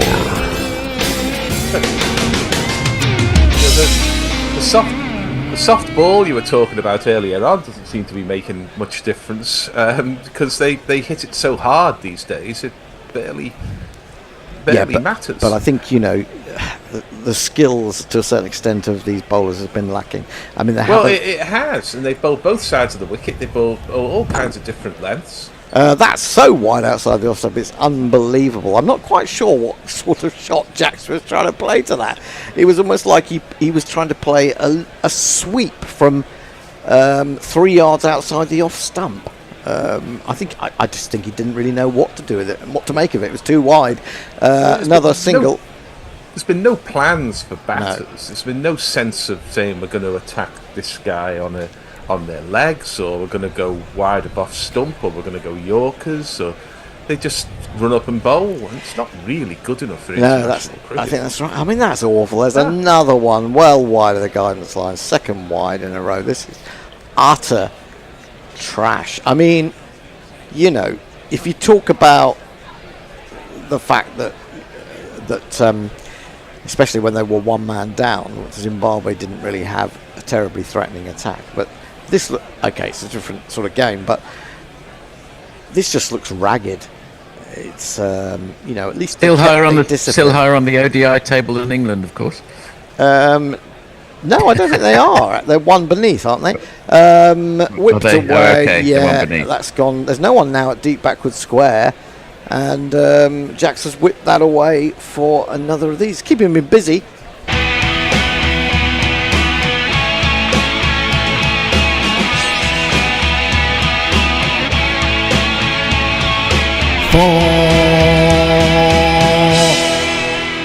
How many is this over gone for? Well, it's gone for 6, 24? 4, 4, 4, wide, 4, and there's still 2 balls to go.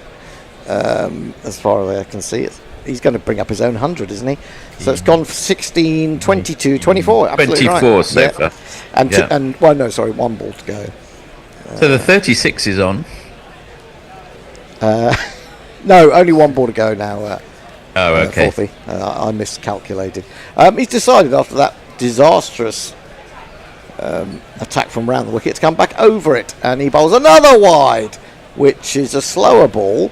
Jax moves outside the off stump, cuts at it, and that's not given as a wide. I think it's because he moved in the crease, but it almost missed the cut strip, so a bit lucky to get away with that. Well, if he started in that position, then that's fair enough. But if he's actually moved his feet, then I think that's, as the ball's been bowled, I think then that should have been given as a wide. Anyway, fourthy. Messi. I had to find Levi, simply to congratulate Gary on correctly talking about the proof of the pudding being in the eating. I'm sick of people saying the proof's in the pudding. Jeremy Henderson, again, find a lay-by.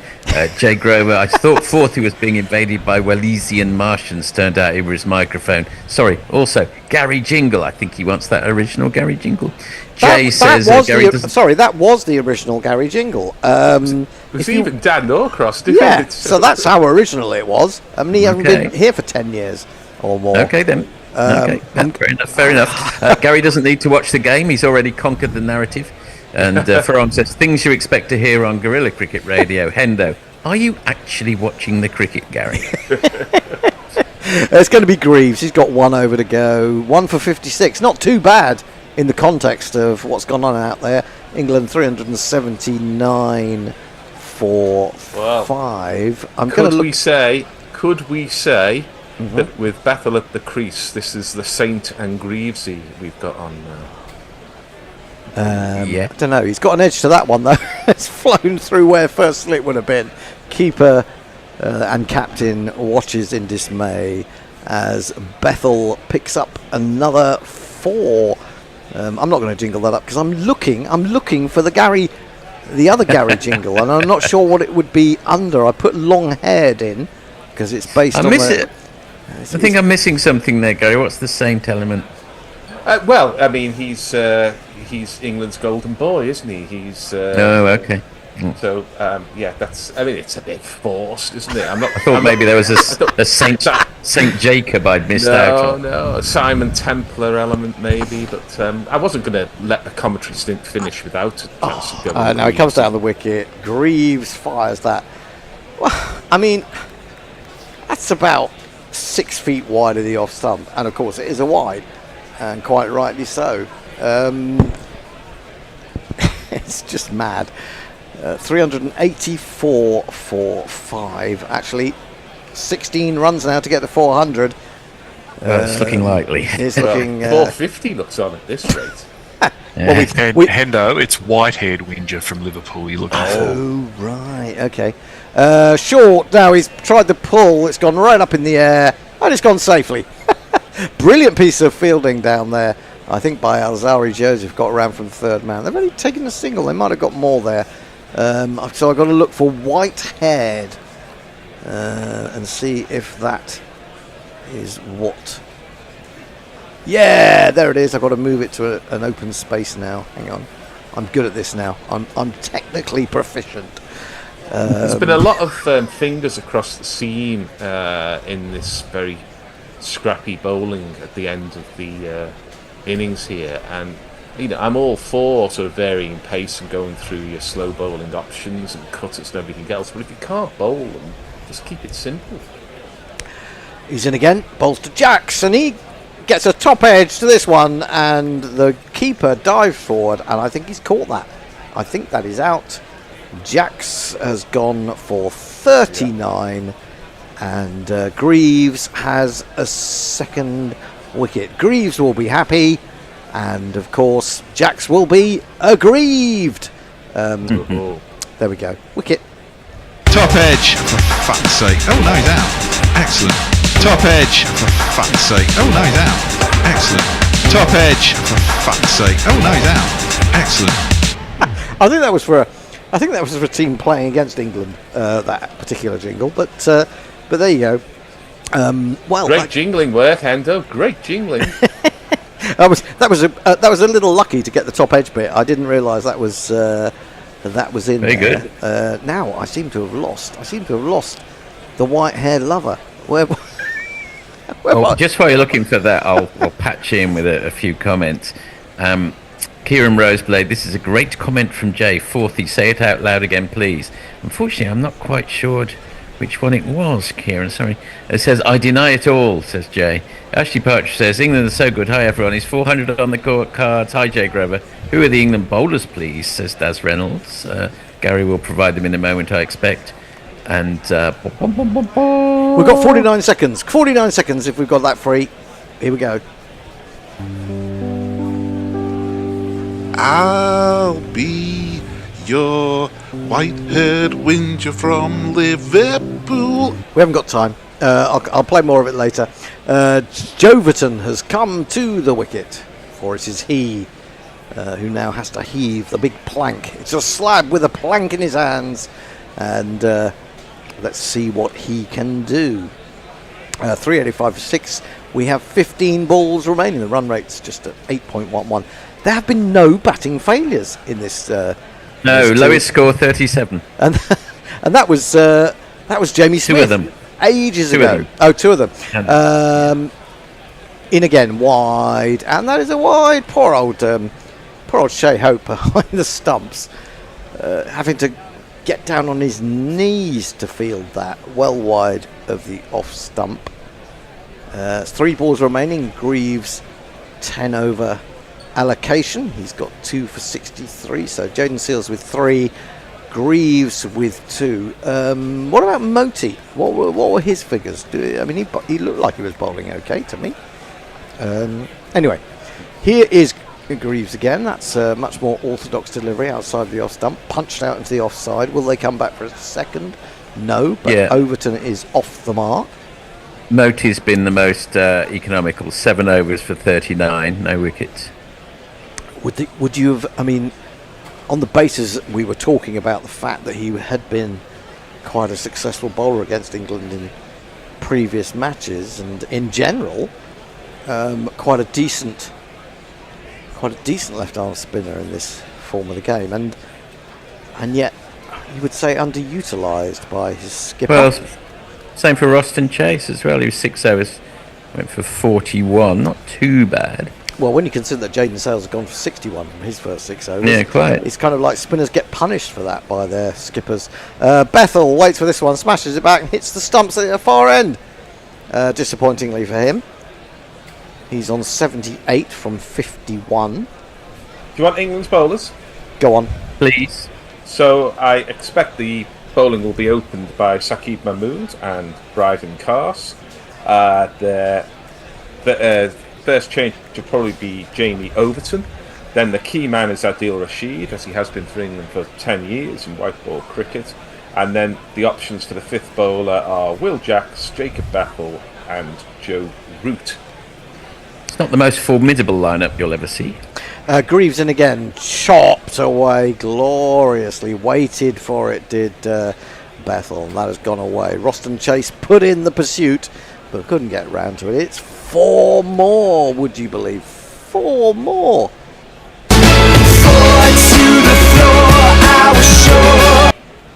It does look short of a pace option, doesn't it? It does kind of need Jofra in there to be to be a really strong bowling unit. But England have packed the batting, and they've got 391 for 6, so they've done the right thing. Right. What's this? Free hit? Is that the end of the over? Oh no, it's a free hit, isn't it? Right. Okay. Must be. Is it a free hit? No, it was power play, isn't it? Oh, hang on. What's going on here? What? Hang on. Are we having a power play in the 48th over? I don't really understand what's going on here. I thought that had gone for 4, but seemingly, is it just a single? Bethel now seems to be at the non-striker's end. Oh no, it's the end of the over. Joseph is going to bowl. I don't know what that meant. Are they behind the regulation now, where you have to get 5 overs in with limited field? I don't know. He's in. Bowls wide of the off stump, and Overton aims a cut at it. Misses. I'm just wondering, is it something to do with if you're behind the over rate, that you're only allowed, you then have to that'll be it. Take another guy from fielder, outside the circle and bring him back into it. And they're behind the over rate because they've bowled probably 2 extra overs in the last 5, just with bides and everything else. May go on for a long time, this innings. Overton facing 391 for 6. Joseph in short, and he smashed that very high indeed and very straight, and it's a stunning catch, an absolutely stunning catch by a man who's already taken a stunning catch in totally different fashion, it has to be said. Roston Chase, I would say take a bow, but it's a horrible cliche. I would say take a knighthood or something like that, because that went straight, it went long. Chase was running back from mid-off. There was another man approaching him. He then had to leap out full length, grab the ball, landed without it coming out of his hands. He's already taken a one-handed stunner at backward point, and Jamie Overton, Joverton, is the one batting failure of the day for England as he goes that reminds for a me single. of a very famous catch, albeit on a different part of the field. It was a square leg rather than long on. Papal Dev, World Cup final 1983. Yeah, 1983, yeah. It's been a funny innings, isn't it? Because the bowling has been generally atrocious. It's been punctuated by at least 3, if not 4, brilliant catches. Yeah, absolutely right. I mean, if they could bowl as well as they fielded, you would think that the West Indies would be in a much better position. They say catches win matches, but I'm not sure that's going to be true. Not this one. 391 for 7. Bryden cast at the crease. Joseph in wide. I think that's going to be a wide, isn't it? Yeah, sure. I would have thought so. Ooh, we may have just got away with that. Oh, generous, very generous. I think the ump was generous there. Don't they appeal the wides in the IPL? Can't you go for a review? You can do, I think. I think you can do. That is possibly one of the That's brilliant. The best types of catch you will ever see, especially because he's got to keep his eye on the ball, dive backwards, and he's got a man closing in from long on as well. So there's all sorts of things. And he's got to not spill it when he hits the deck. Amazing. Well, exactly. All the things going on in his peripheral vision. This is nicely played by Cast. Through the covers. They should get back for a second. That's really good placement. Carty's got round, but he won't be able to stop them getting a couple. The other thing he's got to do these days is not put the ball on the ground as he's kind of sliding. And I'm pretty sure he just got his hand rotated to keep the ball up. Because were you allowed to do that? I don't think you were allowed to do that. I don't think you were ever allowed to do it. I don't think that it was easy to see with the naked eye, is it? I mean, but since Glenn McGrath did this at Lords, I think that increasingly people are looking for it now. Short, and he tries to pull, but he can't make contact. Good diving stop by Hope. Do you mean what you say, McGrath? Don't you mean Mitchell Stark? Oh, sorry, it wasn't McGrath. Mitchell Stark. Yeah, it was Mitchell Stark. Of Ben Duckett 2 years ago, yeah. And you've got to be in control of the ball to complete the catch, and you're not in control of the ball if you're sliding it along the ground in order to stop yourself and recover after a spectacular catch. So, I think it's a correct interpretation, but obviously with cameras now they can look at it very closely. Indeed. This goes between the batsman and the leg stump as he tries to swing it into the onside. Better ending to that over from Joseph. He finishes his 10 with 2 for 69.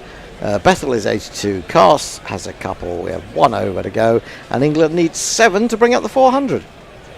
Windy Fanatic says, thanks to our new coach Sammy, can't wait for him to be unceremoniously fired like all the other coaches before him. And Daz Reynolds asked, do we know the squad for the India series? Any surprises? I think we do know that, don't we?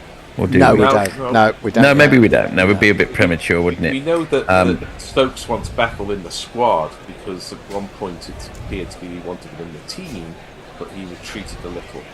I think the thing is that you've got to go with the man who's in possession and give him an opportunity. I mean, Ollie Pope, despite his skittishness and the fact that I don't believe that number 3 is a position for him, he has got a body of work, if that makes sense. Whereas Bethel, with all of his promise and the way that, in my opinion, that he has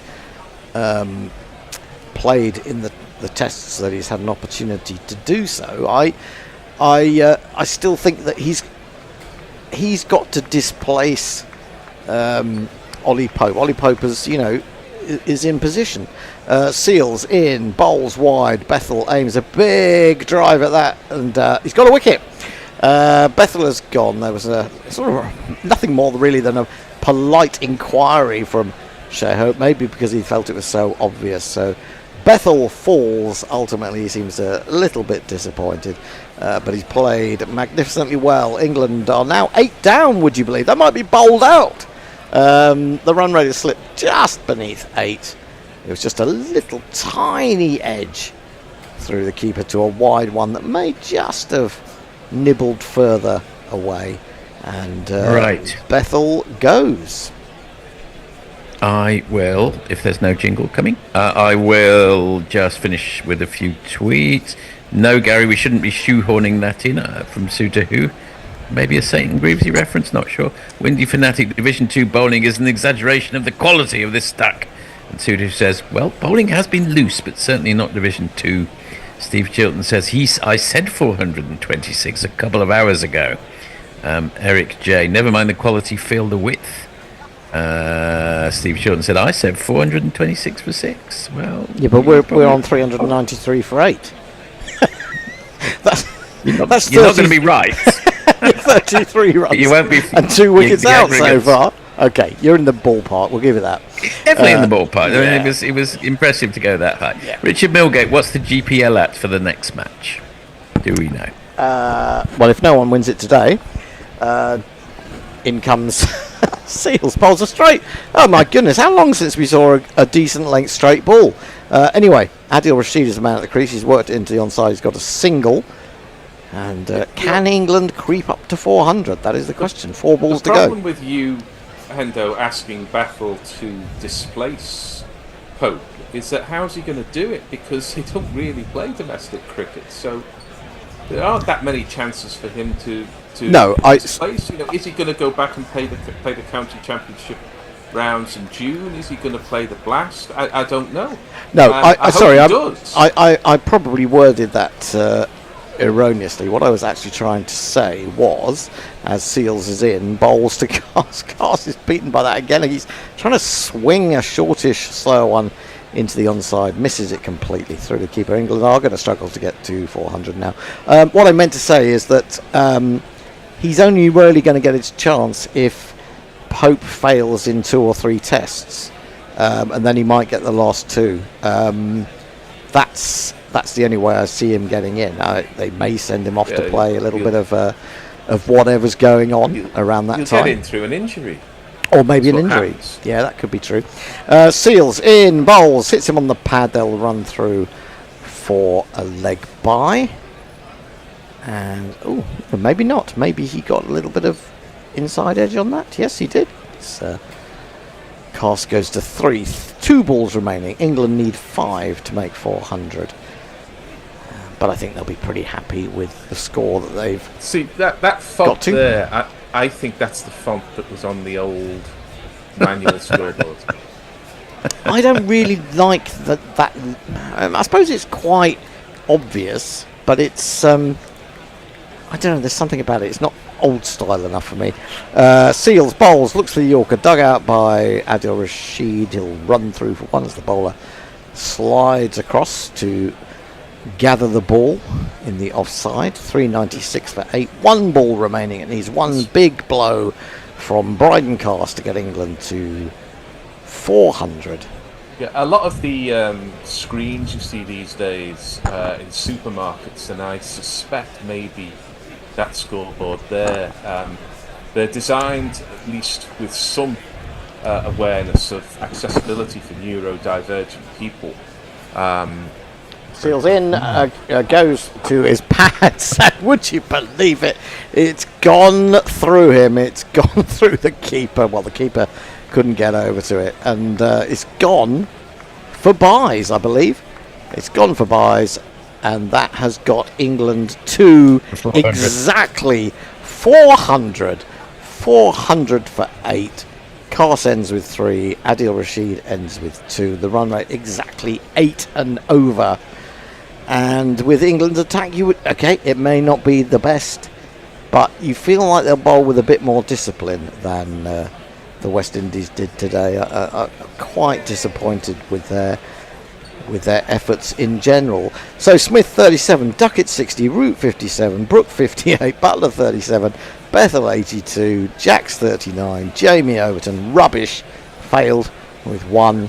Brydencast 3 not out, Rashid 2 not out.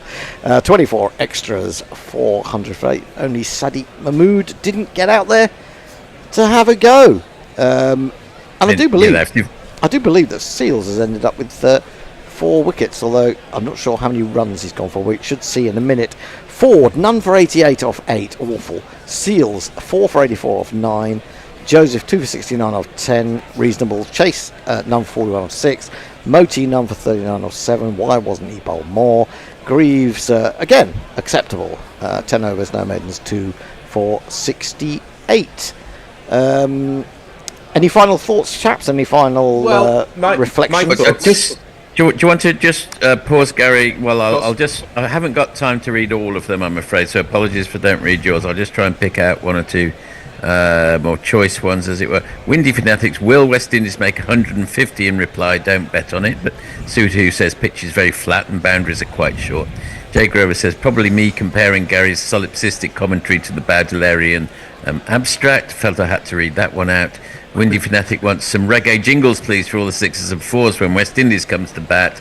And Jay Grover says he's given up on asking for the Gary jingle, and he's just going to ask for some reggae jingles from now on. I'm sorry. I think we've run out of time, so apologies for those people who came in at the end and put some comments on. Well, we can make time. I'm going to go and look for the. Well, while you do, Hendo, because I'll just wrap up here because I'm not in for the second innings. Okay. Is that you quite rightly you indicated in the bowling figures there some bowlers were not as bad as others, but I've never seen a wickets column that has owed more to the quality of the fielding rather than the quality of the bowling. It's very much the fielders who took those wickets rather than the bowlers either building pressure or bowling good balls. There was, I think, 1 or 2. Did Butler get a decent ball? I can't remember. Not really. Well, slightly slower ball, but it was a dismal performance. Not in the field. I think fielding was even the ground fielding was strong and morale was good, but the bowling in terms of conception and execution was, I hate to use the expression, but it was Division 2 at best. Well, to be honest, I think Division 2 might have been better, generally speaking. Yeah, well, I agree. I mean, it's hard to think of a wicket that was actually taken, really, isn't it? Just didn't seem to be any plans. There wasn't plan to put pressure on the one that got Joe Root out was a good ball, which left him. That's the only one. It was Jaden Seals, I think, and it did just offer to move away, and it didn't get across to it. But generally, in fact, it was the bad balls that took the wickets because they were hit bloody hard, but were caught with some spectacular fielding, both in the ring and on the fence. And with that, I'm going to leave you. So yeah, thanks, Gary. And I'll just I look forward to future sessions. Hopefully, me in the studio after a nightmarish day with the tech, which is continuing. But I'm going to invite you into my private hell. Well, talking of Gary, Kieran Roseblay said Gary jingles sound like a cheap knockoff supermarket Santa. Windy Fanatic said if Westerners win this game, we've discovered the next Brian Lara. Eric J suggests playing Lara's theme. Kieran Roseblay says I wish to see the Toots and the Maytals covering the Gary jingle.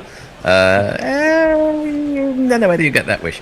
Windy Fanatic bowling strikes again. Lol. Suitahu, Gary, you make that out like Bethel has no chance on demonstrating in the county championship, especially seeing as that's how Pope's done it. I mean, I do agree with you, but Bethel, whether he will play championship cricket, there isn't any until I think the 24th of June. It's very difficult. And he could do then, couldn't he? Because I think the first test against India starts on the 20th. So if he isn't selected and it is Pope that gets the nod, then he could go and play that. I mean, one of the complaints amongst those who, perhaps feel that Bethel is being promoted above his station is that he hasn't actually scored a first-class 100 yet. Hasn't had that many games. I think 20-odd games for Warwickshire, but. I think it would be a good idea if he doesn't play, get him out there and playing some county cricket. Totally. Yep. Okay, I'll just finish off. Sorry about this, but thank you for writing in. Appreciate that. Alan says, in all these new short match formats and TV, wanting to see sixes every ball, have they destroyed bowlers? And are we ever going to get great bowlers again? Jay Grover's worried about my wallpaper and thinks I'm living in a house of fear and a house of leaves. Sandra Richardson says bowling them really wet, the ball massive total. Richard Milgate sent a super chat in and asked for reggae jingles. Well, yes. Sweet Mango, it's better to bat first and score 200 than to chase 400 and lose by 200. Philosophical. And finally, Nancy George says, my sentiments exactly why not bat first. And I think we have reached the end. We've reached the end of our tether, but we haven't reached the end of live coverage because we are going to play you the Gary jingle for those of you who haven't heard it before, and it was requested on Super Chat a little bit earlier. Then we'll do the Super Chat. Here we go. I'll be your white-haired whinger from Liverpool, and I'll trash everything I see. Overrated drinks, breaks, footwear ain't cool, all said with confidence and hyperbole. No, I'll never ever ever concede I'm wrong and talk over everybody all day. I'll be your white-haired whinger from Liverpool, and I'll dismiss what all the listeners say. No, that's wrong actually, because what they need to do is blah blah blah. There you go. I'm going to go looking for. I'm going to go and have a little look for. First this. Super Chat Cash, Super Chat Cash, Super Chat Cash. Wanting reggae jingles is Richard Milgate. I'm trying to think if we've got any amongst the West Indies team. I mean, I think Roston Chase is. I'm not sure it's reggae, is it? Let's have a quick listen. Here, Roston Chase and what do you get? Cricketer, a village in Somerset. I did some research and when I was done, turned out that he's a man, that son of a gun. Definitely not that one. Was it this one? Alzari Joseph. Alzari Joseph. 40, you're a music expert. Alzari Joseph. I would not describe that as reggae. What would you describe it as? Rap. Is it a rap? Vaguely, I think. Okay, I thought there was I thought there was a Men with Ven one that was a little bit reggae. You call that dub? Dub, yeah. I wonder if it was dub. I didn't want to show my ignorance by suggesting it wasn't being wrong, but yeah. No, there wasn't quite enough echoey bass for dub, but it's something or other. It's something or other. Jason Holder. Can we find Jason Holder? Let me have a little look. This is for Richard Milgate. If I can find Jason Holder, I will delay my break to play it. Can't say fairer than that, can you? Oh my God, there's so many of them. Which one is it? He's got 5. He's got 5. It won't be Mog. Mog has done 2 of them. Perko's done 1 of them. Jason Holder Landslide. Could it be that one? Sherwood. Is it the Sherwood one? Adrian Sherwood. I'm trying to find. Well, they've got 5 here, Bear. You better come and help me, and I can. Then I can. Oh, Men with Men. There we go. This is it. I'll just move it in there. You can just click on it by playing it there. Okay, here we go. There you go. Jason Holder. Jason Holder.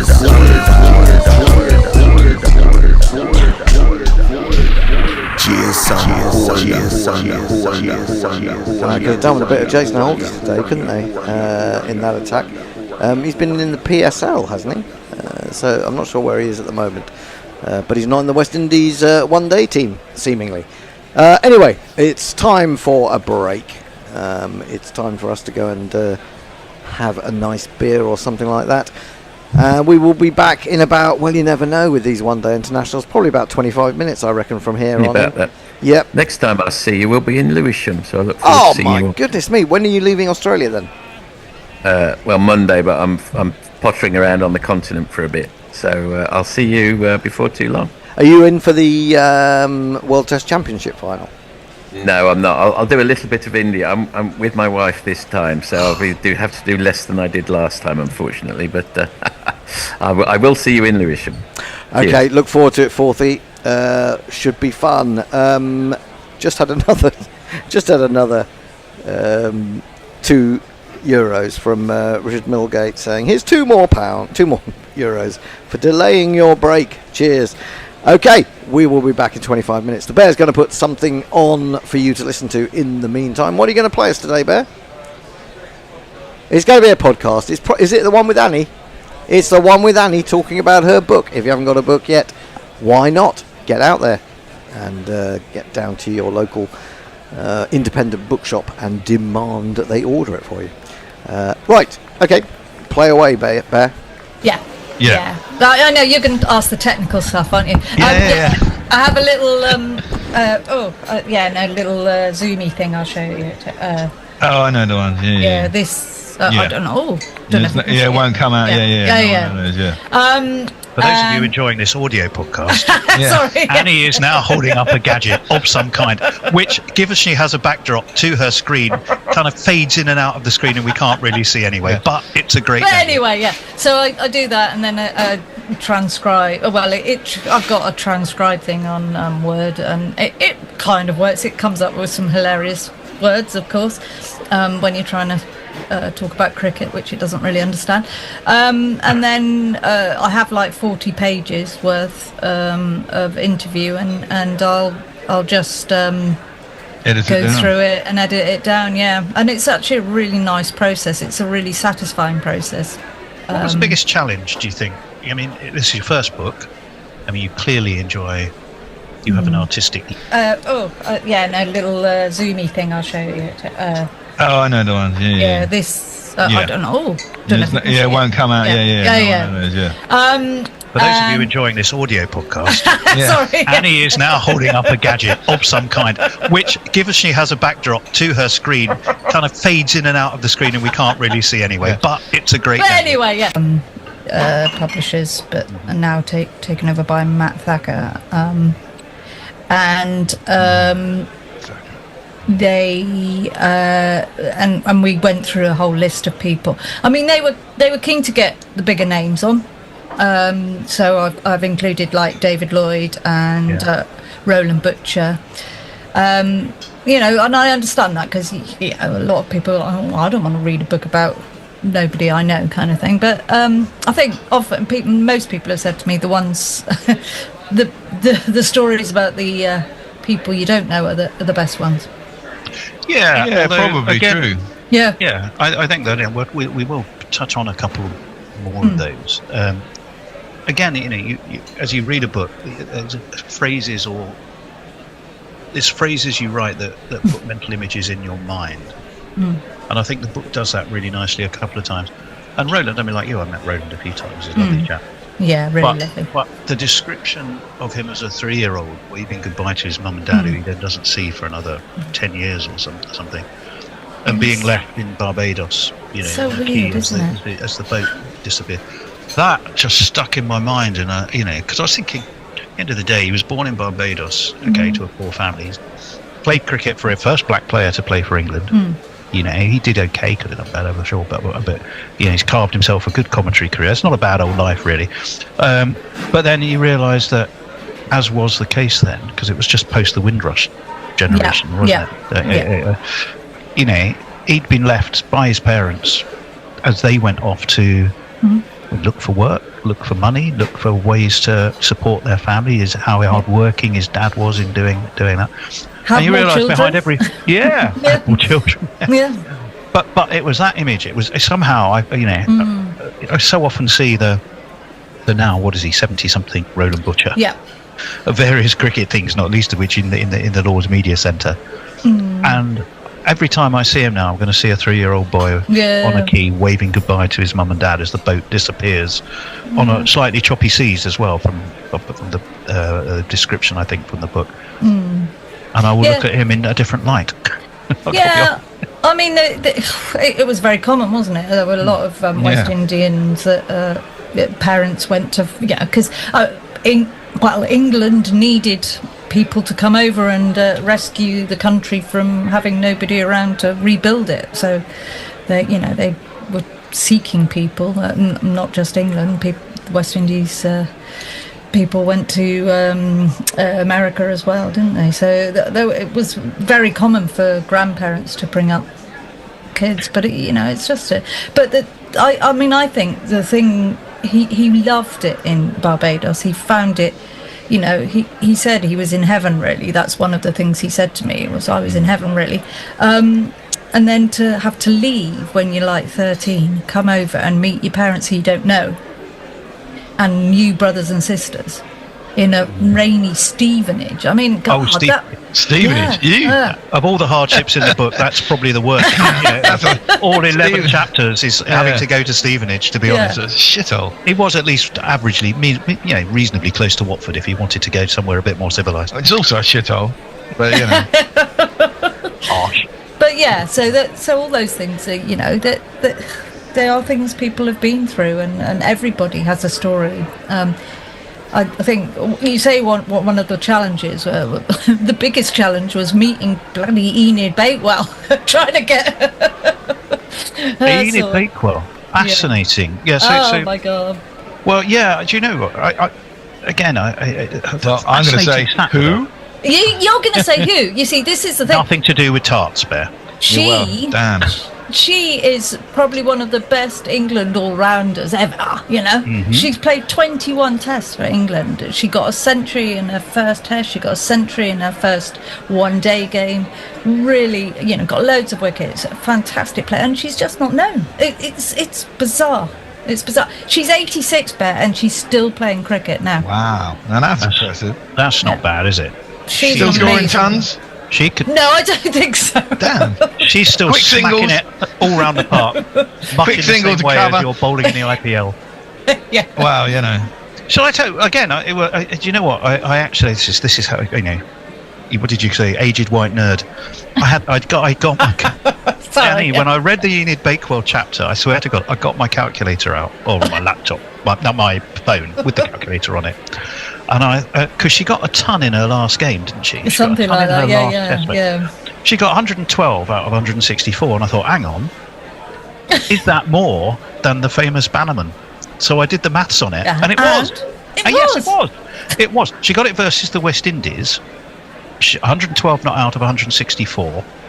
That is 68.29%. of the Not team's nerdy total. at all, but The Bannerman was only 67.34, so Enid Bakewell out-Bannermaned Bannerman. Yes. But nobody knows about it, which I think is a bit harsh on poor old Enid. Yeah. I mean, she has, she's had lots of accolades since.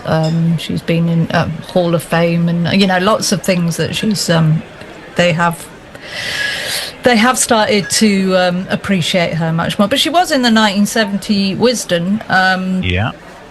She had a big write-up about her because she was so impressive. So, but people don't know about her. And absolutely, Bet. I mean, you're certainly by far not the only one that said who. And it's wrong. It's so wrong because she's an incredible woman as well. Absolutely incredible. I must have been a fascinator. Where did you meet her? Did you take her out for tea? Did you meet her in a garden? No. I actually managed to meet her at Taunton. At a match, England, I can't remember who we were playing even, but she was there with a lot of journalists and ex-players, and she messaged me and said, come on over, let's meet. And so I managed to commandeer a room and we had a good chat. Is she a Devonian?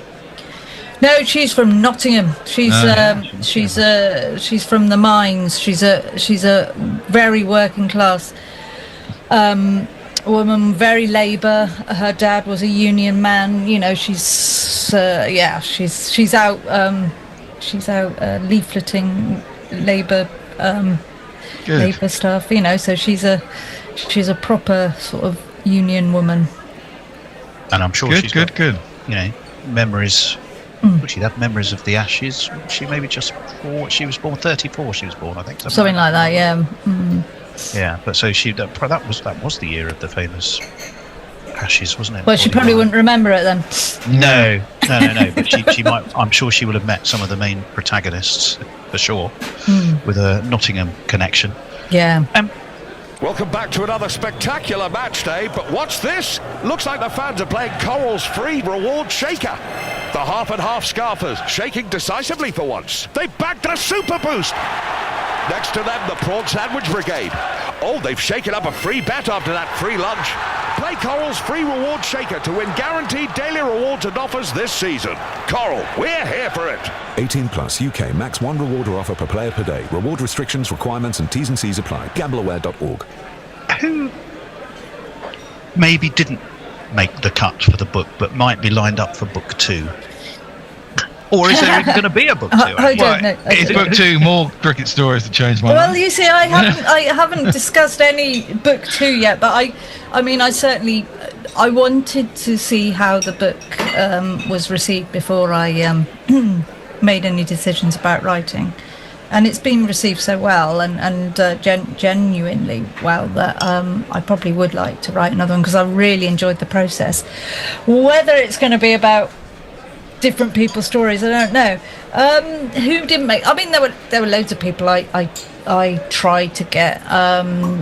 Very difficult to get current women cricketers, for example. I'd love to have had Ebony because she would have been fantastic.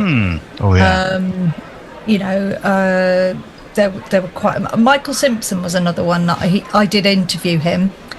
He wrote Fatty Batter, which is that really excellent book about being a fat lad as in a sweet shop growing up, and I'd have loved to have done that, but he was really interesting, and he's got a great story, but he's already really written it, and I didn't think it necessarily would be well. And there were quite a few autistic people I spoke to that have such amazing stories as well, but there was only so many people that you can include, and I wanted to have a varied group of people.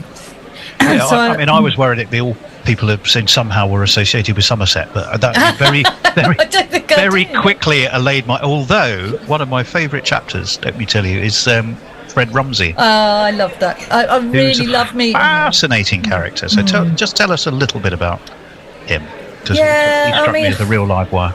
I mean, what a man he is.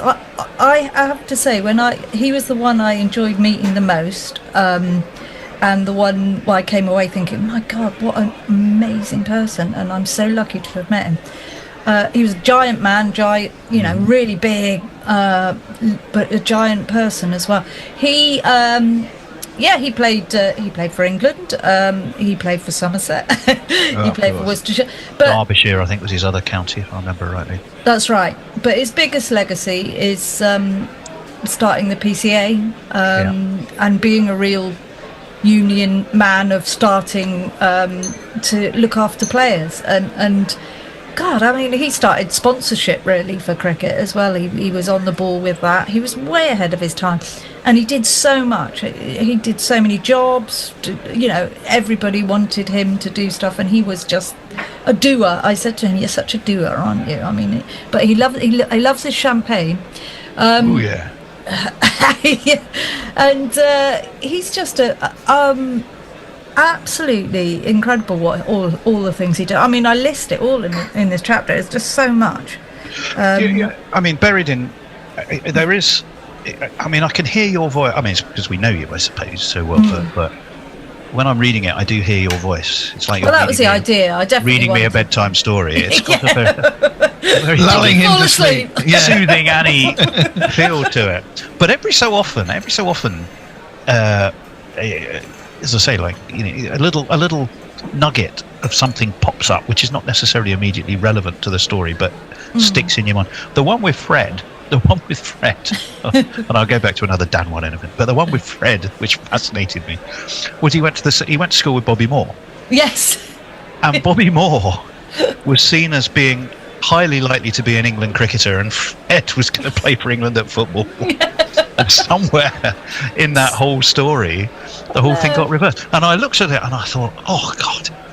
Talk about a little tease, and I was going, I want to know more.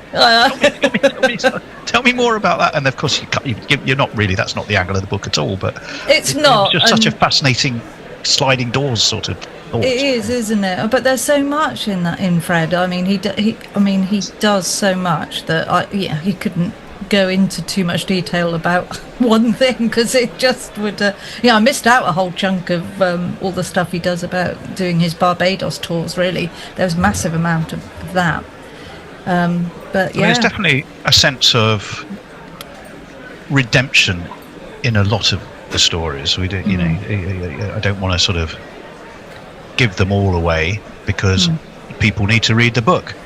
Like Bear, you mean? Well, okay, let's not set our bar too high in terms of what we're actually hoping for. I'll get there eventually.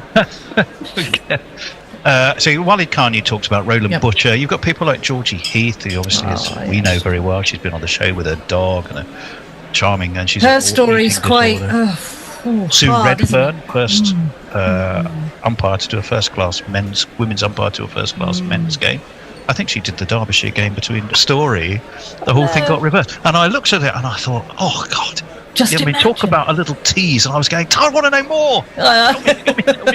Tell me more about that. And of course, you're not really, that's not the angle of the book at all. But it's not. It was just such a fascinating sliding doors sort of thought. It is, isn't it? But there's so much in Fred. I mean, he does so much that he couldn't go into too much detail about one thing because it just would I missed out a whole chunk of all the stuff he does about doing his Barbados tours. Really, there's a massive amount of that, but there's definitely a sense of redemption in a lot of the stories. We do, I don't want to sort of give them all away because people need to read the book.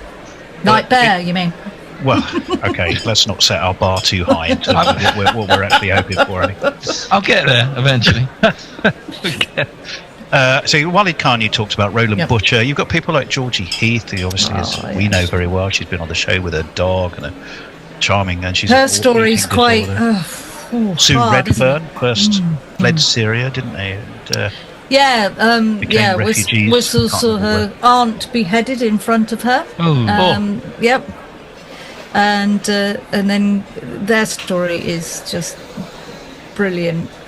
They came over to Al Sama, to a refugee camp in Lebanon run by Al Sama, and They are now cricket coaches. They couldn't read or write. They couldn't do anything. Now they're really literate. They're cricket coaches getting paid to do the cricket. They're hoping to go to the Olympics. They're flying, and both of them are just wonderful girls. Just so much character. Oh, they just made my heart sing when I was speaking to them. So much joy in them. I think, and then Dan. That's our Why? team of 11. Why Dan? Okay, Dan, because he loved cricket so much, he started. Because his own- Annie would not be here were it not indirectly. for What? that. He started his own Test match sofa. Yeah. Did he name check anyone else, or did he just say it was me? Oh no, he does talk about a lot. He talks about a lot of people. You're included in.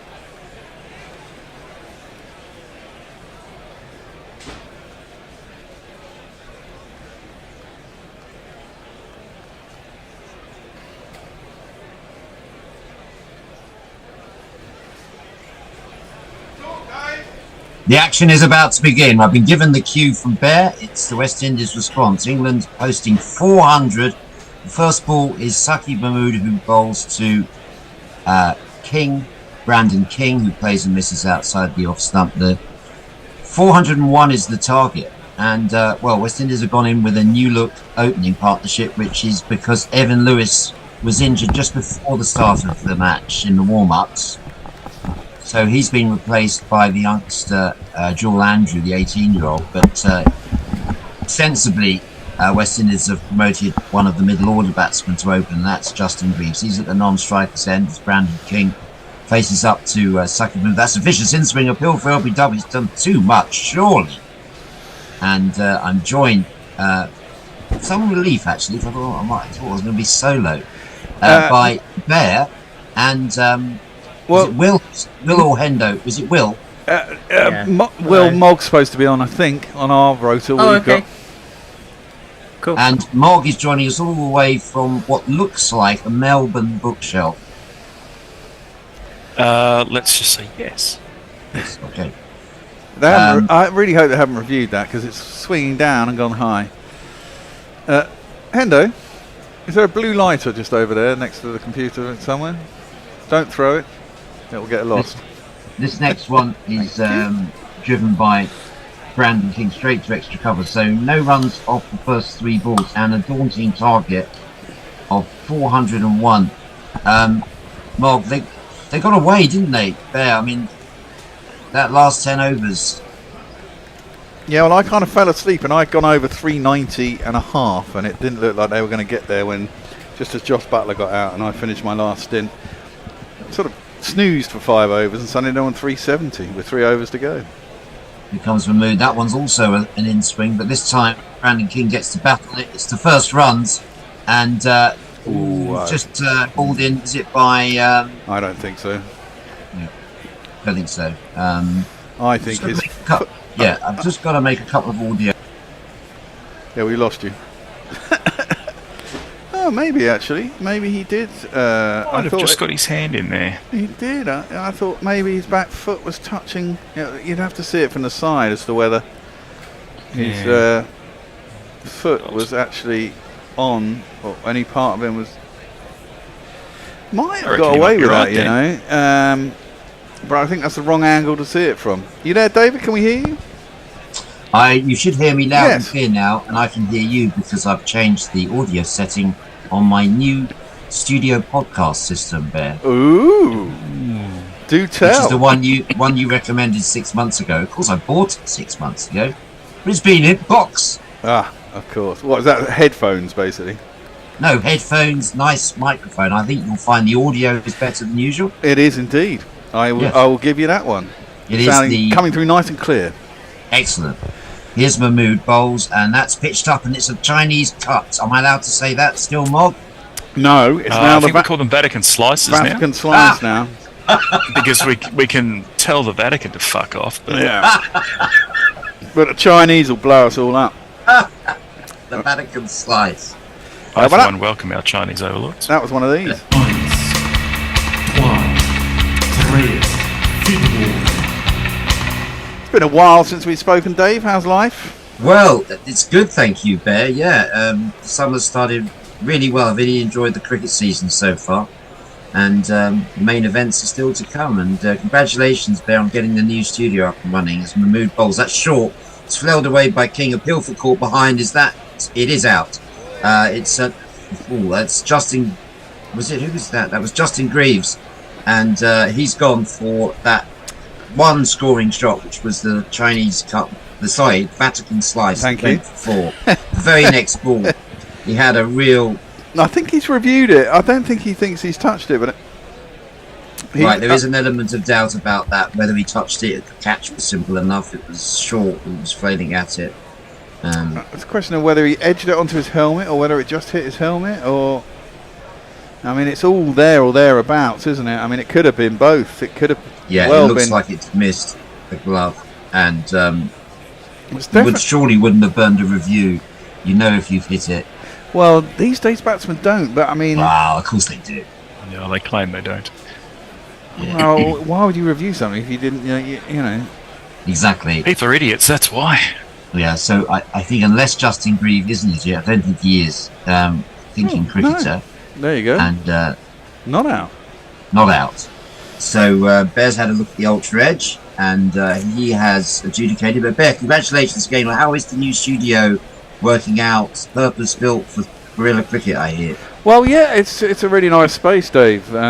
We managed to, after months of trying to find somewhere, I found a decent size space at a decent price, and it's very close to me, which is quite handy considering I'm here most of the time. You should come in and see it. It's easier. It's easier to get to than the last one. It's Lewisham's a much bigger station than Sydenham, obviously, so it's got more links. And yeah, and it's good. I mean, the green room is in the studio essentially. It's just around the corner, which is, ideally it would be split off because you can hear people rumbling underneath. But we have a Crown soundtrack, so it's not the end of the world. Chuck up a few. There's a pub. Audio baffles. There's a pub. Literally, you can see the garden and the brewery's in the entrance hall. I'm there, Bear. The first ball from Cars is down the leg side at signal a wide, and all that action happened in the first over. 7 runs scored from that first over, and then at the end of which Greaves, given a reprieve, he didn't touch it. It's not a reprieve. It was a wrong decision from umpire, not Darren Salala. Damascena, sorry about that. Well, no cultural. I think it's okay to give somebody Good. their actual name. The day that Mog becomes the arbiter of what is and isn't acceptable is a great day in my view. You mean I'm not already? No, well, yeah, that's what I mean. It's now. Yeah. Crikey. Shot of Mike Atherton and Owen Morgan there, the new head of MCC cricket. Bowls down the leg side. No, it hits him on the pad. Hits King on the pad.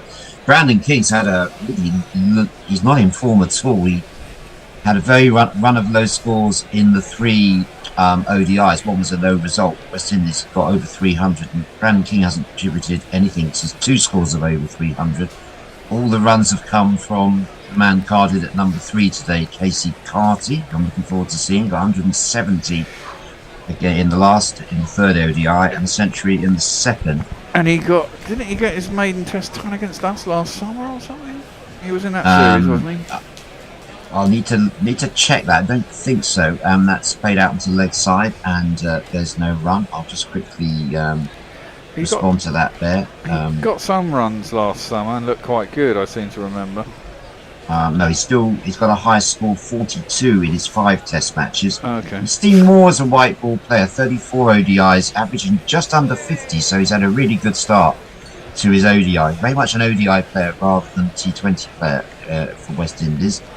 And let's see how he's in first wicket down. Meanwhile, it's Brandon King. Can he bat himself into form? He strokes that one out to extra cover. Brandon King, very dangerous hitter of the ball. Has been earmarked as possibly a test match opener now that Darren Sammy has taken over in all formats, just like Buzz McCullum. And he's made it known that there'll be no more sort of white ball player, red ball player distinction. And was music to the ears of most West Indies fans who've always had to suffer, the 11 team changes when they change formats. Here's King facing up to Bryden Coss, who hits the deck hard. That's flayed away by King. That was a shot from man in form, but it stopped extra cover. Is that Josh Butler in? No, that's no, it's not. It's the Surrey man, Will Jacks. So Guerrilla Cricket Studios made possible with the support of all the listeners, and the patron crowdfunding and all that. That's just really helped, isn't it, Ben? Oh yeah, we couldn't do it without them. We are very grateful to all our patrons, and we need more patrons. So if you love us, do patron us. It keeps us going, pays the bills, and allows us to be in this space. That super chat. Pass bowls. That's play and miss again from King. It wasn't quite there for the drive, and the King plays sort of shot in rehearsal, but perhaps should have played the first time round. Have you been speaking to Roland Butcher? I've seen you were at the ground where he was the other day. I mean, I saw his article in The Guardian, read it this morning. I mean, doesn't seem particularly enamoured with Darren Sammy running all three formats, does he?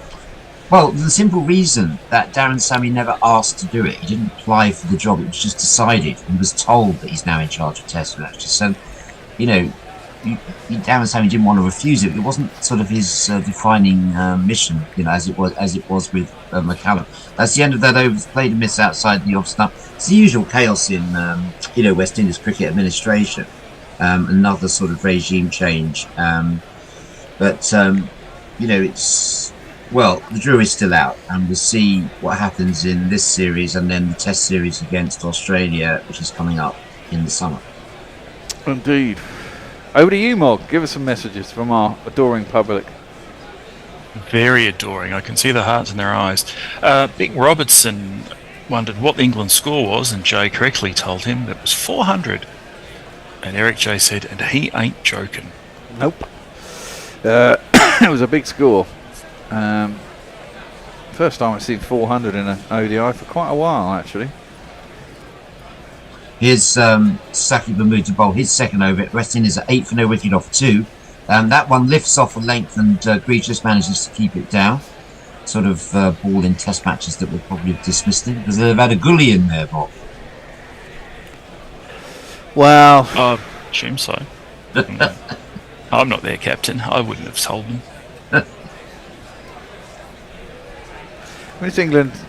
Bowling attack isn't the strongest, is it, either? It has to be said. It depends on your, how you feel about Saki Bermuda. I mean, he hasn't played, seeing he made his debut 3 years ago, he hasn't played 11, I think it's ODIs, and he hasn't had a run, has he? Because he's getting injured. That's the first ball he's played down by Greaves, there's no run. Like all England bowlers, David. Permanently fucking injured. Yeah.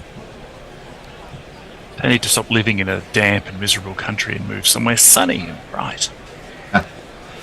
Well, that'd Like be Lebanon. nice. Although climate change is changing that. I think we've had the warmest spring on record, I think.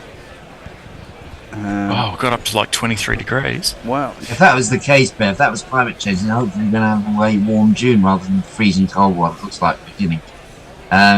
He's bowling now to Greaves. Greaves drives uppishly. That is a very tame dismissal. He's straight down mid-off's throat. And, Justin Greaves, he hasn't done much with the bat, actually, since he came in as an all-rounder. And he hasn't proved up to the task of makeshift opener. That's not what you want your opening batsman to do. Greaves is out, third ball, having been reprieved on his the last over. The second ball of this over, it's just a nothing shot up in the air, catching practice, taken by the skipper, Harry Brook, at mid-off. End of the party for Greaves. The crowd says, you're out! Yeah, I was looking at the squad earlier. I mean, they've got Shimon Hetmars in the squad, but he's not in the side, is he? I mean, yeah. See, that's a poor decision. You bring the guy back in, get him out there. Especially when they lost an experienced player in Evan Lewis. Why that you didn't bring Shimon Hetmyer in? It just defeats me. It's that type of decision which I'm struggling with still in the new regime. I presume Nicholas Pooran's playing in the IPL. Well, he's not picked in the ODI team. Isn't he? No. Why? They don't select him. That's I don't madness. know. That is madness. He doesn't make the 50 over team. That is madness. He's Could have definitely joined- good enough for yeah. that. I mean, Could have joined- he's not your Phil Salt without no technique. I mean, Nicholas Pooran is quality. That's surprising. Ball. And why isn't Evan Lewis playing? Is he injured again? Yeah, he got injured in the warm-up, Oh. so he was carded. He was in the scorecard, but just in the warm-up he got hit, and it was a late decision to bring in 18-year-old Joel Andrew, but they're holding him back because the new batsman is Casey Carty. Well, you're the man. He's the man everyone's waiting to see. Then, is he? He has a jingle. Goes like this. All we are saying is give Casey a chance. First ball is played calmly out onto the leg side by Casey Carty. He's first man from St Martin to play for the West Indies, tiny island. Plays his cricket for the Leeward Islands, and he's scored 170. The best part of that innings against Ireland was he really accelerated towards the end. It was a real blitz of sixes, and he is someone who knows how to build an innings, and he could be a future Test cricketer for sure. That one though doesn't look like much of a Test cricketer. That ball cut in. Didn't really know what happened to it. Almost cut him in half. Yeah, that was close to being played on. Well, Ireland different attack, isn't it? I mean, yeah. I mean, as you say, he batted okay against England, but the Test side was completely outclassed last summer, wasn't it? Really, Yes. apart from one day when they got 400 in that first innings. Here's Mahmood again, that late in swing, and this is good from Mahmood. Every time he is selected to play for England, you feel that he more than does his job. It's just maintaining that availability. He gets the end of his over, and the score is 8 for 1 after 3 overs. Mark. Paul Reynolds observes that Jay Grover has finally been crowned. He's ranked number 1 in the chat thing currently. Colin asks him, "Is that a crown you wear?" To which he replies, "A crown of shit wankery," to paraphrase Trent Reznor. And Will says, "I like that YouTube now tells us which of us talks the most shit. If I start doing that for commentary, I'm out of a job." Cast balls, that's flashed away by Brandon Key. He's going to get 4 runs for it. Give him the benefit of the doubt on that one. If you're going to flash hard. Indeed, indeed, indeed. Let's have a little jingle.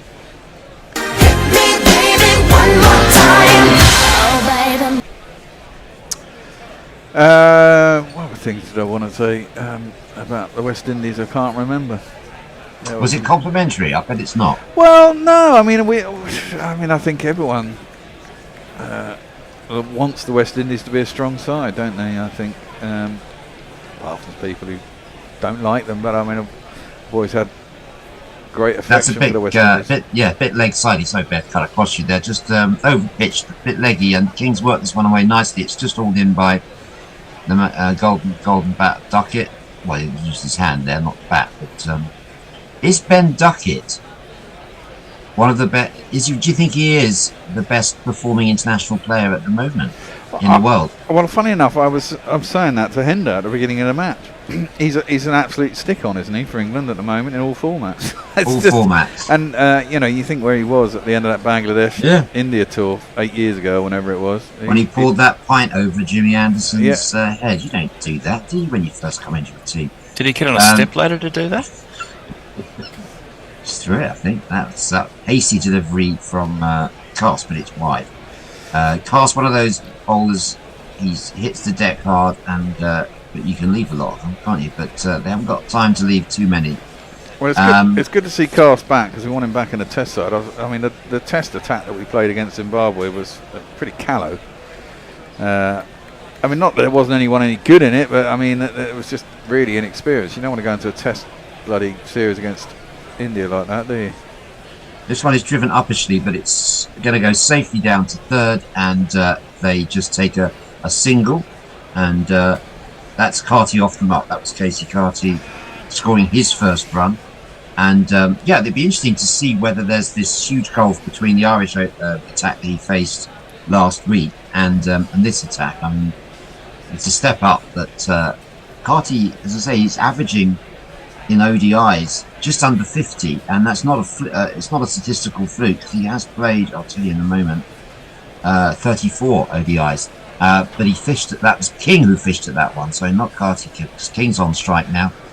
Brandon King, yet to hit form, but he had a good, pretty good domestic season. What were you just saying there, Bear? So I was going to say we don't. I mean, it's good to see Cast back. Mainly, I mean, the test attack against Zimbabwe didn't look. It was a good test, wasn't it? The Zimbabwe it was. I mean, they did play up to the occasion. I mean, it's a pretty flat deck, and England ran away with it in the end. But they were quite spirited. Oh, that's just gone right through King. Has he hit the stumps? It's out. Did it dislodge the bails? No, I think he got an inside edge. Might be or an outside edge. Overhead, yeah. And that's put Brandon King out of his misery, which continues on this tour of the UK and Ireland. Another low score for him. He's out for 10, and West Indies is 17 for 2.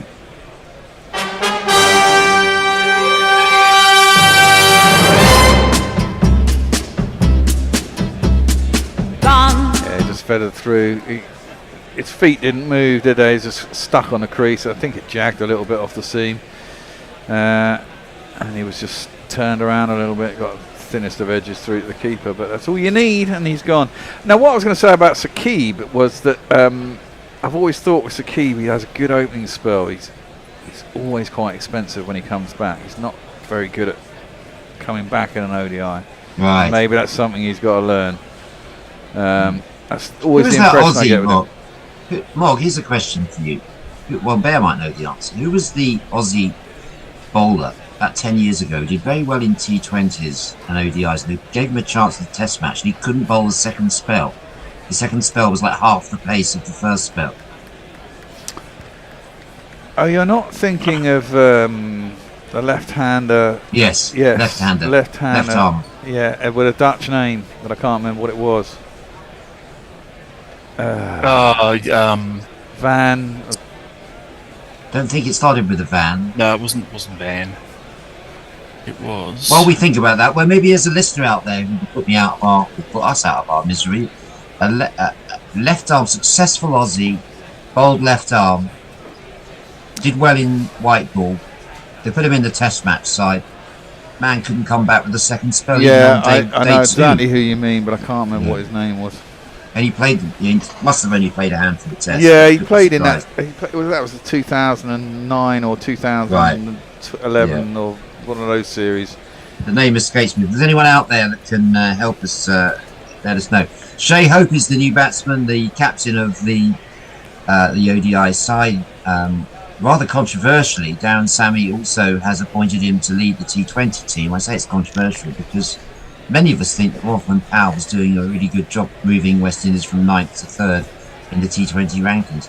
Here's Cast to bowl first ball, Hope's first ball. It's angled in at his pads, and Hope digs it out, plays it into extra cover, and there's no run. Shea Hope, interestingly enough, Bear was also offered the Test captaincy and turned it down on the basis that his Test success in Test matches was too long ago now. It was a long time ago when he came over on the tour, got a couple of centuries. So basically he doesn't want to play in Tests. No. Right, so let's have a jingle for Shea Hope. Oh, here's another dub reggae one.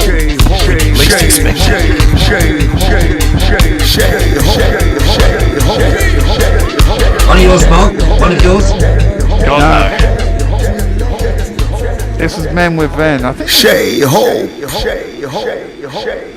think that was done with COVID, and he had some dub geezer over from the West Indies that Men with Ven knows, and he did a whole teams with. Right. Dub geezer. Mahmood swings too much. It started on leg stump, drifted down the leg side, which Lingworth signals a wide. Mahmood, boy from Birmingham, born in Birmingham, but obviously plays his cricket in Lancashire.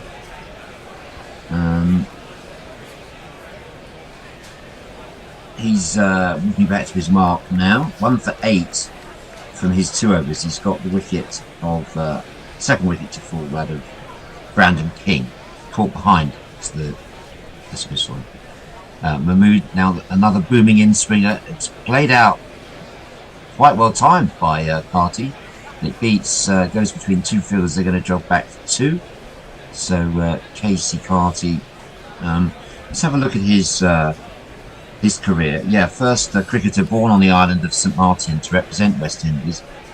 And he's done well in ODIs. He's got 3 centuries, 550s, average is 49. He's played 5 test matches, hasn't scored a 50 yet. Highest score 42. So maybe there's well, he sees himself as an all-format player, that's for sure. Here's Mahmood, he bowls to him now. And sensible leave from Carty, because that's the sort of ball that Brandon King was playing at. And he doesn't, you don't need to. You want a solid foundation, don't you, in a 50-over match? Or do you guys favour the sort of bish bosh bash from the get-go? I don't know. I mean, white ball cricket's white ball cricket, isn't it? You either kind of. I mean, I like a good game, but I guess you need a foundation in a 50-over match. Yes, and not only that. I mean, I think if you have something like the IPL where it's endless games day after day after day, it becomes very repetitive and very boring. That's another good ball speared in, and Carty just has to keep it down. So this is an impressive start from Saqib Mahmood. I haven't seen an opening bowler swing it this much since the old days of Jimmy Anderson. Ooh, was he auditioning for the Test squad? Well, he has played Test matches, and he's not that bad. I mean, he's always been on the. I mean, there are so many bowlers in the frame for England because so many get injured. They've got basically anyone who's reasonably quick and can bowl straight has a chance. And stand up. He bowls now. That's nicely played by Carty's placed that ball really nicely. It's got through the inner ring and it's gone to the boundary at deep cover. It's Nissan She. It's Nissan She. It was well timed, shot of a man in form, and didn't seem to put much effort behind that. But he got the placement bang on, in the way that Brian Lara used to do. He used to place the ball so well, make a note of where the fielders are, and that's ruined this kid's career then. Yep. Ruined Darren Bravo's Mahmood bowls. That's played down. I was just referring to the placing the ball because that was Lara's thing. Oh, a bit of a buzzer here, and David Lloyd, who's in the guest of the Bumbles, guest of the Warwickshire County Cricket Club today, he'll be leaping out of his seat, going buzzers. Yeah, well, there were a fair few buzzers in the West Indies. They gave 2 4s away on buzzers, didn't they?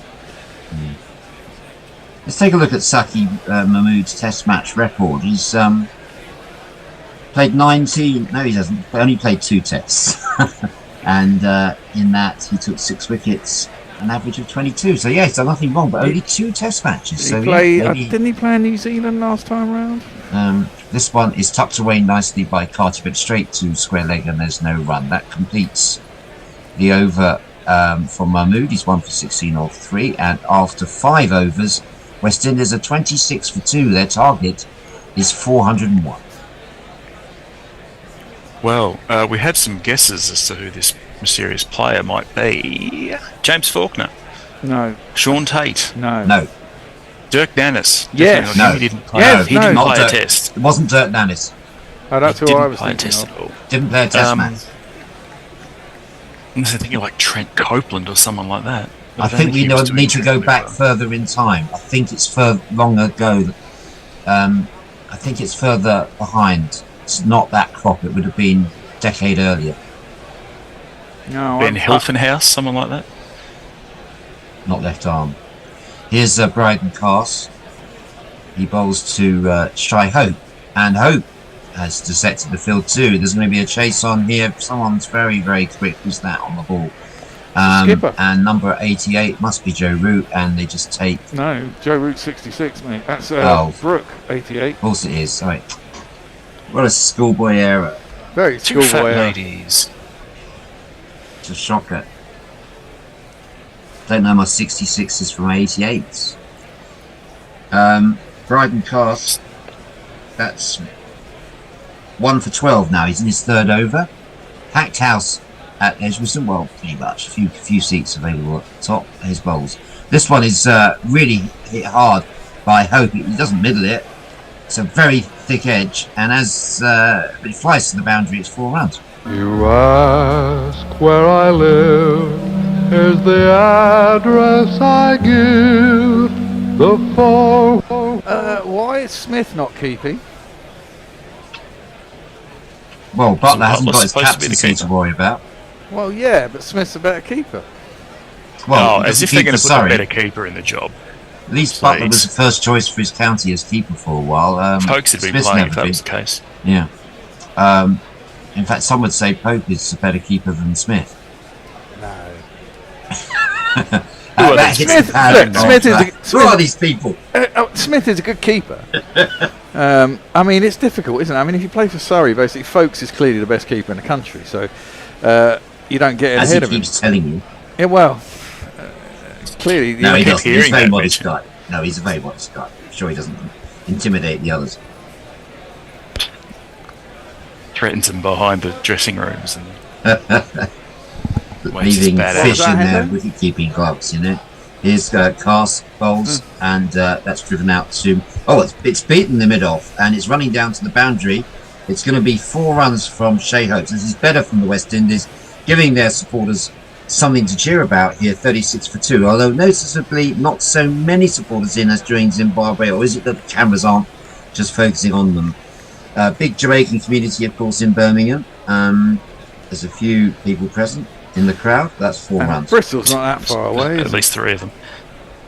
1, 2, buckle my shoe. 3, 4, shut the door. Big shout out to James Knight, who's been in touch to say the audio is coming through loud and clear. Thanks, James, for setting this up for me. Bear wouldn't come out to Oxfordshire, see, and so thanks to James for doing that. James Knight, Leicestershire League, plays that out into extra cover, and there's just a 1 run, and that's 1 run to Hope, and he's on 11. Carty's on 9. And the target, 401. The England got off to an absolute flyer today. And that's why that score is so big. They got 100 off the first 10 or whatever, and the West Indies took a while to settle down. Only Moti was really economical. He didn't get to bowl his 10. Moti and Chase were the best of the bowlers. And that was very strange, a decision there, not to give them their full stint, because he really did quieten things down. This one is some aggressive running by Carty. It's good running, gets a single, and that's what West Indies are going to have to do. They need to get on with it. 6 overs gone, West Indies 38 for 2, and it's Mog who is looking at your social media messages. Windy Fanatic says, the embarrassment continues. Fire Sammy, please. Fire Sammy. Jeff Perkins says, if you flash soft, it's way less impressive. Indeed. Kieran Roseblade would like to ask, who is better, the Zimbabwean Test side England just beat, or the West Indies one-day side who are about to get beat? It's a weak start to the cricketing summer for England. La. Ooh. Well, look, West Indies are used to getting this type of flack at the start of every series. Let's talk about it at the end of 3 games. So, let's see. Here's Mahmoodi bowls, and that's played out by Carty to extra cover. About the same height, these 2 batsmen. It's a little bit hard to see who's facing. Well, obviously close up they're different. Carty's got braided hair, which separates him from Shea Hope. But they're both sort of similar height and build. Shea Hope the Bajan. He's his captaincy of the ODIs, unfortunately, obviously they didn't qualify for the last World Cup. Mahmood bowls. That one jags back at Carty. He was trying to run it down to 3rd man, but he doesn't make proper contact with that, just drops down to his feet, more or less. The West Indies fans are getting excited about Casey Carty. Yeah, of course you latch on to good news, but any player that can strike in the way that he did against Ireland and then follow it up with another century. West Indies came back well in that series, had a disastrous first match which went to Ireland. The second one was rained off after West Indies posted over 300, and the third one was a big victory for West Indies. I think this series will go the same way, Mark. I think West Indies might take one of the 3. That one is, again, Carty's sort of stuck on the crease, pinned back by Mahmood, and there's no run. This a 5-game series? No, it's Or three ODIs, 3 T20s. Oh, 3 T20s. And then we've got the World Test Championship, and then the main event. As some of us will see it as a 5-test series against The main India. event, the Ireland T20s in, In October September. or whenever it is. In Ireland, that are going to be rained off. Probably have to fight through some snow. I presume All of that live on Guerrilla Cricket. Every single game the Bear just talked about there. Absolutely. And Mahmood bowls, and that is hit straight. Has he made good contact? Yes. Not great contact, sort of plugs. Stops 10 yards in front of the boundary, the ball then plugged, and they go through for 2. What do you make of that shot, Bear? Risky, but well, not risky, I suppose. Everyone's up in the circle. I guess your man out. Yeah. Probably somewhere on the square boundary on the offside and somewhere down at long leg. In your playing days, Bear, did you like to go over the top when there was a sort of tight ring? My batting was never. My highest score of 82, yes. Oh. My highest score's higher than that. We'll find out more about that in a moment. A rare personal detail there from Mog. That one's played out to square leg. Mog, none of us know much about your cricketing career. What was your highest score? Was it a century? And I can see that no. people want to know that. Oh, not in the 90s. I'm afraid not. Yeah, no, it was 94. Oh, how were you out on 94? Smearing it out to the boundary? I was fucking run out. Oh, no. Who were you playing for? Who was the opposition? Let's get a feel for this. Was it grade cricket? No, it was Karamomas versus... God, I don't even remember what they were called. One of the Shepparton teams. Right. Here's Mahmood bowls to Carty, and he absolutely dismisses that with a almost contemptuously. It was short. He latched onto it really fast. It's gone to deep wicket boundary. It's 4 runs to Casey Carty. Well, it's a 4 for a boundary where there's a rope. The bowler won't like it, but it has to go. I think this is a pretty flat deck, isn't it, really? England batted well on it. It doesn't seem to do a lot once the ball gets a little bit older. The outfield is reasonably quick. England's bowling Did has England been known bat for well, or did the West Indies just bowl badly? Well, there's a bit of both, but that often happens in an capitalised. ODI. But they, it takes a couple of people to get big scores. I mean, no one in England got a big score, did they? I mean, there was 4 50s, high score of 82 by Bethel. Got it. Well, Bethel was the top scorer with 87. I'll just go through the scorecard at the moment in case you're just joining us. If anyone been working on a Thursday. Here's Overton into the attack. He bowls, and that's pushed away by Hope. Another good single, good understanding between these two. Good aggressive running. They go for a single. West Indies 45-2 now. Chasing that score of England of 400 for 8 was sort of steady chipping away of wickets. Let's just go through. The top scorer was Jacob Bethel, who got 82. Ben Duckett played very well for his 60. Joe Root got 57.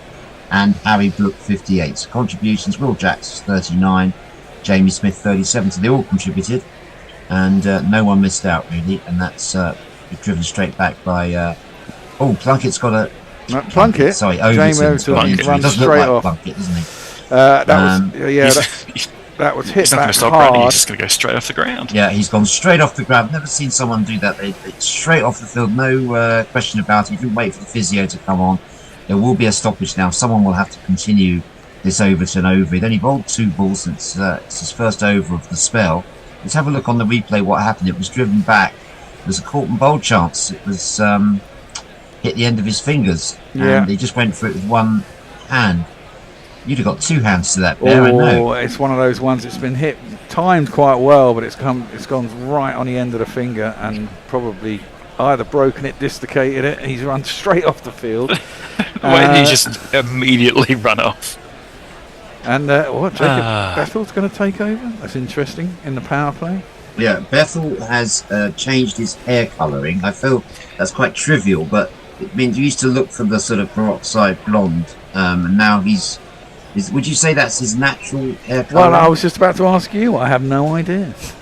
One presumes, I was just thinking myself that his hair colour has changed. I wasn't sure if it was even the same guy. Generally, people don't tend to dye their hair darker, do they? They tend to Lots of people blondify do. yourself. Lots of people do, Bear. I haven't got the stats on that, But, It's about 42% of all women over the age. Anyway. Yeah. So Harry Brooks thrown the ball to Jacob Bethel, who might otherwise not have got a bowl today, so he's going to have a chance to bowl his slow left arm. That's Overton's first over, and he's one of our 5 bowlers. So if he cannot come back, we've got to find 10 overs out of Bethel and Root, basically. Yeah, Bethel's bowls. This one's down the leg side, in a manner of someone who hasn't done all the practice in the nets. Maybe wasn't expecting to bowl today. Didn't bowl in the IPL. He's bowled in. He's played 9 ODIs. Bethel. He's taken 5 wickets. He's bowled on with an average of 32, economy rate of 7, and he bowls now on the leg stump, but decent enough length. There's no run. It's drilled in. Bowling slow left arm. Floaters. Well, in the set, Bear, you're a slow left arm. You plied your trade as a slow left arm. Mm-hmm. Your assessment, please, after this ball of Jacob Bethel. Is he going to be a genuine all-rounder? Let's see him now. He bowls round the wicket, and that one's sort of drilled in the leg side. And they think about a single, they're not going to go just as well because they're going to win a run. I think he looks hot. I mean, I don't know if he'd ever bowl in a test match in serious, but he's certainly a decent part-timer. He bowls fairly flat, which you'd expect to bowl in an ODI, really. This one is just given a bit more air, and it's flayed away by Carty. I say flayed, it's driven over mid-on. It's gone 2 bounces for 4, and Carty's made an impressive start. He moves on to 20, and West Indies, after 8 overs in reply to England's 400, are 49 for 2. Mog. Sweet Mango says Smith could keep, however, Butler can't run as he used to. Right. So that's why you can't put him out in the field somewhere, I guess. Yeah, Smith's a good outfielder, Butler is not. Well, and Kieran Roseblade says, with the Pawnbot being absent for this game, the bear comes over the top of a tight ring. Click here. Somebody had to do it, I guess. Yeah. And he's also very keen on Sweet Mango's wit. Bryden Cass. Many people dismiss him as another South African in county cricket, but of course he did come over and play league cricket first in Durham. His father played county cricket for Northants, so he qualified through a residential qualification. It's good enough for me. He comes in, bowls, Cass. That's driven by Hope to mid-off, and there's no run. Unlike the Hampshire opening attack, which is all South Africa. Abbott, Bradley Wheel, and John Turner, although Turner's qualified to play for England now. I went down to the Hampshire-Sussex County Championship match last Friday there at the Rose Bowl. First time those two teams have met in 10 years. Went down thanks to my brother Peter, who's a Hampshire member. Yeah, I saw a lot of photos on the other WhatsApp group. Yeah, he bowls. And that's, big shot attempted by Hope, makes no contact, no run. Yeah, I was taunted by my brother before that match. He said, it's all going to be over in 2 days. Is Sussex good enough to give Hampshire a game? Getting a nosebleed in Division 1. But of course, Sussex won that match. And the player that's made all the difference to Sussex this year is a very shrewd signing.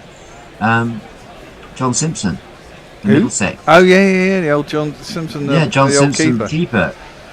I mean, he's already scored 8 centuries for Sussex. 3 of them this year, 2 double centuries amongst them, averaging over 80 last year and averaging 80 again. The only player to score 1,000 runs for Sussex last year. He's doing it again this year. He's also a good captain and an excellent wicketkeeper. They've got the whole package. Sussex were a bunch of young players without anything really solid. Yeah, without leadership. Yeah. He's brought them all together. Really has. That's good. That's good. Third in the table. Yeah, Sussex. I saw that. Cast bowls and full toss, driven down, and it's good stop. Full length dive from Harry Brook, and they go through for a single. Hope's on 12, Carty's on 20. West Indies 50 for 2. Next in for West Indies. Let's have a look at their batting order today. We've lost 2 wickets already. We lost Brandon King and so let's get the scorecard up here. We lost Brandon King Court Butler bowled cast for 10. Justin Greaves was caught. Brooke bowled Mahmood for 4. And this one, back foot, nicely driven, but no run there. Straight to cover point, there's no run. So next in, we've got another unfamiliar name to listeners, Amir Jangu, Trinidad Tobago man who made a century on his ODI debut last year. So that's guaranteed him a run in the team. Was that against Bangladesh? It could have been. Probably best Your point being. I'm just trying to display the fact I can remember any fine. statistic I about thought cricket. you were I'm saying that not denigrating Bangladesh. I thought you were saying undermining the achievement. The cast bowls. I beg your pardon, Bog. I thought you were saying that it didn't really count. So it was against Bangladesh. It's no Matt Hayden top school. Carty's inspecting his bat now. Nothing untoward. Roston Chase at 6. Jewel Andrew at. Jewel Andrew he's the debutant at 7. Sorry, he's playing his second ODI. It's not debutant, but he's only 18. Matthew Ford at 8. Moti 9. Alzari Joseph 10. Jacob Seals 11. So not that much. Well, there's a bit in the hutch. It's a 4-5 there. And this one is maybe they won't need any. Carter's really got hold of that. He's launched it into the vacant area of the long one. But again, it plugs in the outfield. More height than distance on that. And they've taken 2. Matthew Ford, I mean, he's coming in at 8 today. So he's a sort of bowling all-rounder. But he looked out of his depth. He went for 88 off his 8 overs, I think it was. And... wides and all sorts of nonsense at the end. It was getting hit far too much. 8 overs, 0 for 88. He's not very quick. Overrated. Well, he's just not very quick. And what do you think? He's not. Yeah. I mean, what did you think of Sam Cook's debut the other day? Not the greatest. No. A bit too much. I mean, I've been looking forward to seeing him. I've never seen him before. No. Just doesn't look quick enough at international level, does it? That's the problem. Well, I thought he'd be more accurate than he was. There were quite a lot of half volleys in there. Well, I think... And he does swing the ball. So I think initially, I mean, to be fair, I think initially that was the thing. He was looking for swing and he was over-pitching at the beginning of the first innings they got. But, I just think in general he just wasn't quick enough. And at the top level against top players, you need to be that much bit quicker to make them force the mistakes. Otherwise, batsmen at this level have so much time against 78, 80 mile an hour bowling. Mahmood to continue. Bowls to... Oh, that's gone right through Hope. He almost drops his bat in the process. It's ended up at long leg. I'm not quite sure how. Let's wait for the umpire's signal. There isn't one, so it obviously did hit his bat. It was a bit of another Vatican slice. Almost cut him in half. Roston Chase Bear is the new Test match captain. Bizarre process for selecting the captain. 6 players were named on a shortlist and they had to go through sort of psychometric testing like it was a management position. Really? And I think it's a hallmark of West Indies cricket administration that they resemble public sector middle managers and they introduce all this sort of complicated managerial stuff. And it was a surprise to many people. It was the best of the 6 that were shortlisted, I think. But they've given the vice captaincy to Joel Warrican, who only plays in some of the test matches and is the same age as Roston Chase, about 35. Roston Chase hasn't played a test for 2 years or something? No, yeah. Does that sound right? So it was a strange process. That one is going to be a tame catch, I'm afraid. So Carty doesn't shine today. He's out for a breezy 22, but it was a poor shot. It was a simple catch for Harry Brook and at mid-off. Mahmood takes his second wicket. Carty's out for 20. West Indies 53 for 3.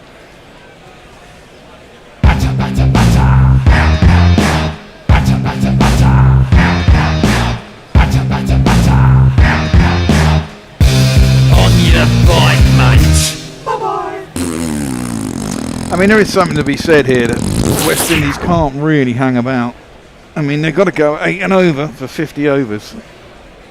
I think that's reward for Saki Mahmood. He gave the bowlers batsmen nothing to hit. Yep, it was a straight ball.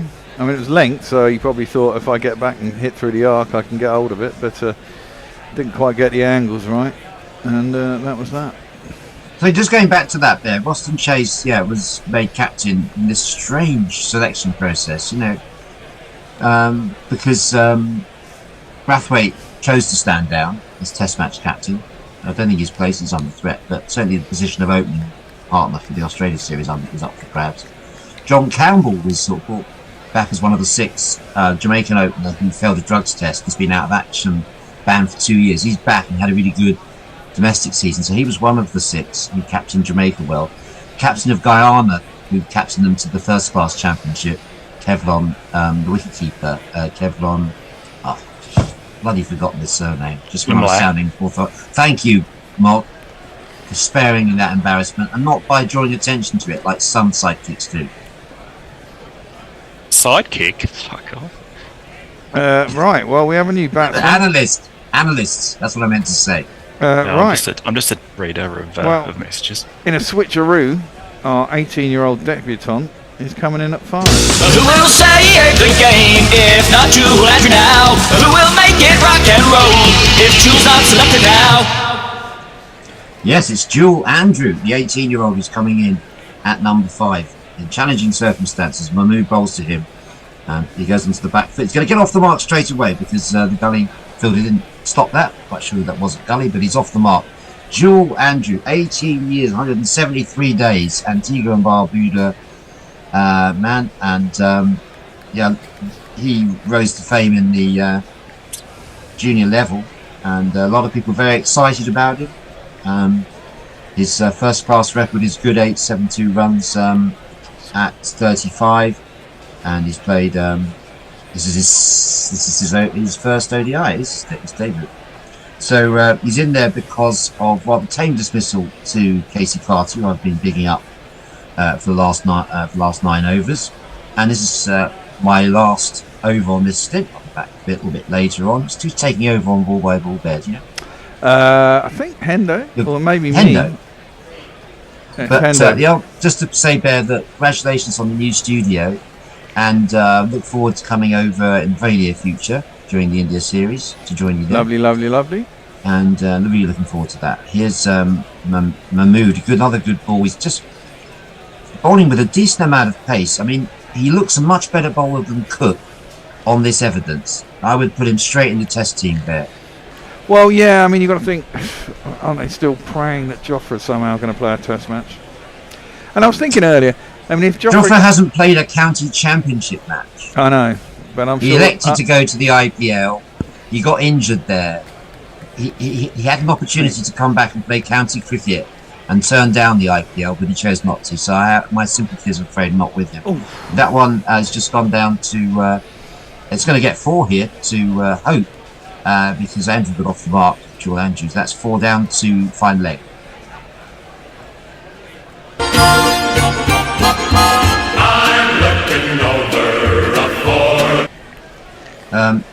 Big shout out to my other brother who's listening to this from Los Angeles. Oh, nice. From California, yeah. James Knight, Leicestershire League player, says hi, and he asks whether it is, he had a guess to say Spencer Johnson. No, it's not Spencer Johnson. This one's chipped to, just played down to backward of point. So I'm going to leave the stint not knowing who that player is. The left arm. If they are. You've got it. That's the man. Who? I missed Doug the Rug Bollinger. Doug the Rug Bollinger. Yes, that's who I was And why thinking. was he called Doug the Rug? Well, He may have had a hair replacement. He did. Uh, That showed up strangely on Heat Vision. Possibly. right, I'm going to say goodbye for now, and Endo and the Bear. But first, some words from Mob. Oh, right. I'm not sure who's taking over from me, but Whitney Fanatic wants to know, what psychometric testing did Sammy pass to become the head cook of the entire shebang? Unfortunately, Windy Fanatic's had enough of it and he's leaving. So away he goes. Is that Messi Jets? Hi, Messi. Where is he? Where are you, Messi? I can't hear him. In a ditch Yeah. in Sheffield or something. He's trying to pretend You need me? yeah, we need you. Come in. Oh, well, here I am. Where are you, though? Where are you? I am in the town of Glengrover. Oh, my goodness me. Get him down there. Driven up to mid-off by Andrew. And there is no run. But West Indies are in a rather tricky situation, one has to say here. Hope is their main... Well, you can fill that in. 58 for 3. He's got 18 off 14. Last shot of Mahmood was a little bit lucky. Got an inside edge. But, missed the stumps by a little bit. Cars is in again. Bowls and dabbed down to third man by Andrew. It's glorious sunshine this evening at Edgbaston. I guess at what point will they be thinking of putting the floodlights on, if in fact they haven't already? It doesn't get dark now till about 9:15, something like that. But yeah, a couple of wickets have just been given away a little bit by West Indies, haven't they? I think the first wicket, and that one of Carty. This one is into the hips of Hope, who turns it to mid-wicket. Just looking a bit hurried by the pace. Who have we got? Who else have we got? I can hear another voice. It's Will. I'm here. Will. I've gotten a video because I don't know why. Technical gremlins. But I am here. I don't know who I'm replacing, but is it Jason? Jason's ended up in Gatwick by mistake. Cars in, bowl short, smashed over the top, off the back foot by Hope. That's a really good shot, and that brings the West Indies a very much needed one of these. It's just another score. It's just another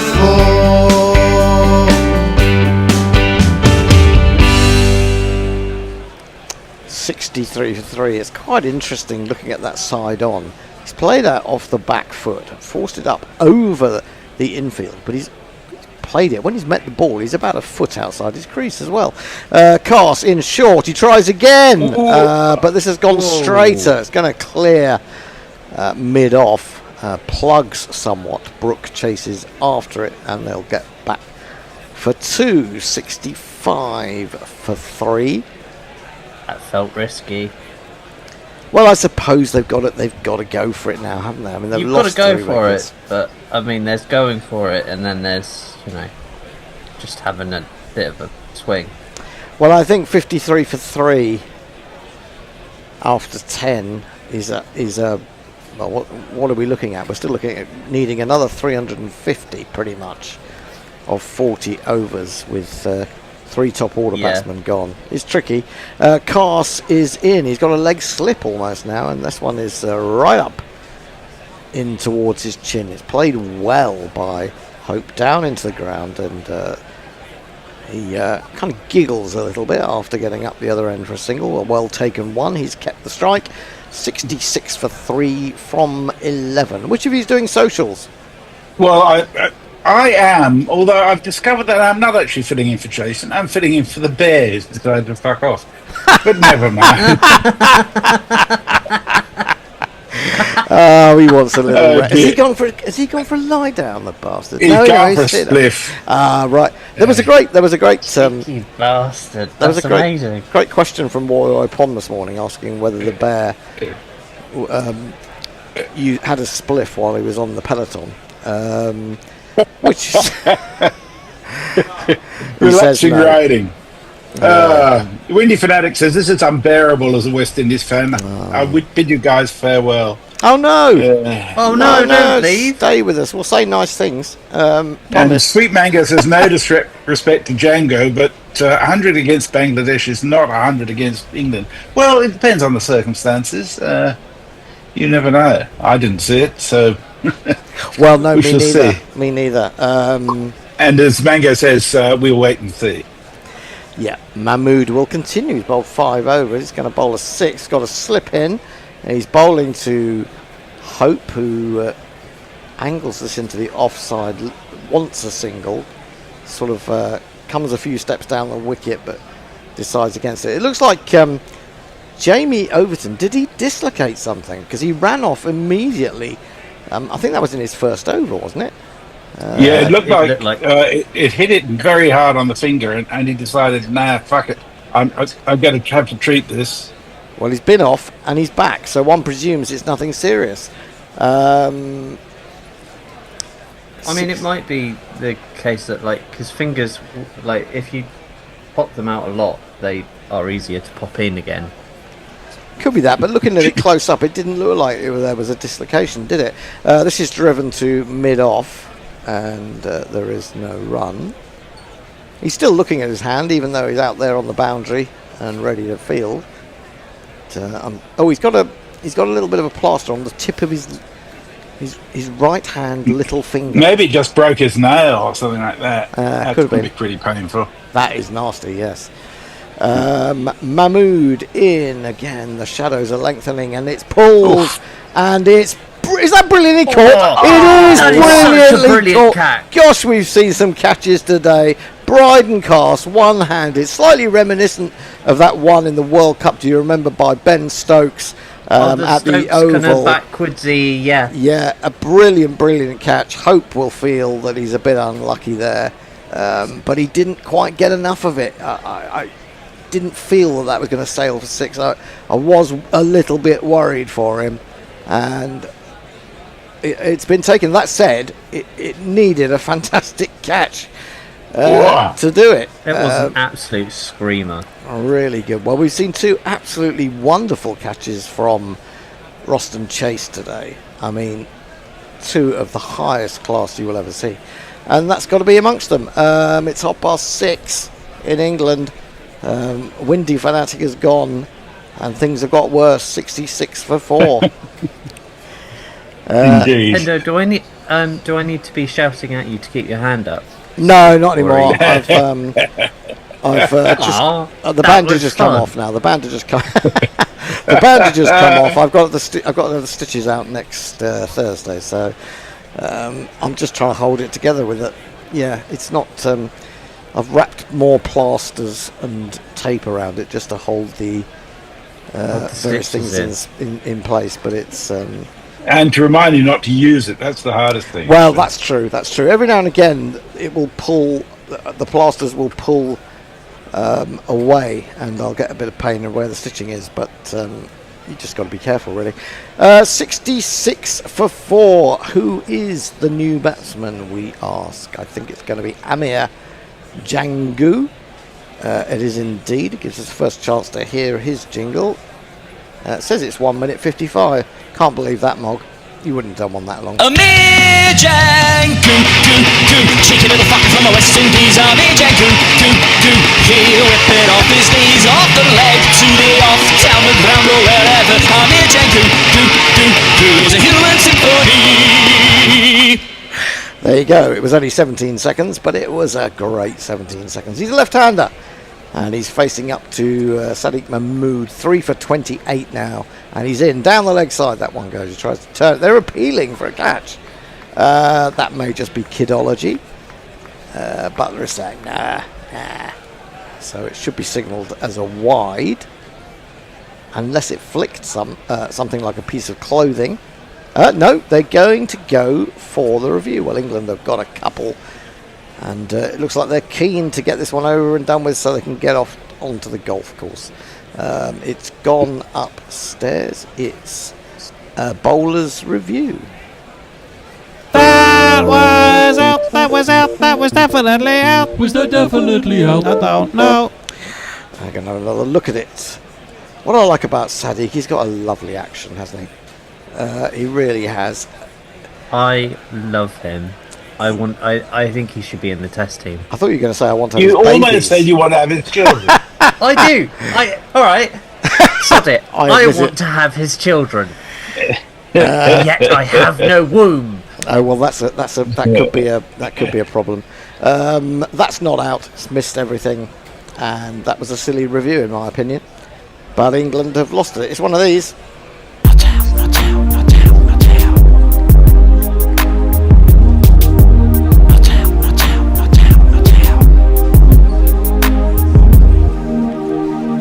have one review remaining. Sadiq. I mean, he's had his injury problems, hasn't he? And that's what casts a doubt over him. But you would think he would have a chance of getting into this England Test side. He just looks so beautiful in his action. Yeah, he really does. Well, he got 2 short mid wickets now, and a leg slip for Django. And he's in, and he bowls, and he's pulled just over the top of those 2 mid wickets. And then it's an enormous chase round the boundary for Jamie Overton, but he's keen to get involved and gets there, and they get back for 2. 69 for 4. I'm just wondering if this is going to be an angle of attack. They're just going to aim everything into his hip, see whether he can offer a catch to one of those 2 close fielders or one of the guys further back. So just looking at that catch from behind him. Stunning catch. So good. 69 for 4. In comes Sadiq. Onto the back foot goes Django. Defends slightly uneasily into the offside. Now, it was interesting to hear the Bear talking about Sadiq and the fact that, you know, he's good up front. He's not so good when he comes back. So I have to admit, it's something I hadn't noticed. Although, of course, it is harder when you're coming back, isn't it? I mean, yeah. Everyone's going after you. I suppose in the first few overs, everyone's going after you, but you've got a harder ball. It might do a bit. In comes Mahmood. Oh, he's hit him on the pad. That's got to be close. Got to be close. Given not out by umpire Dharma. I think it might have been pitching outside leg, actually. Really? Well, it's not going to be reviewed, I don't think. Harry Brook is he running to converse? He's not the least bit interested. It was a pretty horrible shot from Django. Mahmood is a little bit irritated, but that's the end of his over. 6 overs, 3 for 31. Messi. Punks in the beer light. I like that name. Says hand injury, bar fight. Lovely Diana Patterson's with us. She says, hi Messi, hi Diana, lovely to have you with us. And Messi Cullum says, I have no womb and I must breed. Well, find someone with a womb is my suggestion. Or a test tube. Or a test tube. Well, yeah, big test tube. That's it. We're up to date on the chats at the moment. That's pitching in line. Close to the bail. Very close to scraping the bail on the off stump. But a really good decision by the umpire, you have to say. Irritatingly good. It was. Let's give credit where it's due. I mean, he didn't take the easy option. He just stood there and said no. 70 for 4. Django must have come through for a single there, did he? He came through after it hit him on the pad, or did I miss a delivery? I've no idea what's going on. Bethel. No. Hang on. That's the most gorilla thing. Oh, Bethel, he's back on. Bethel is back on. I'm getting confused. He completed Overton's over. Yeah, that's right. Here he is, bowling a big sweep from outside off stump, attempted by the left-handed Django, but he misses it. And there is no run as it's taken by Butler. Django on 2. Andrew on 2. There's a slip. Bethel is in, and onto the front foot is Django, pushing straight to extra cover. There is no run. I do have some surprising news for you. You do? Yeah. I think Sheffield is rather a nice place. Do you know? I really like Sheffield. It's lovely. Yeah. Onto the back foot goes Django, and he'll get a single. I think one of the main things that people don't like about it living there is that it's very hilly, but sort of because I'm from here, I'm really used to it. So and it's green, and the people are actually really nice. I find everybody to be delightful. So for all the portents of doom, the expectation of finding smog everywhere and specks of steel flying through the air, there's none of it. No bricks, no fights. Beautiful. Bethel into Andrew, the right-handed defends. He hasn't got an orthodox slip, he's got a leg slip in for Andrew, interestingly enough. I believe it had the first green mare in the UK. That's true. That's racially inclusive. He's gone for the big hit from Whoa. off middle stump, and he's nailed it.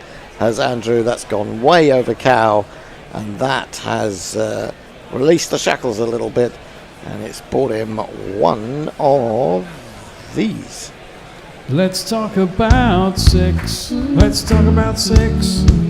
Let's talk about sex. Let's talk about sex.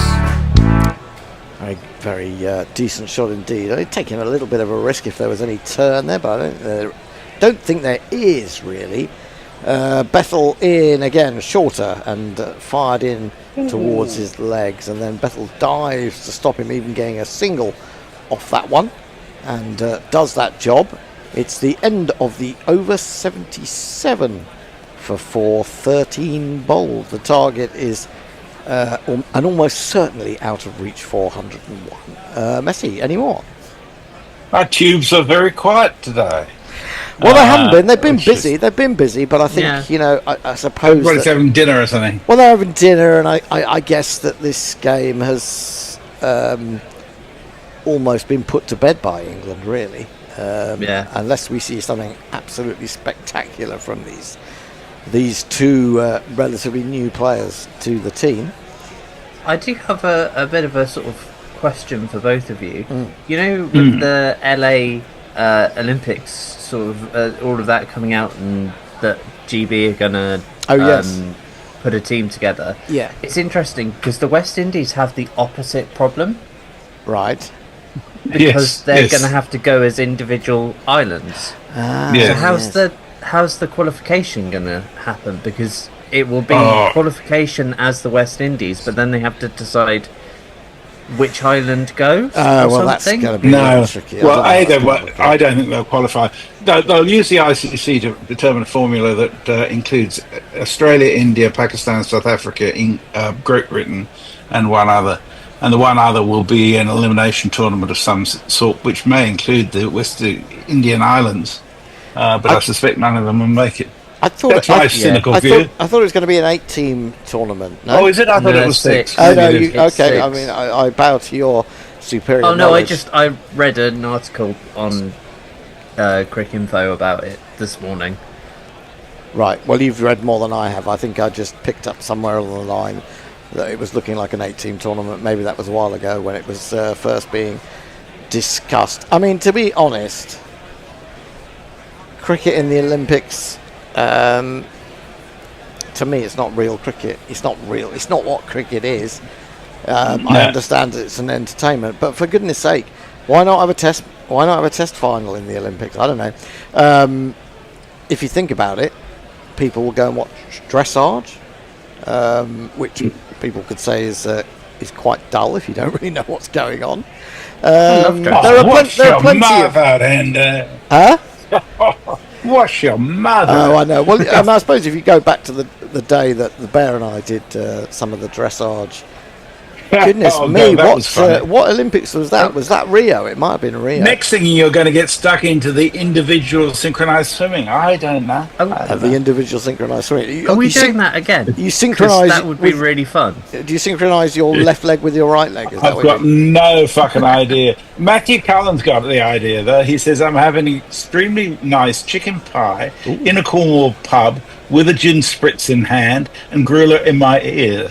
Heaven. That sounds good. That sounds pretty fucking good, Matthew. Well done. Well, Messi, so where are you? Are you in a pub? No, I am in my accommodation for tonight. It's basically student accommodation, which it's all right, but it's the noise goes on to 1 a.m. and starts at about 6. It's not because people are being particularly noisy; it's just nothing soundproof. Well, they just let some random old Australian into student accommodation.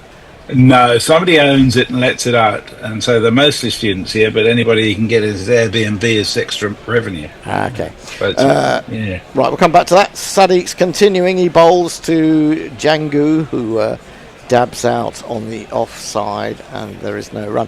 I was thinking, having heard the Django jingle, that's not easy to say, the Django jingle.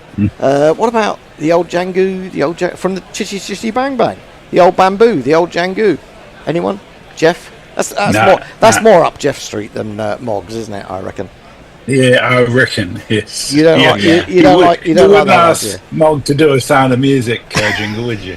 I might. I asked him to do Born Free. Mahmood in bold, straight, defended. Good length again from the Lancashire bowler. Although I can't remember when he last played for Lancashire. Another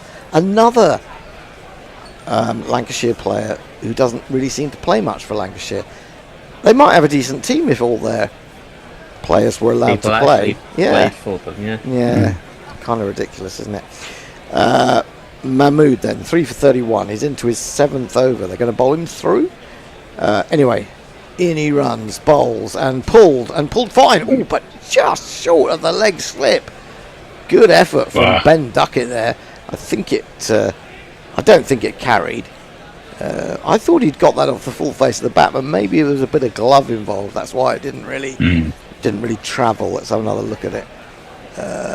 He seemed to get the underside of the bat. He didn't time it that one. Didn't time it, just short of Duckett. Made a good effort there, really, at leg slip. Is he the most informed cricketer in all formats on the planet at the moment? It's a good question. Driven back at Mahmood, who uses his boot to stop that one. And there is no run. Well, you could argue that, couldn't you? I mean, every time he goes at the bat, he seems to get runs, doesn't he? And long may it continue, but there's always a dip on the horizon, isn't there, for any good player? Yeah, that's true. You can argue that he had his problems at the beginning of his career rather than now, but I always feel like if you'll chuck a pint over Jimmy Anderson, that's what you get.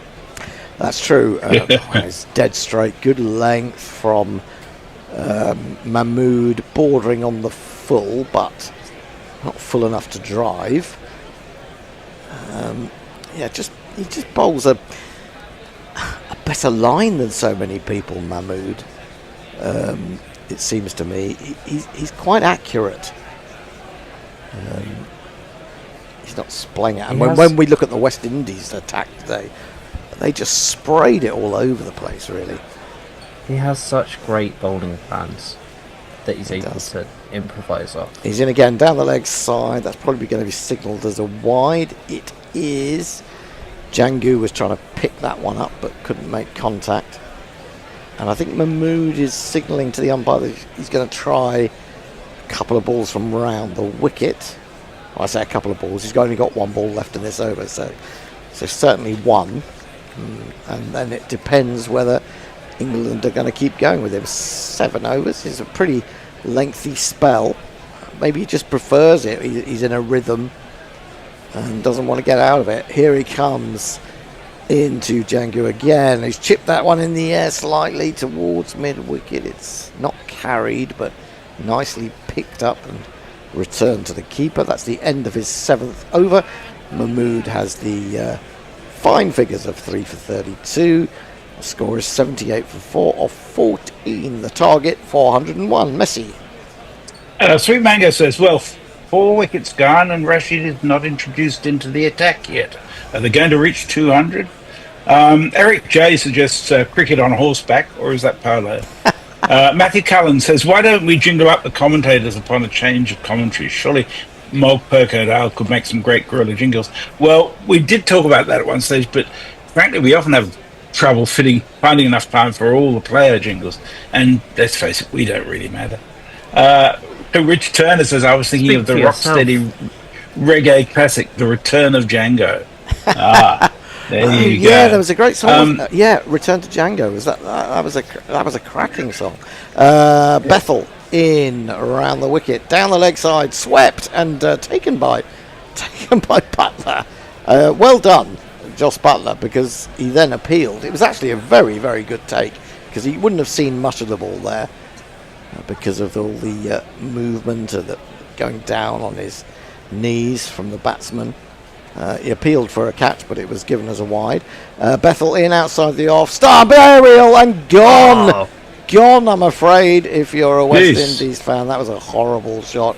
He was reaching for it. The bottom hand came off the bat. And I wouldn't say he's given a simple catch to extra cover. But, in fact, it was well taken. But it was just... Yeah. It was a poor shot. It was a poor shot, I'm afraid. Maybe a little bit of extra bounce there, which confused him. Was that Harry Brook himself? I believe it was. Yes, it is. I think you understated. I think it was a very good catch, actually. Yeah, it was a very good catch. The impressive thing about it was that he managed to sort of stay in the air, which I don't know how people do that, but he sort of seemed to sort of just lie in midair and wait for the ball. It was incredible. Well, we saw Harry Brook take a brilliant catch at slip, didn't we? I think off Ben Stokes. Was that on Saturday? I think it was. Yeah. He's a tremendous fielder. But really, you have to say that the game has given us a multitude of excellent catches today. It really has been superb. So. Indeed. Well, which of the Ross and Chase I know we catches don't. is better?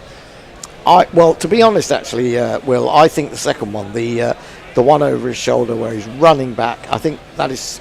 I mean, he has to, and then he has to essay an incredible dive from over his shoulder to actually clutch onto the ball. It's an astonishing catch. It's so impressive. Yeah. Well, 5 wickets down. West Indies are having a bit of a mare. It has to be said. The new batsman is indeed Roston Chase, who I shall jingle up in a minute. Let Bethel bowl the next delivery. Just a leg slip in. He bowls. Chase goes back. Forces through the offside. Good shot. Only going to get him one, though, as Jax, I think it is, out there in the deep, does the fielding. Yeah, Roston Chase, and what do you get? Cricketer, a village in Somerset. I did some research and when I was done, turned out that he's a man, that son of a gun. And he's the Test captain of West Indies now. Which seems odd, considering it's, 2 years since he played? This is driven away through extra cover. Only bring them a single. That's Jangu. Adding to his score, he goes to 4 from 13. I mean, we officially don't give a shit about the IPL, but just for news for you, Virat Kohli will be in the final at the IPL. RCP having won in 10 overs today. Wow! This is defended back to the bowler by Roston, and there is no run. Bethel now putting in a turn with the ball after a very fine innings. He's shouting out to the man of the match adjudicator. This is defended off a back foot straight back to the bowler again. Just has to skip a foot or so to the right to field. 81 for 5. We've only had 15 overs. It's just been a dreadful day at the office for the West Indies. Short, a terrible ball, and that has got the treatment. That will be 4 runs to Roston Chase. I thought at first it might go all the way, but it's dropped short, and Roston has some end of the 15th over. West Indies going at 5.5, and they need 8 and over. That's they're well short, and they've lost half their team. That was only 1 bounce for, actually. It wasn't that far short of going all the way. Yeah. Once again, we're very quiet on the messages. I can give you some more news. I can tell you Northampton's actually a nice place too. Brian in Brisbane and his lovely wife Philippa took me on a tour of Northampton. Wow. Lots and lots of green spaces. We went inside the county cricket ground because the security is non-existent, and had a look around there too. Had a lovely tour of that place, and Brian's hospitality was just lovely, and he knows the town through and through. Overton is back into the attack, and he's driven immediately by Jangu. He's going to get 4 runs, I think. No, well done. Was that Will Jacks again? who's just about pulled it in. He's gone over the boundary rope. Brooke has raced out there to help him and returns the ball. And they've got through for 3. 88-45. Overton went off earlier with what appeared to be an injury to a finger or a part of his hand. And the haste with which he got off the field was worrying, has to be said. But he's come back since, and it looks like he's got a little plaster on the end of his little finger on his right hand, his bowling hand. But there you go. He can't be that badly injured, can he? So that's good news. The last thing we wanted was yet another injury to a quick bowler. 88 for 5. Speaking of Northampton, have either of you read Jerusalem by Alan Moore?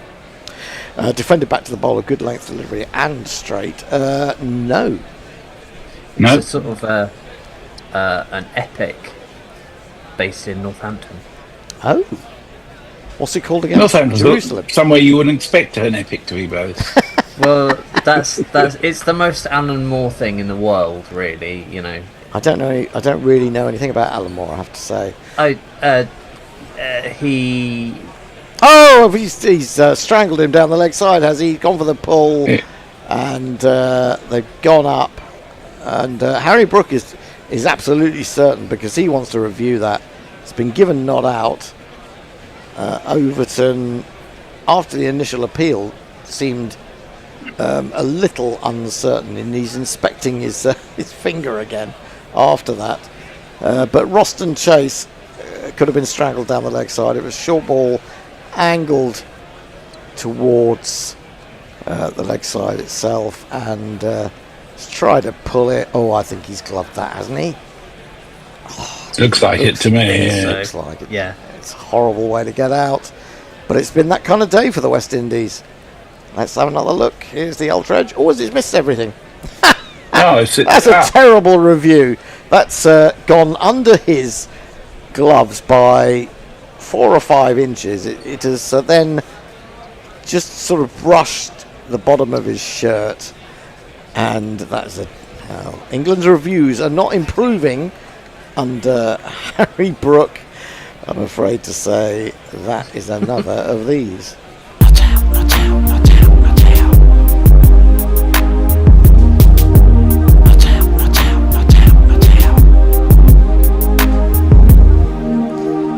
Touch of complacency maybe from England. Again down the leg side looking for a repeat performance. This one is given as a wide because it made contact with absolutely nothing, including clothing.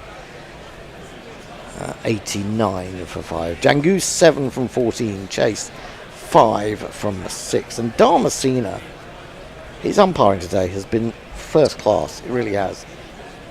Got everything right. Overton in again. Bowls to Chase short. Oh my goodness me! I think he was trying to hit that over mid wicket, but it's skewed off an outside edge. And fortunately for him, there's a big gap there in the offside, and it's fallen safely instead of into the hands of a cover point, and they've got a run to boot. Talking to Northampton, which is famous for boots and cobbling. 90 for 5. Overton in again. He's got a slip. Oh, he's got a good ball there. Juiced a real corker. That just went off the pitch. Beat Jangu's forward defensive push. It looks like a golf ball in the hands of Overton. He's got such enormous hands. A lovely ball. It's crazy how big the Overton's hands are. Craig's are bigger, which is mad. Are they?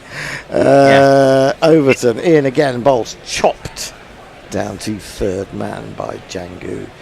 He'll take a single. I'm just thinking at the end of that over the 16th. What do West Indies do here? I mean, I don't think there's any point in chasing this now because they're so far behind that they're just going to offer up chances. Would you say to these guys, these young guys? Net. Would you say to these guys, stay out there and just get a bit of batting? You know. Well, they got thumped in the first Ireland ODI, and then came back and batted really strongly in the next two. So don't ever write them off. I reckon. Yeah, I mean they're in the middle. Yeah, they're a very sort of up and down sort of a side, aren't they? West Indies, and these days, and it is hard to understand about, sometimes their selections. I mean, you really would love to see Nicholas Pooran in this team. I know he's at the IPL, but I don't know if he's with one of the teams that qualified or for the final reckoning. Adil Rashid is into the attack. He bowls an absolute piece of filth. First delivery outside the off stump, short cut by Jangu. He'll take a single to cover. And I suppose the first chance we've had... Oh, no, we did have Adil Rashid coming in for the last few balls, didn't we? So we probably have played his jingle, but I've got a feeling we may not have done because there was a this lot was his happening. first ball. It was Bethel ago. No, I'm talking about when he came into bat. Rashid sorry. Bowls onto the leg stump. He's looking for a turn. There isn't really anything there. Dabbed into the onside by Chase and running through for the single. This is the man. Adil Rashid on the 45. Adil Rashid on the 45. Adil Rashid on the 45. Adil Rashid on the 45. Adil can turn it both ways. Adil can turn it. Adil can turn it both ways. Adil can turn it. Adil can turn it both ways. Adil can turn it on the 45. Right, he can do. But he's bowled two absolutely awful deliveries, short, wide of the off stump, and it's just a lack of pace. That means Jangu has not been able to put it away, really. He's got a single. That's a better ball, floated up outside off stump, dab to backward point, who rolls over on his side to stop that, and gets up immediately. Just a single. Chase goes to 8, 95 for 5. He can turn it both ways, but it looks to me as if there's absolutely no spin there at all. I would argue. He's in again, bowls to Jangu, who manages to get that through the infield. They'll get a single to cover. Yeah, I mean, in some ways, I hope they just do go for it, and then it'll be over early. But you can understand from a sort of cricketing perspective. And an experience perspective, especially for someone like Jangu playing his first match in this country, or certainly at this level. This is flicked out to deep square by Chase. Will take another single. I often think that. I often think it's better than a net, isn't it, to have some experience against the bowlers that you're then going to face in two more ODIs. But there you go. Messi. Omrino Over says, afternoon, wonderful Gorilla Cricket. Very late joining in the fun today. Hope all in the Gorillaverse are well. Or Gorilla Sphere, sorry. Eric J says, which Gorilla was the Chelsea fan? I can't remember who. Yeah, that's Nick Brooks. Poor Nick. Well, Yeah, I mean, go on, carry on. Matthew Cullen says, Messi, what has been your favourite pub so far on your tour? Andy also says, and Will, where did you take Messi in Bath? I think I would have gone to the Bell and Raven amongst others, and Eric said the Traveller's Rest. Well, he actually went to the Pack Horse, which was lovely. I think that is my favourite pub I've been to so far. Where was it at? South Stoke kind of way. Yeah. Overton starts a new over. Really outside of Bath, but Overton starts a new over. It's flicks to square leg. There is no run. Roston Chase, the right-hander, facing. He's up at 87 miles an hour, Overton. I think people are being a little bit unkind to Sam Cooke. I do understand this thing about him not having real pace, as Overton is in again to Chase, and that has leapt on him and it's looped up off the shoulder of the bat as he was trying to take evasive action, but there is no gully and it falls safely. He seems to be okay as well. How does Cook's pace compare with, say, Wokes' pace? Well, that's a very good point. I mean, that's ended up being gloved, but I was thinking that myself. Wokes is about 81, 82, maybe. I would say he has probably sort of 5 miles an hour sort of like range difference than Sam Cook. Yeah, but you know, I wouldn't necessarily judge him on that one game. This is Paul. God, no, I don't. And he's caught. Roston Chase is caught in the deep, and it's Will Jacks, I think, has taken the catch, and Overton has a wicket. West Indies are 97 for 6. This is going to be a huge win. It's going to be a monster win in terms of the numbers, and Chase has gone for 9. Let's go back to Sam Cook. You know, that was a good batting wicket, a really good batting wicket at Trent Bridge. And yes, he was down at 78 and 76 on occasions, but 2 things stood out for me. He bowled really well round the wicket to the left-handers, got the ball to nibble on a pitch where there wasn't much.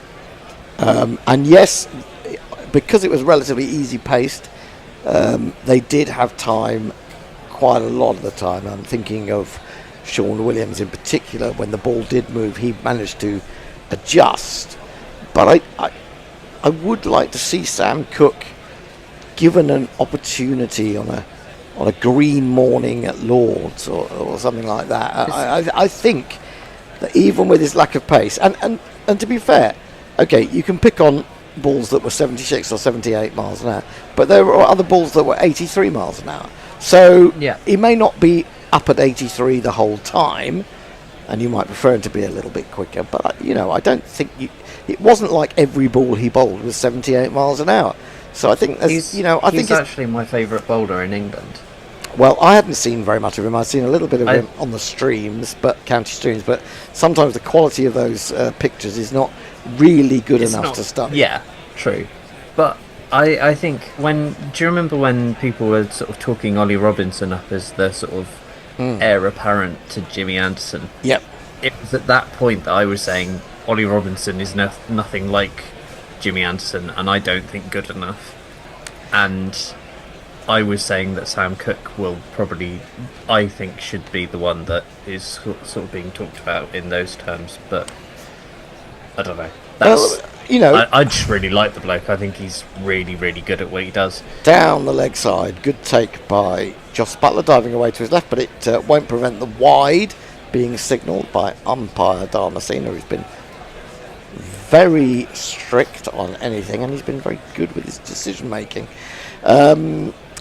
Yeah, Ollie Robinson's a strange one. I mean, I think he's a good bowler, but he's not that much faster. But what he does have, I suppose, is height, which Cook doesn't really have. Down the wicket comes Ford, who is the new batsman. He's decided to just have a swing, and swing it away he does to mid-wicket, deep mid-wicket, Jacks Fields. And they take 199 for 6. The West Indies still need 302 to win. I think he also has an attitude problem. He must. Ollie, he's been shifted around to basically every county there is now, and he's like not playing at his 5th county, which is insane. This is dabbed into the offside. They run through for a single. Jangu moves to 12 off 20. 100 is up for the West Indies, and gets a round of applause from the crowd that's looking a bit chilly. A lot of people with hoods up now. I mean, it was beautifully sunny. It was a beautiful sunny evening. But, I think now that the sun may have just peeped behind a cloud, it may be just getting a bit chilly at Edgbaston. A lot of wind too. Very windy today. Overton in again, and Ford tries to pull, misses it, hits him on the thigh, drops down into the pitch, and there is no run. Successful over for Overton. He has 1 for 10 from 2.2. If you're wondering why it's 2.2, it's because he dropped a return catch, a difficult one, one-handed, and injured a finger, had to go off for a while, but he's back now, and he's happily taken a wicket. Matty Cullen says Ollie Robinson was really unfortunate with his combination of racism and fatness. One he might have got away with, but both was a struggle. Yeah, although, you know, I'm inclined to I mean, forgive. You can't. Not forgive exactly, but Rashid that off in for being young.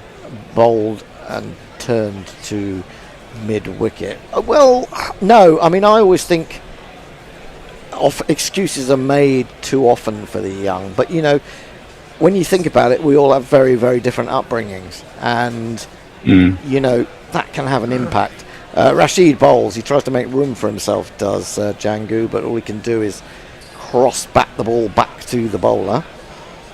I don't want to make excuses for him, but then again, if he was 19, he was 18 or 19, wasn't he? He was 18, 19. That is old enough to not be a racist.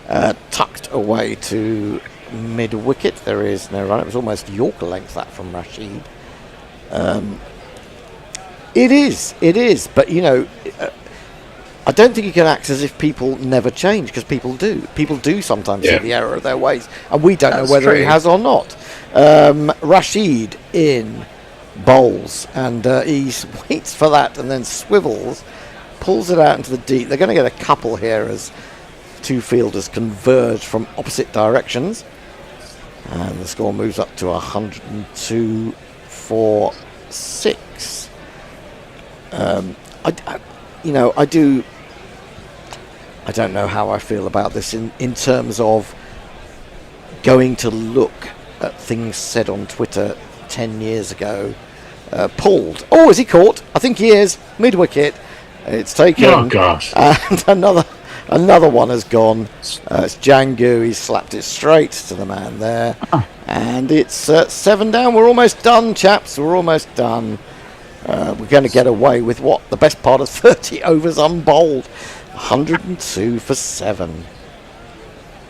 I can go and make dinner a bit early.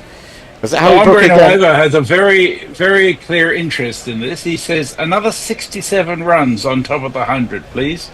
West Indies will be a good effort, which I rather suspect would bring us to 567 runs, which I haven't looked at, but I assume is one of Andre Novo's guesses in the GPL. We only had 3 guesses today, didn't we? We had 3, or predictions, should we say. I haven't actually looked at the figures, but I don't think they're going to get Andre Novo's there. I don't think they're going to get 67 more runs, to be honest. I'd be lucky if they get 37 more at this rate. Yeah, I think they really need to go back and sort of hide in the hotel for a little while. It's been an absolutely awful day for them. They haven't sort of produced, apart from the fielding, they have produced no skills with the ball really, and no skills with the bat. Gudagesh Moti is at the crease. He can give it a bash, can't he? From number 9. In comes Rashid, bowls to him, a lovely ball. There is no turn there, but there's also not a lot of pace. Defends that on the back foot. Another left-hander replacing the previous one. Rashid has finished his second over. He's got figures of 1 for 8. The West Indies after 19 are 102 for 7. Messi. Matthew Cullen says to Andre Novo, do I sense a GPL pick there? Well, somebody's picked 567. I very much suspect it is Andre Novo. He also says, how many catches for Brook now? 4?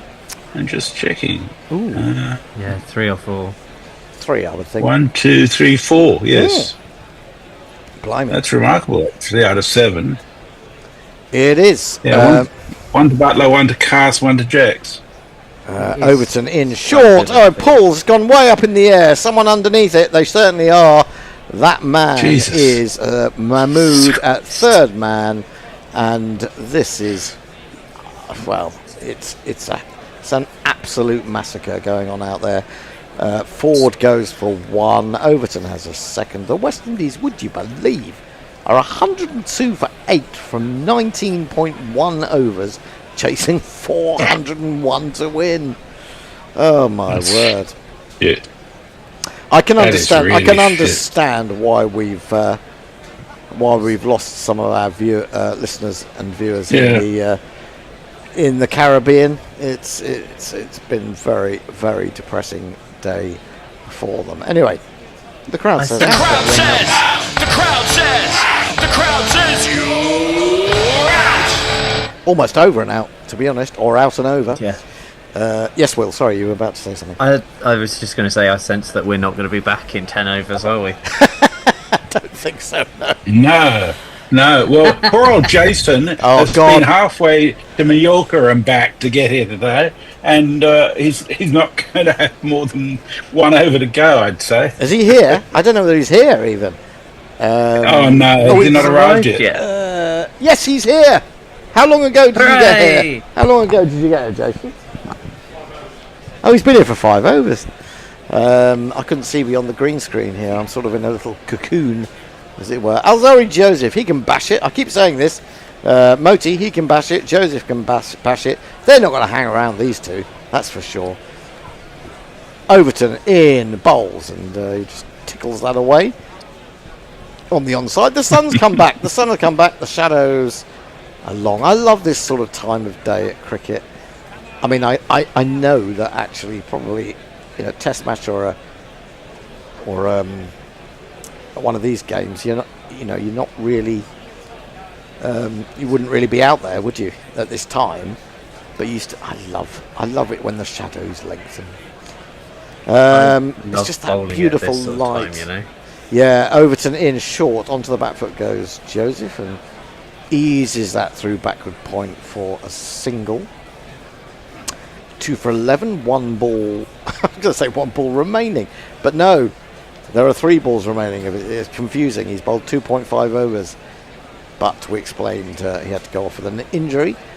Moti then, the left-hander, to face his first delivery from Joverton, as Jason has nicknamed him, or maybe he's just using the nickname that was given to him by various people. Moti then facing up, and Overton is in bowls, and he expected that to rise a little bit higher. I think he just manages to ease it round the corner to the man on the 45. There is no run. Which one do they call the fridge? Craig, isn't it? Yeah, that's Craig. We actually call him the slab, because he's just like a rock, isn't he? He's like one of those presidents carved into the hills of America. Lovely fluent drive from Moti. That's beautiful. Maybe he should bat higher. He's got 4 runs to wide long off. And that's possibly really delicate hands. He has. That was possibly the best shot from the West Indies today. It wasn't quite a full half volley, and it's gone away. Beautiful stuff. Barry J says, how come England get 50 overs and Windies only 20? Surely that's unfair. West Indies obviously thought they were playing 20-20. This is outside the off-stump. He aims another drive at this one, but is beaten. And that is the end of the 20th over, would you believe? Overton has 2 for 15 from his 3.2. It's time for a change. Jason, the man who has travelled how many miles for how many balls he's going to get today? We should have a little I don't know. bet about that. 100 miles and then maybe 500 more. Well, Mayank says there's a 200-run partnership for the 9th wicket coming in, and then almost 100 for the 10th, and the Windies will be home by the 40th over. Whatever. Hombre Nuevo says, win a prayer, I feel, but we are bad at tail enders, or maybe not that bad. Sorry, West Indies. Matthew Cullen says 210 wicket partnership still leaves them 100 short. But Mike says Modi to score 250 not out. Well, yeah, I think David Brooke will be very happy if that happens. Hello, David. Oh, hi, though. Hi, Messi. And Rashid is going to continue. The first ball is angled into leg stump and worked away to deep square leg by Joseph. And they take a single. What can you say about this performance, David? It's sadly, I think the thing you can say is it was expected to some extent. Well, expectations are always set very low. You always underestimate West Indies. They always start series poorly. Rashid, that's a lovely shot by Moti. He's driven that past mid-off, all along the floor, all the way to the boundary for a lovely one of these. Forward to the floor. I mean, after all the travails I've had to get here today, I was hoping for at least more than 2 balls, which is what they could potentially be. I mean, I just heard, was it Hendo and News message saying that, well, someone said Moti should be further up the order, or Will, I think Will said that one of the best shots of the day. You know, he's got a good record in ODIs and in all forms of cricket. Straight on by Rashid, that's on the pads of Moti. He can just bunt it through to mid-wicket and there is no run. Yeah, Moti's, I mean, he's got a nice setup and a nice shot. Oh, that's rocked onto the back foot and slapped baseball style over mid-off, over the boundary, and maybe some proper West Indian cricket is about to commence. I mean, I have backed him to be West Indies' highest scorer, Messrs. You'll appreciate that as a bet. Oh, nice one. We're backing you here then. On the leg stump, and Moti just watched that go past, and that is going to be a wide, another wide. You'll probably get to top scorer and then get beaten by Alzaro Joseph or something. Yeah, that's what usually happens. Rashid, the evergreen Rashid. That's a nice ball on leg stump. Nicely swept by Moti. He's got that quite fine. People are converging on the ball from all different directions. There's 3 fielders there, but the ball beats them all. Yeah, that was also a decent shot by Josie. Can't listen and you bound to see the way you get shot for crossing the boundary, He got some bat on it, which others have failed to do. The middle order was very disappointing for West Indies. When West Indies lost Evan Lewis just in the warm-ups, I'm surprised they didn't bring in Hetmeyer. He also got it fine as well. That ball is tucks Moti up a bit and bounces a bit, and all he can do is knock it down in front of his feet. I mean, Shimron Hetmeyer would have been, you know, given so much more strength to this middle order, which is so sort of, you know, after. I mean, you've got the 18-year-old debutant. I would have saved him for the last match, you know, once you've won one in the series. But you've got Shimron Hetmeyer in the squad. He was called up late. He's in the squad, and I think he should have played today. Yeah, that's the end of the 21st over. Messi, what do we have on socials? Well, just one message from Umbre Nuevo. It says, come on, Windies. He needs them to score another, I think it's 42 runs for his GPL pick to come in. It's only the punters that are going to be watching the rest of the game. Yeah, that's right. It's going to be Overton to continue, slab 2. And he's banged that in, and Joseph has just decided for once that he's not going to hook at everything. He's gone underneath the ball, sailed fairly harmlessly by, and there is no run in Windies 1, 2, 3, 4, 8. Yeah, there's no Nicholas Puraran in this middle order. You know, for some reason he doesn't get picked to play ODIs. It's nonsense. It's nonsense. Overton, the big chest, broad chest, and that's another short ball by him. There seems to be a tactic here, and we're going to have to test Joseph's patience. And it's another dot ball. I mean, I'm going to just not clutching at straws, but looking ahead, I'm looking at West Indies taking one of these 3 matches. You know, they improved a lot against Ireland. They had the second match, I think they would probably have won if they hadn't had rain affected, because they got 350, 360. Overton from wide of the stump. That's off the shoulder of the bat, just past the diving Butler. The fly slip, or the fly third man, recovers the ball and lobs it back in. Joseph jogs a single. It's off the glove, in fact, but it is just maybe a foot outside of Butler's despairing diving grasp. I know he's tall and people should expect bounce, but he's getting a bit more bounce than people think, Overton, in this spell so far. That's the second or third time someone's been surprised. Moti decides he's going to clear the front leg and have a slap at that. He doesn't make contact though. The ball sails through to Butler, and there is no run. I mean, why Moti's playing like that? He needs 8 runs to be my top scorer. He's got plenty of time. Yeah. No, he has to go for it now. There's no point in just drawing this out. be entertaining for the brief time. That's a slower ball by Overton, pitched up. Moti's launched himself at it. That's gone straight up in the air. And guess who's got another catch? It's Captain Fantastic. What a game he's having. And I think the only one to say to that is this. Another one bites the dust.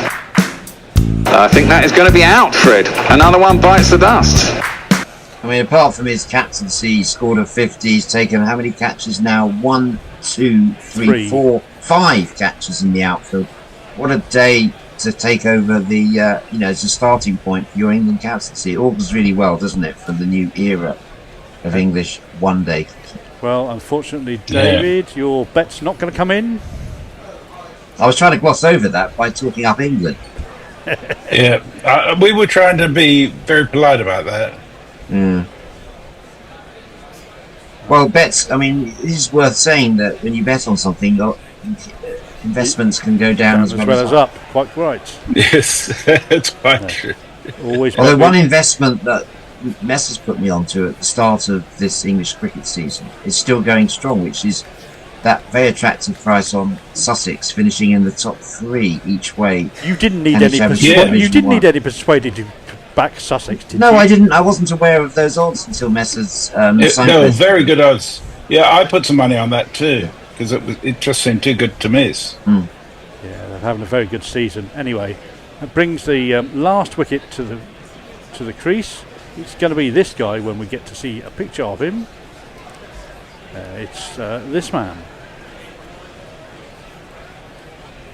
Oh well, wherever you are, Phil's Jaden's gonna get ya, no matter how far. See the blow watching it, shed upon my head. Phil's Jaden wants you. Overton steaming in, and that's just missed the leg stump.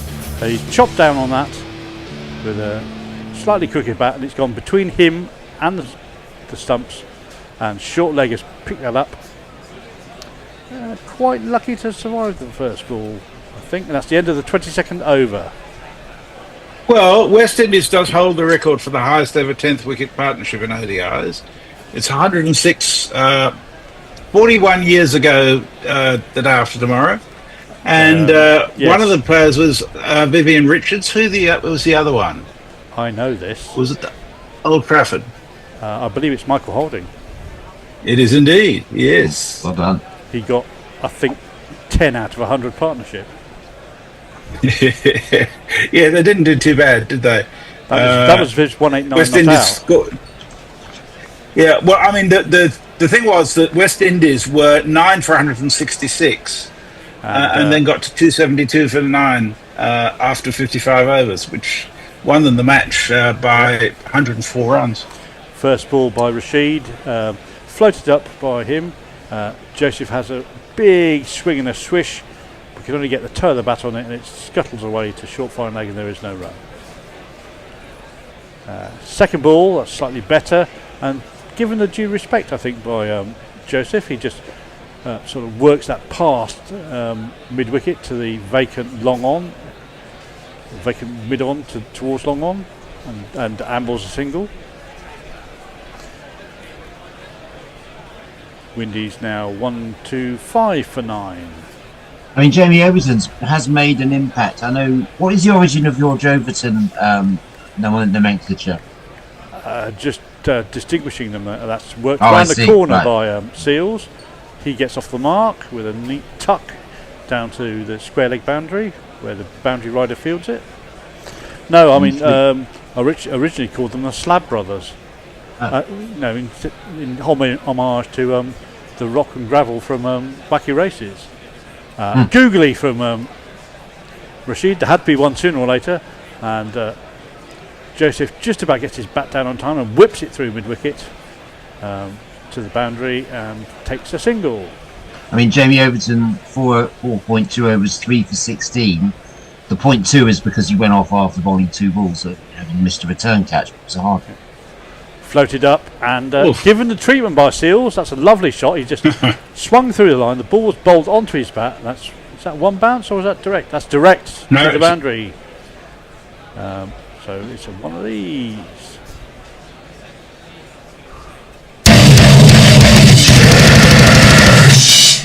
I mean, Sussex fans will recognise that shot. They've seen it a few times from Sills coming in 10 or 11 for Sussex. He can strike the ball. Fantastic, clean, uncomplicated batting. That one's not quite so aesthetic. It's a shorter ball by Rashid. That's pulled down a bit. It is a googly. Sills has gone onto the back foot and tried to smear it back, and he can't beat the mid-on. And there is no run. That's the end of the 23rd over. I think that's 1-3-3 for 9 now. Robert Wilford Paul says this game was over from the poor performance of the bowlers. Why wasn't Moti allowed to bowl out his 10 overs? Yeah, it's always a gamble, isn't it, as to who you put your money on to do it. But the final overs from the West Indies were dire. They really were. Windy Fanatic says, just check back in and it's almost over. I should have taken money on them not making 150. Yes, it's not a happy day for a West Indies fan, I'm sorry. The next one will be better. We will be back on, is it Sunday? I think it's Sunday. Yeah. And the game starts 2 hours earlier on Sunday, doesn't it? 11 o'clock England time. First ball from Overton defended off the back foot by Joseph, and there is no run.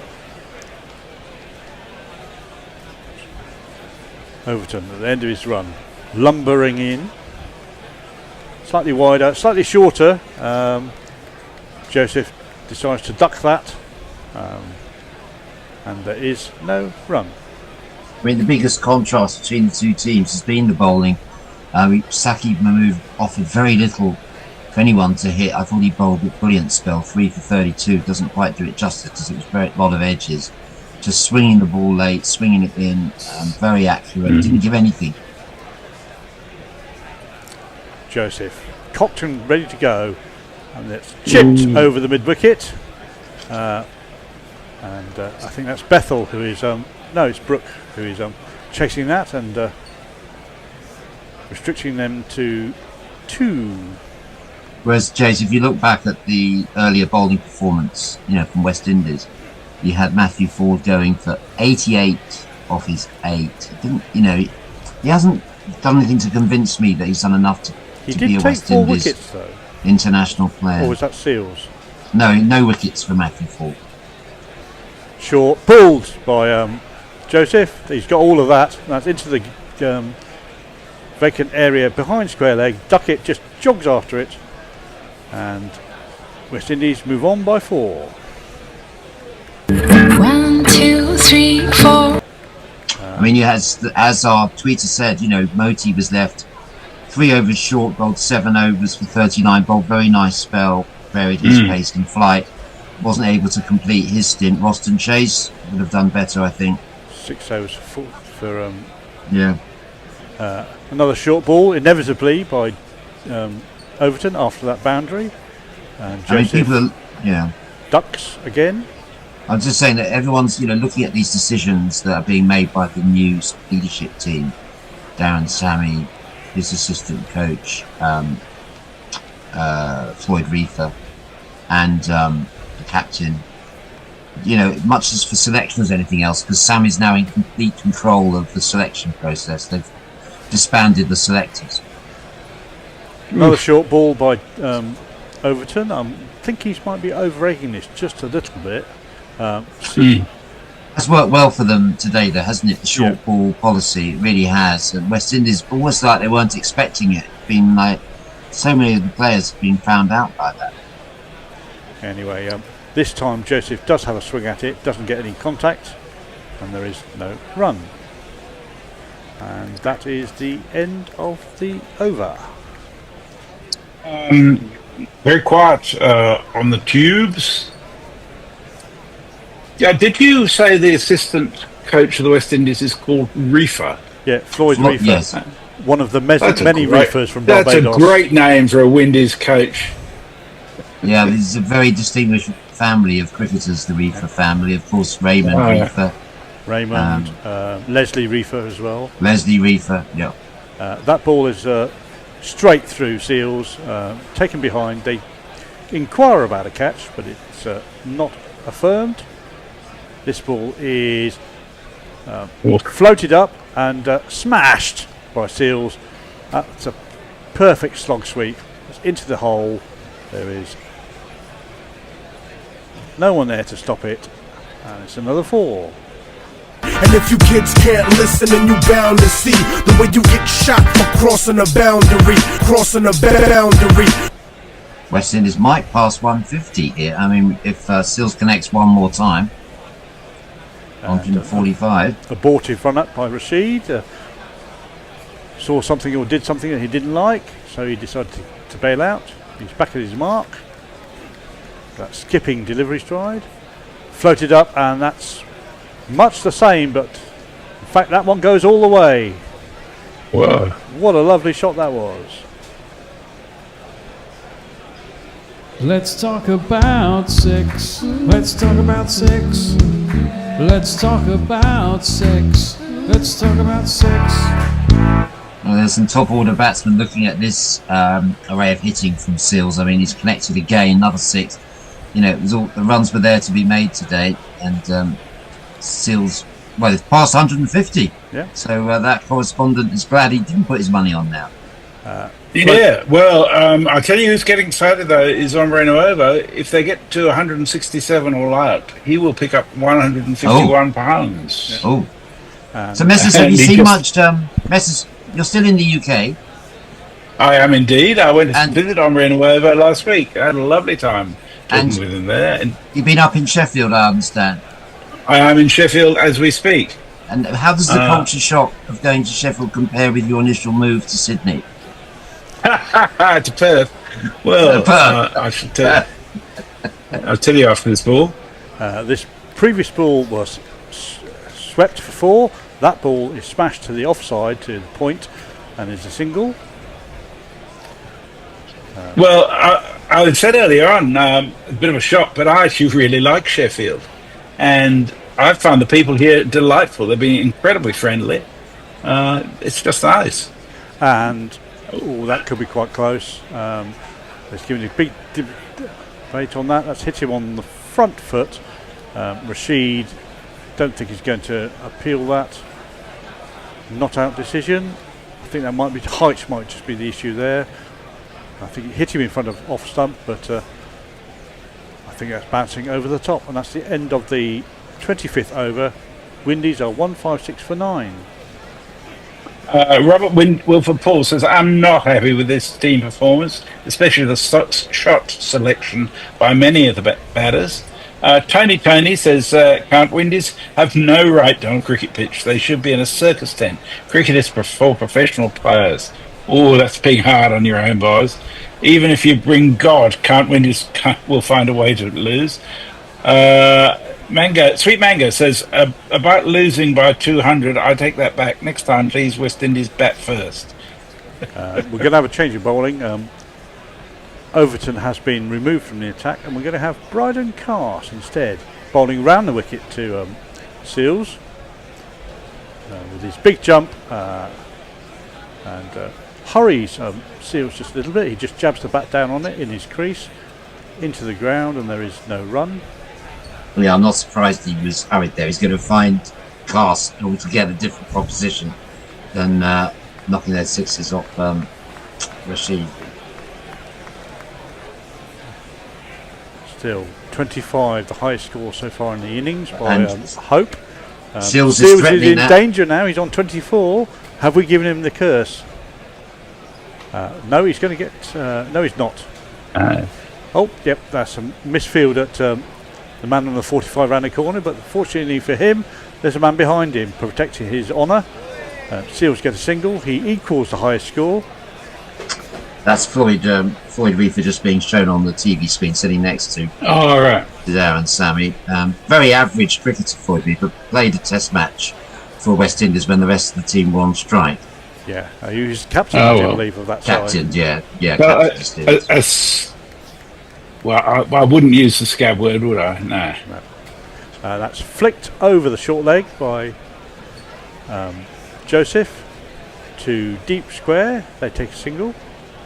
He was given the reins for a short while as the lead coach, didn't do well, was then rewarded with the position of assistant coach. No, you know, he hasn't got a good coaching record. I judge people by what type of assistant they employ, and it's very unimaginative of Sammy. And I don't know, the body language isn't quite right. You know, there's no real integration with the players when they're setting up. Short by Cars, that's hit off the back foot, muscled really into the leg side. Oh, there's nobody at long. You're going to get a boundary.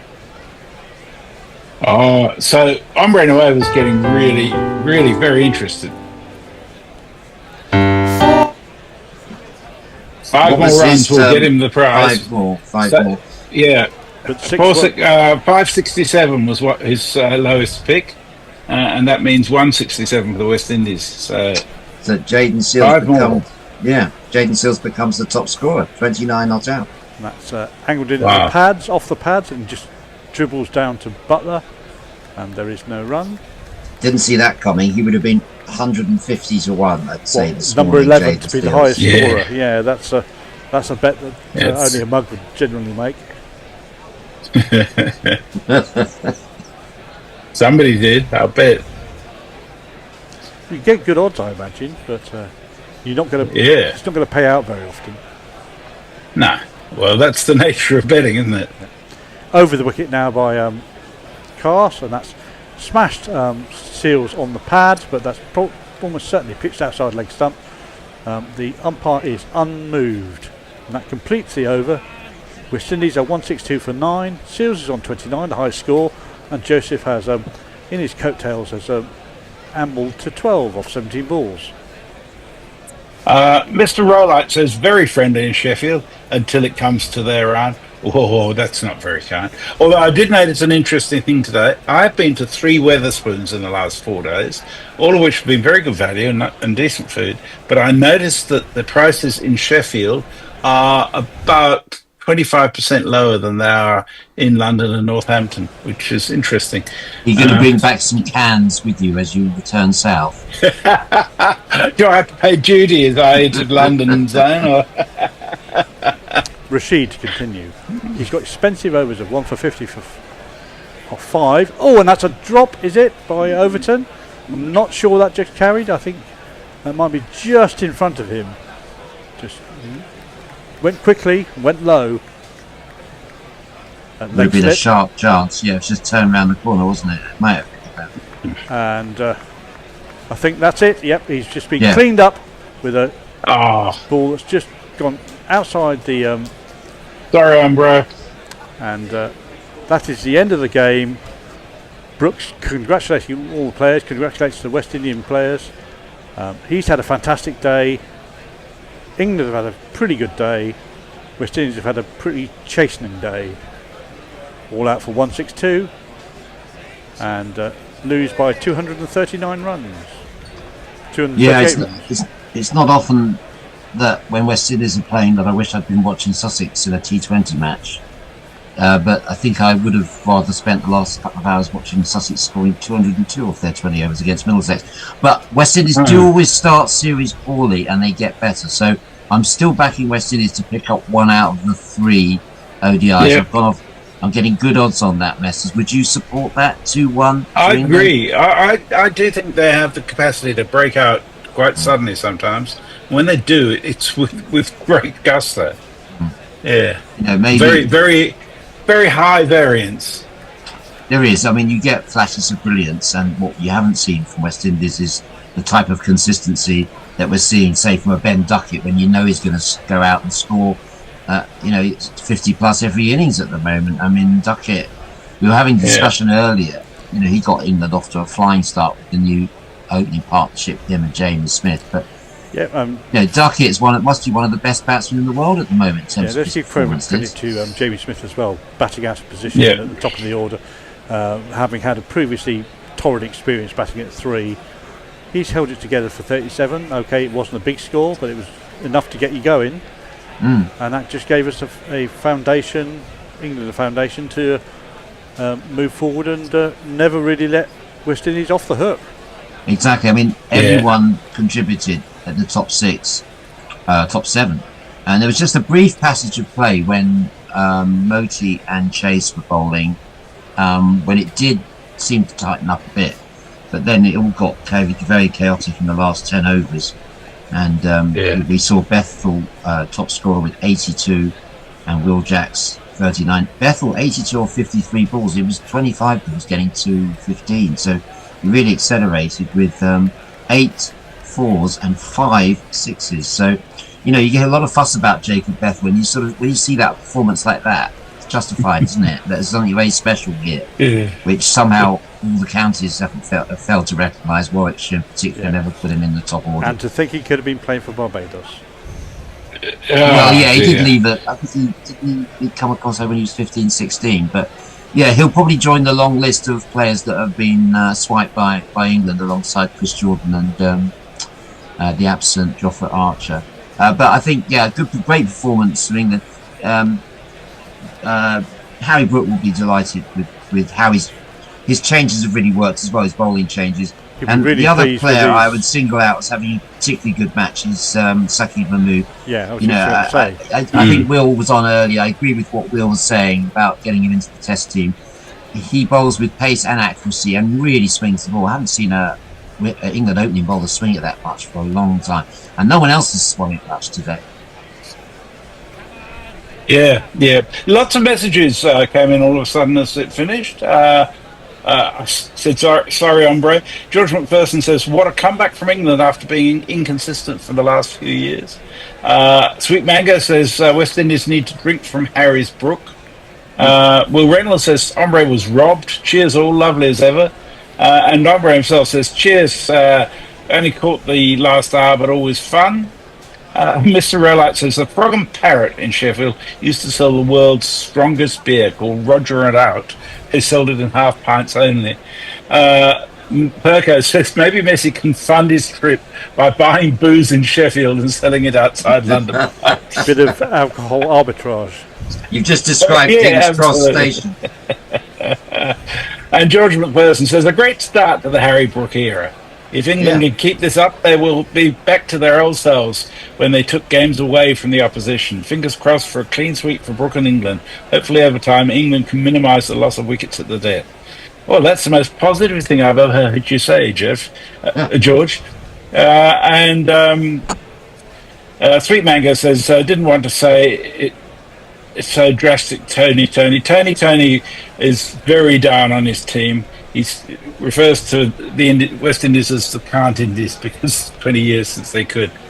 And that's about it. Thank you all very much for being with us. It's been a telling day for the West Indies, a good day for England. But we'll be back in Sunday. 3 days' time on Sunday from 11 a.m. British Summer Time. So join us then, and we will bring you every ball of the second ODI. From Safari Gardens, I do believe. So, going to Wales. Right. Absolutely. We'll see Thank you, then. gentlemen. Okay. Bye for now. Guerrilla cricket. Whoa. Guerrilla cricket. Whoa. Guerrilla Take guard, man the barricades, patrol the cover boundary. At last the time has come, this is a cricketing emergency. Hear this call to arms for every cricket revolutionary. Take up your bats and stumps for the test match insurgency. At first they tried to silence us, but we would not be silenced. They threatened us with lies, so we threatened them with violence. Che Guevara, Sangakkara, Joseph Stalin, Douglas Jardine, Robespierre, Darrell Hare, Vladimir Lenin, O'Brien Kevin, guerrilla cricket. It's not about the winning, it's about how many rules you break. Even in cricket commentary, this is the best advice to take. Pick guerrilla cricket, it's the finest choice you'll ever make. There's so much more to cricket than rev counters and a slice of cake. At first they tried to sanitize us and clean up our act.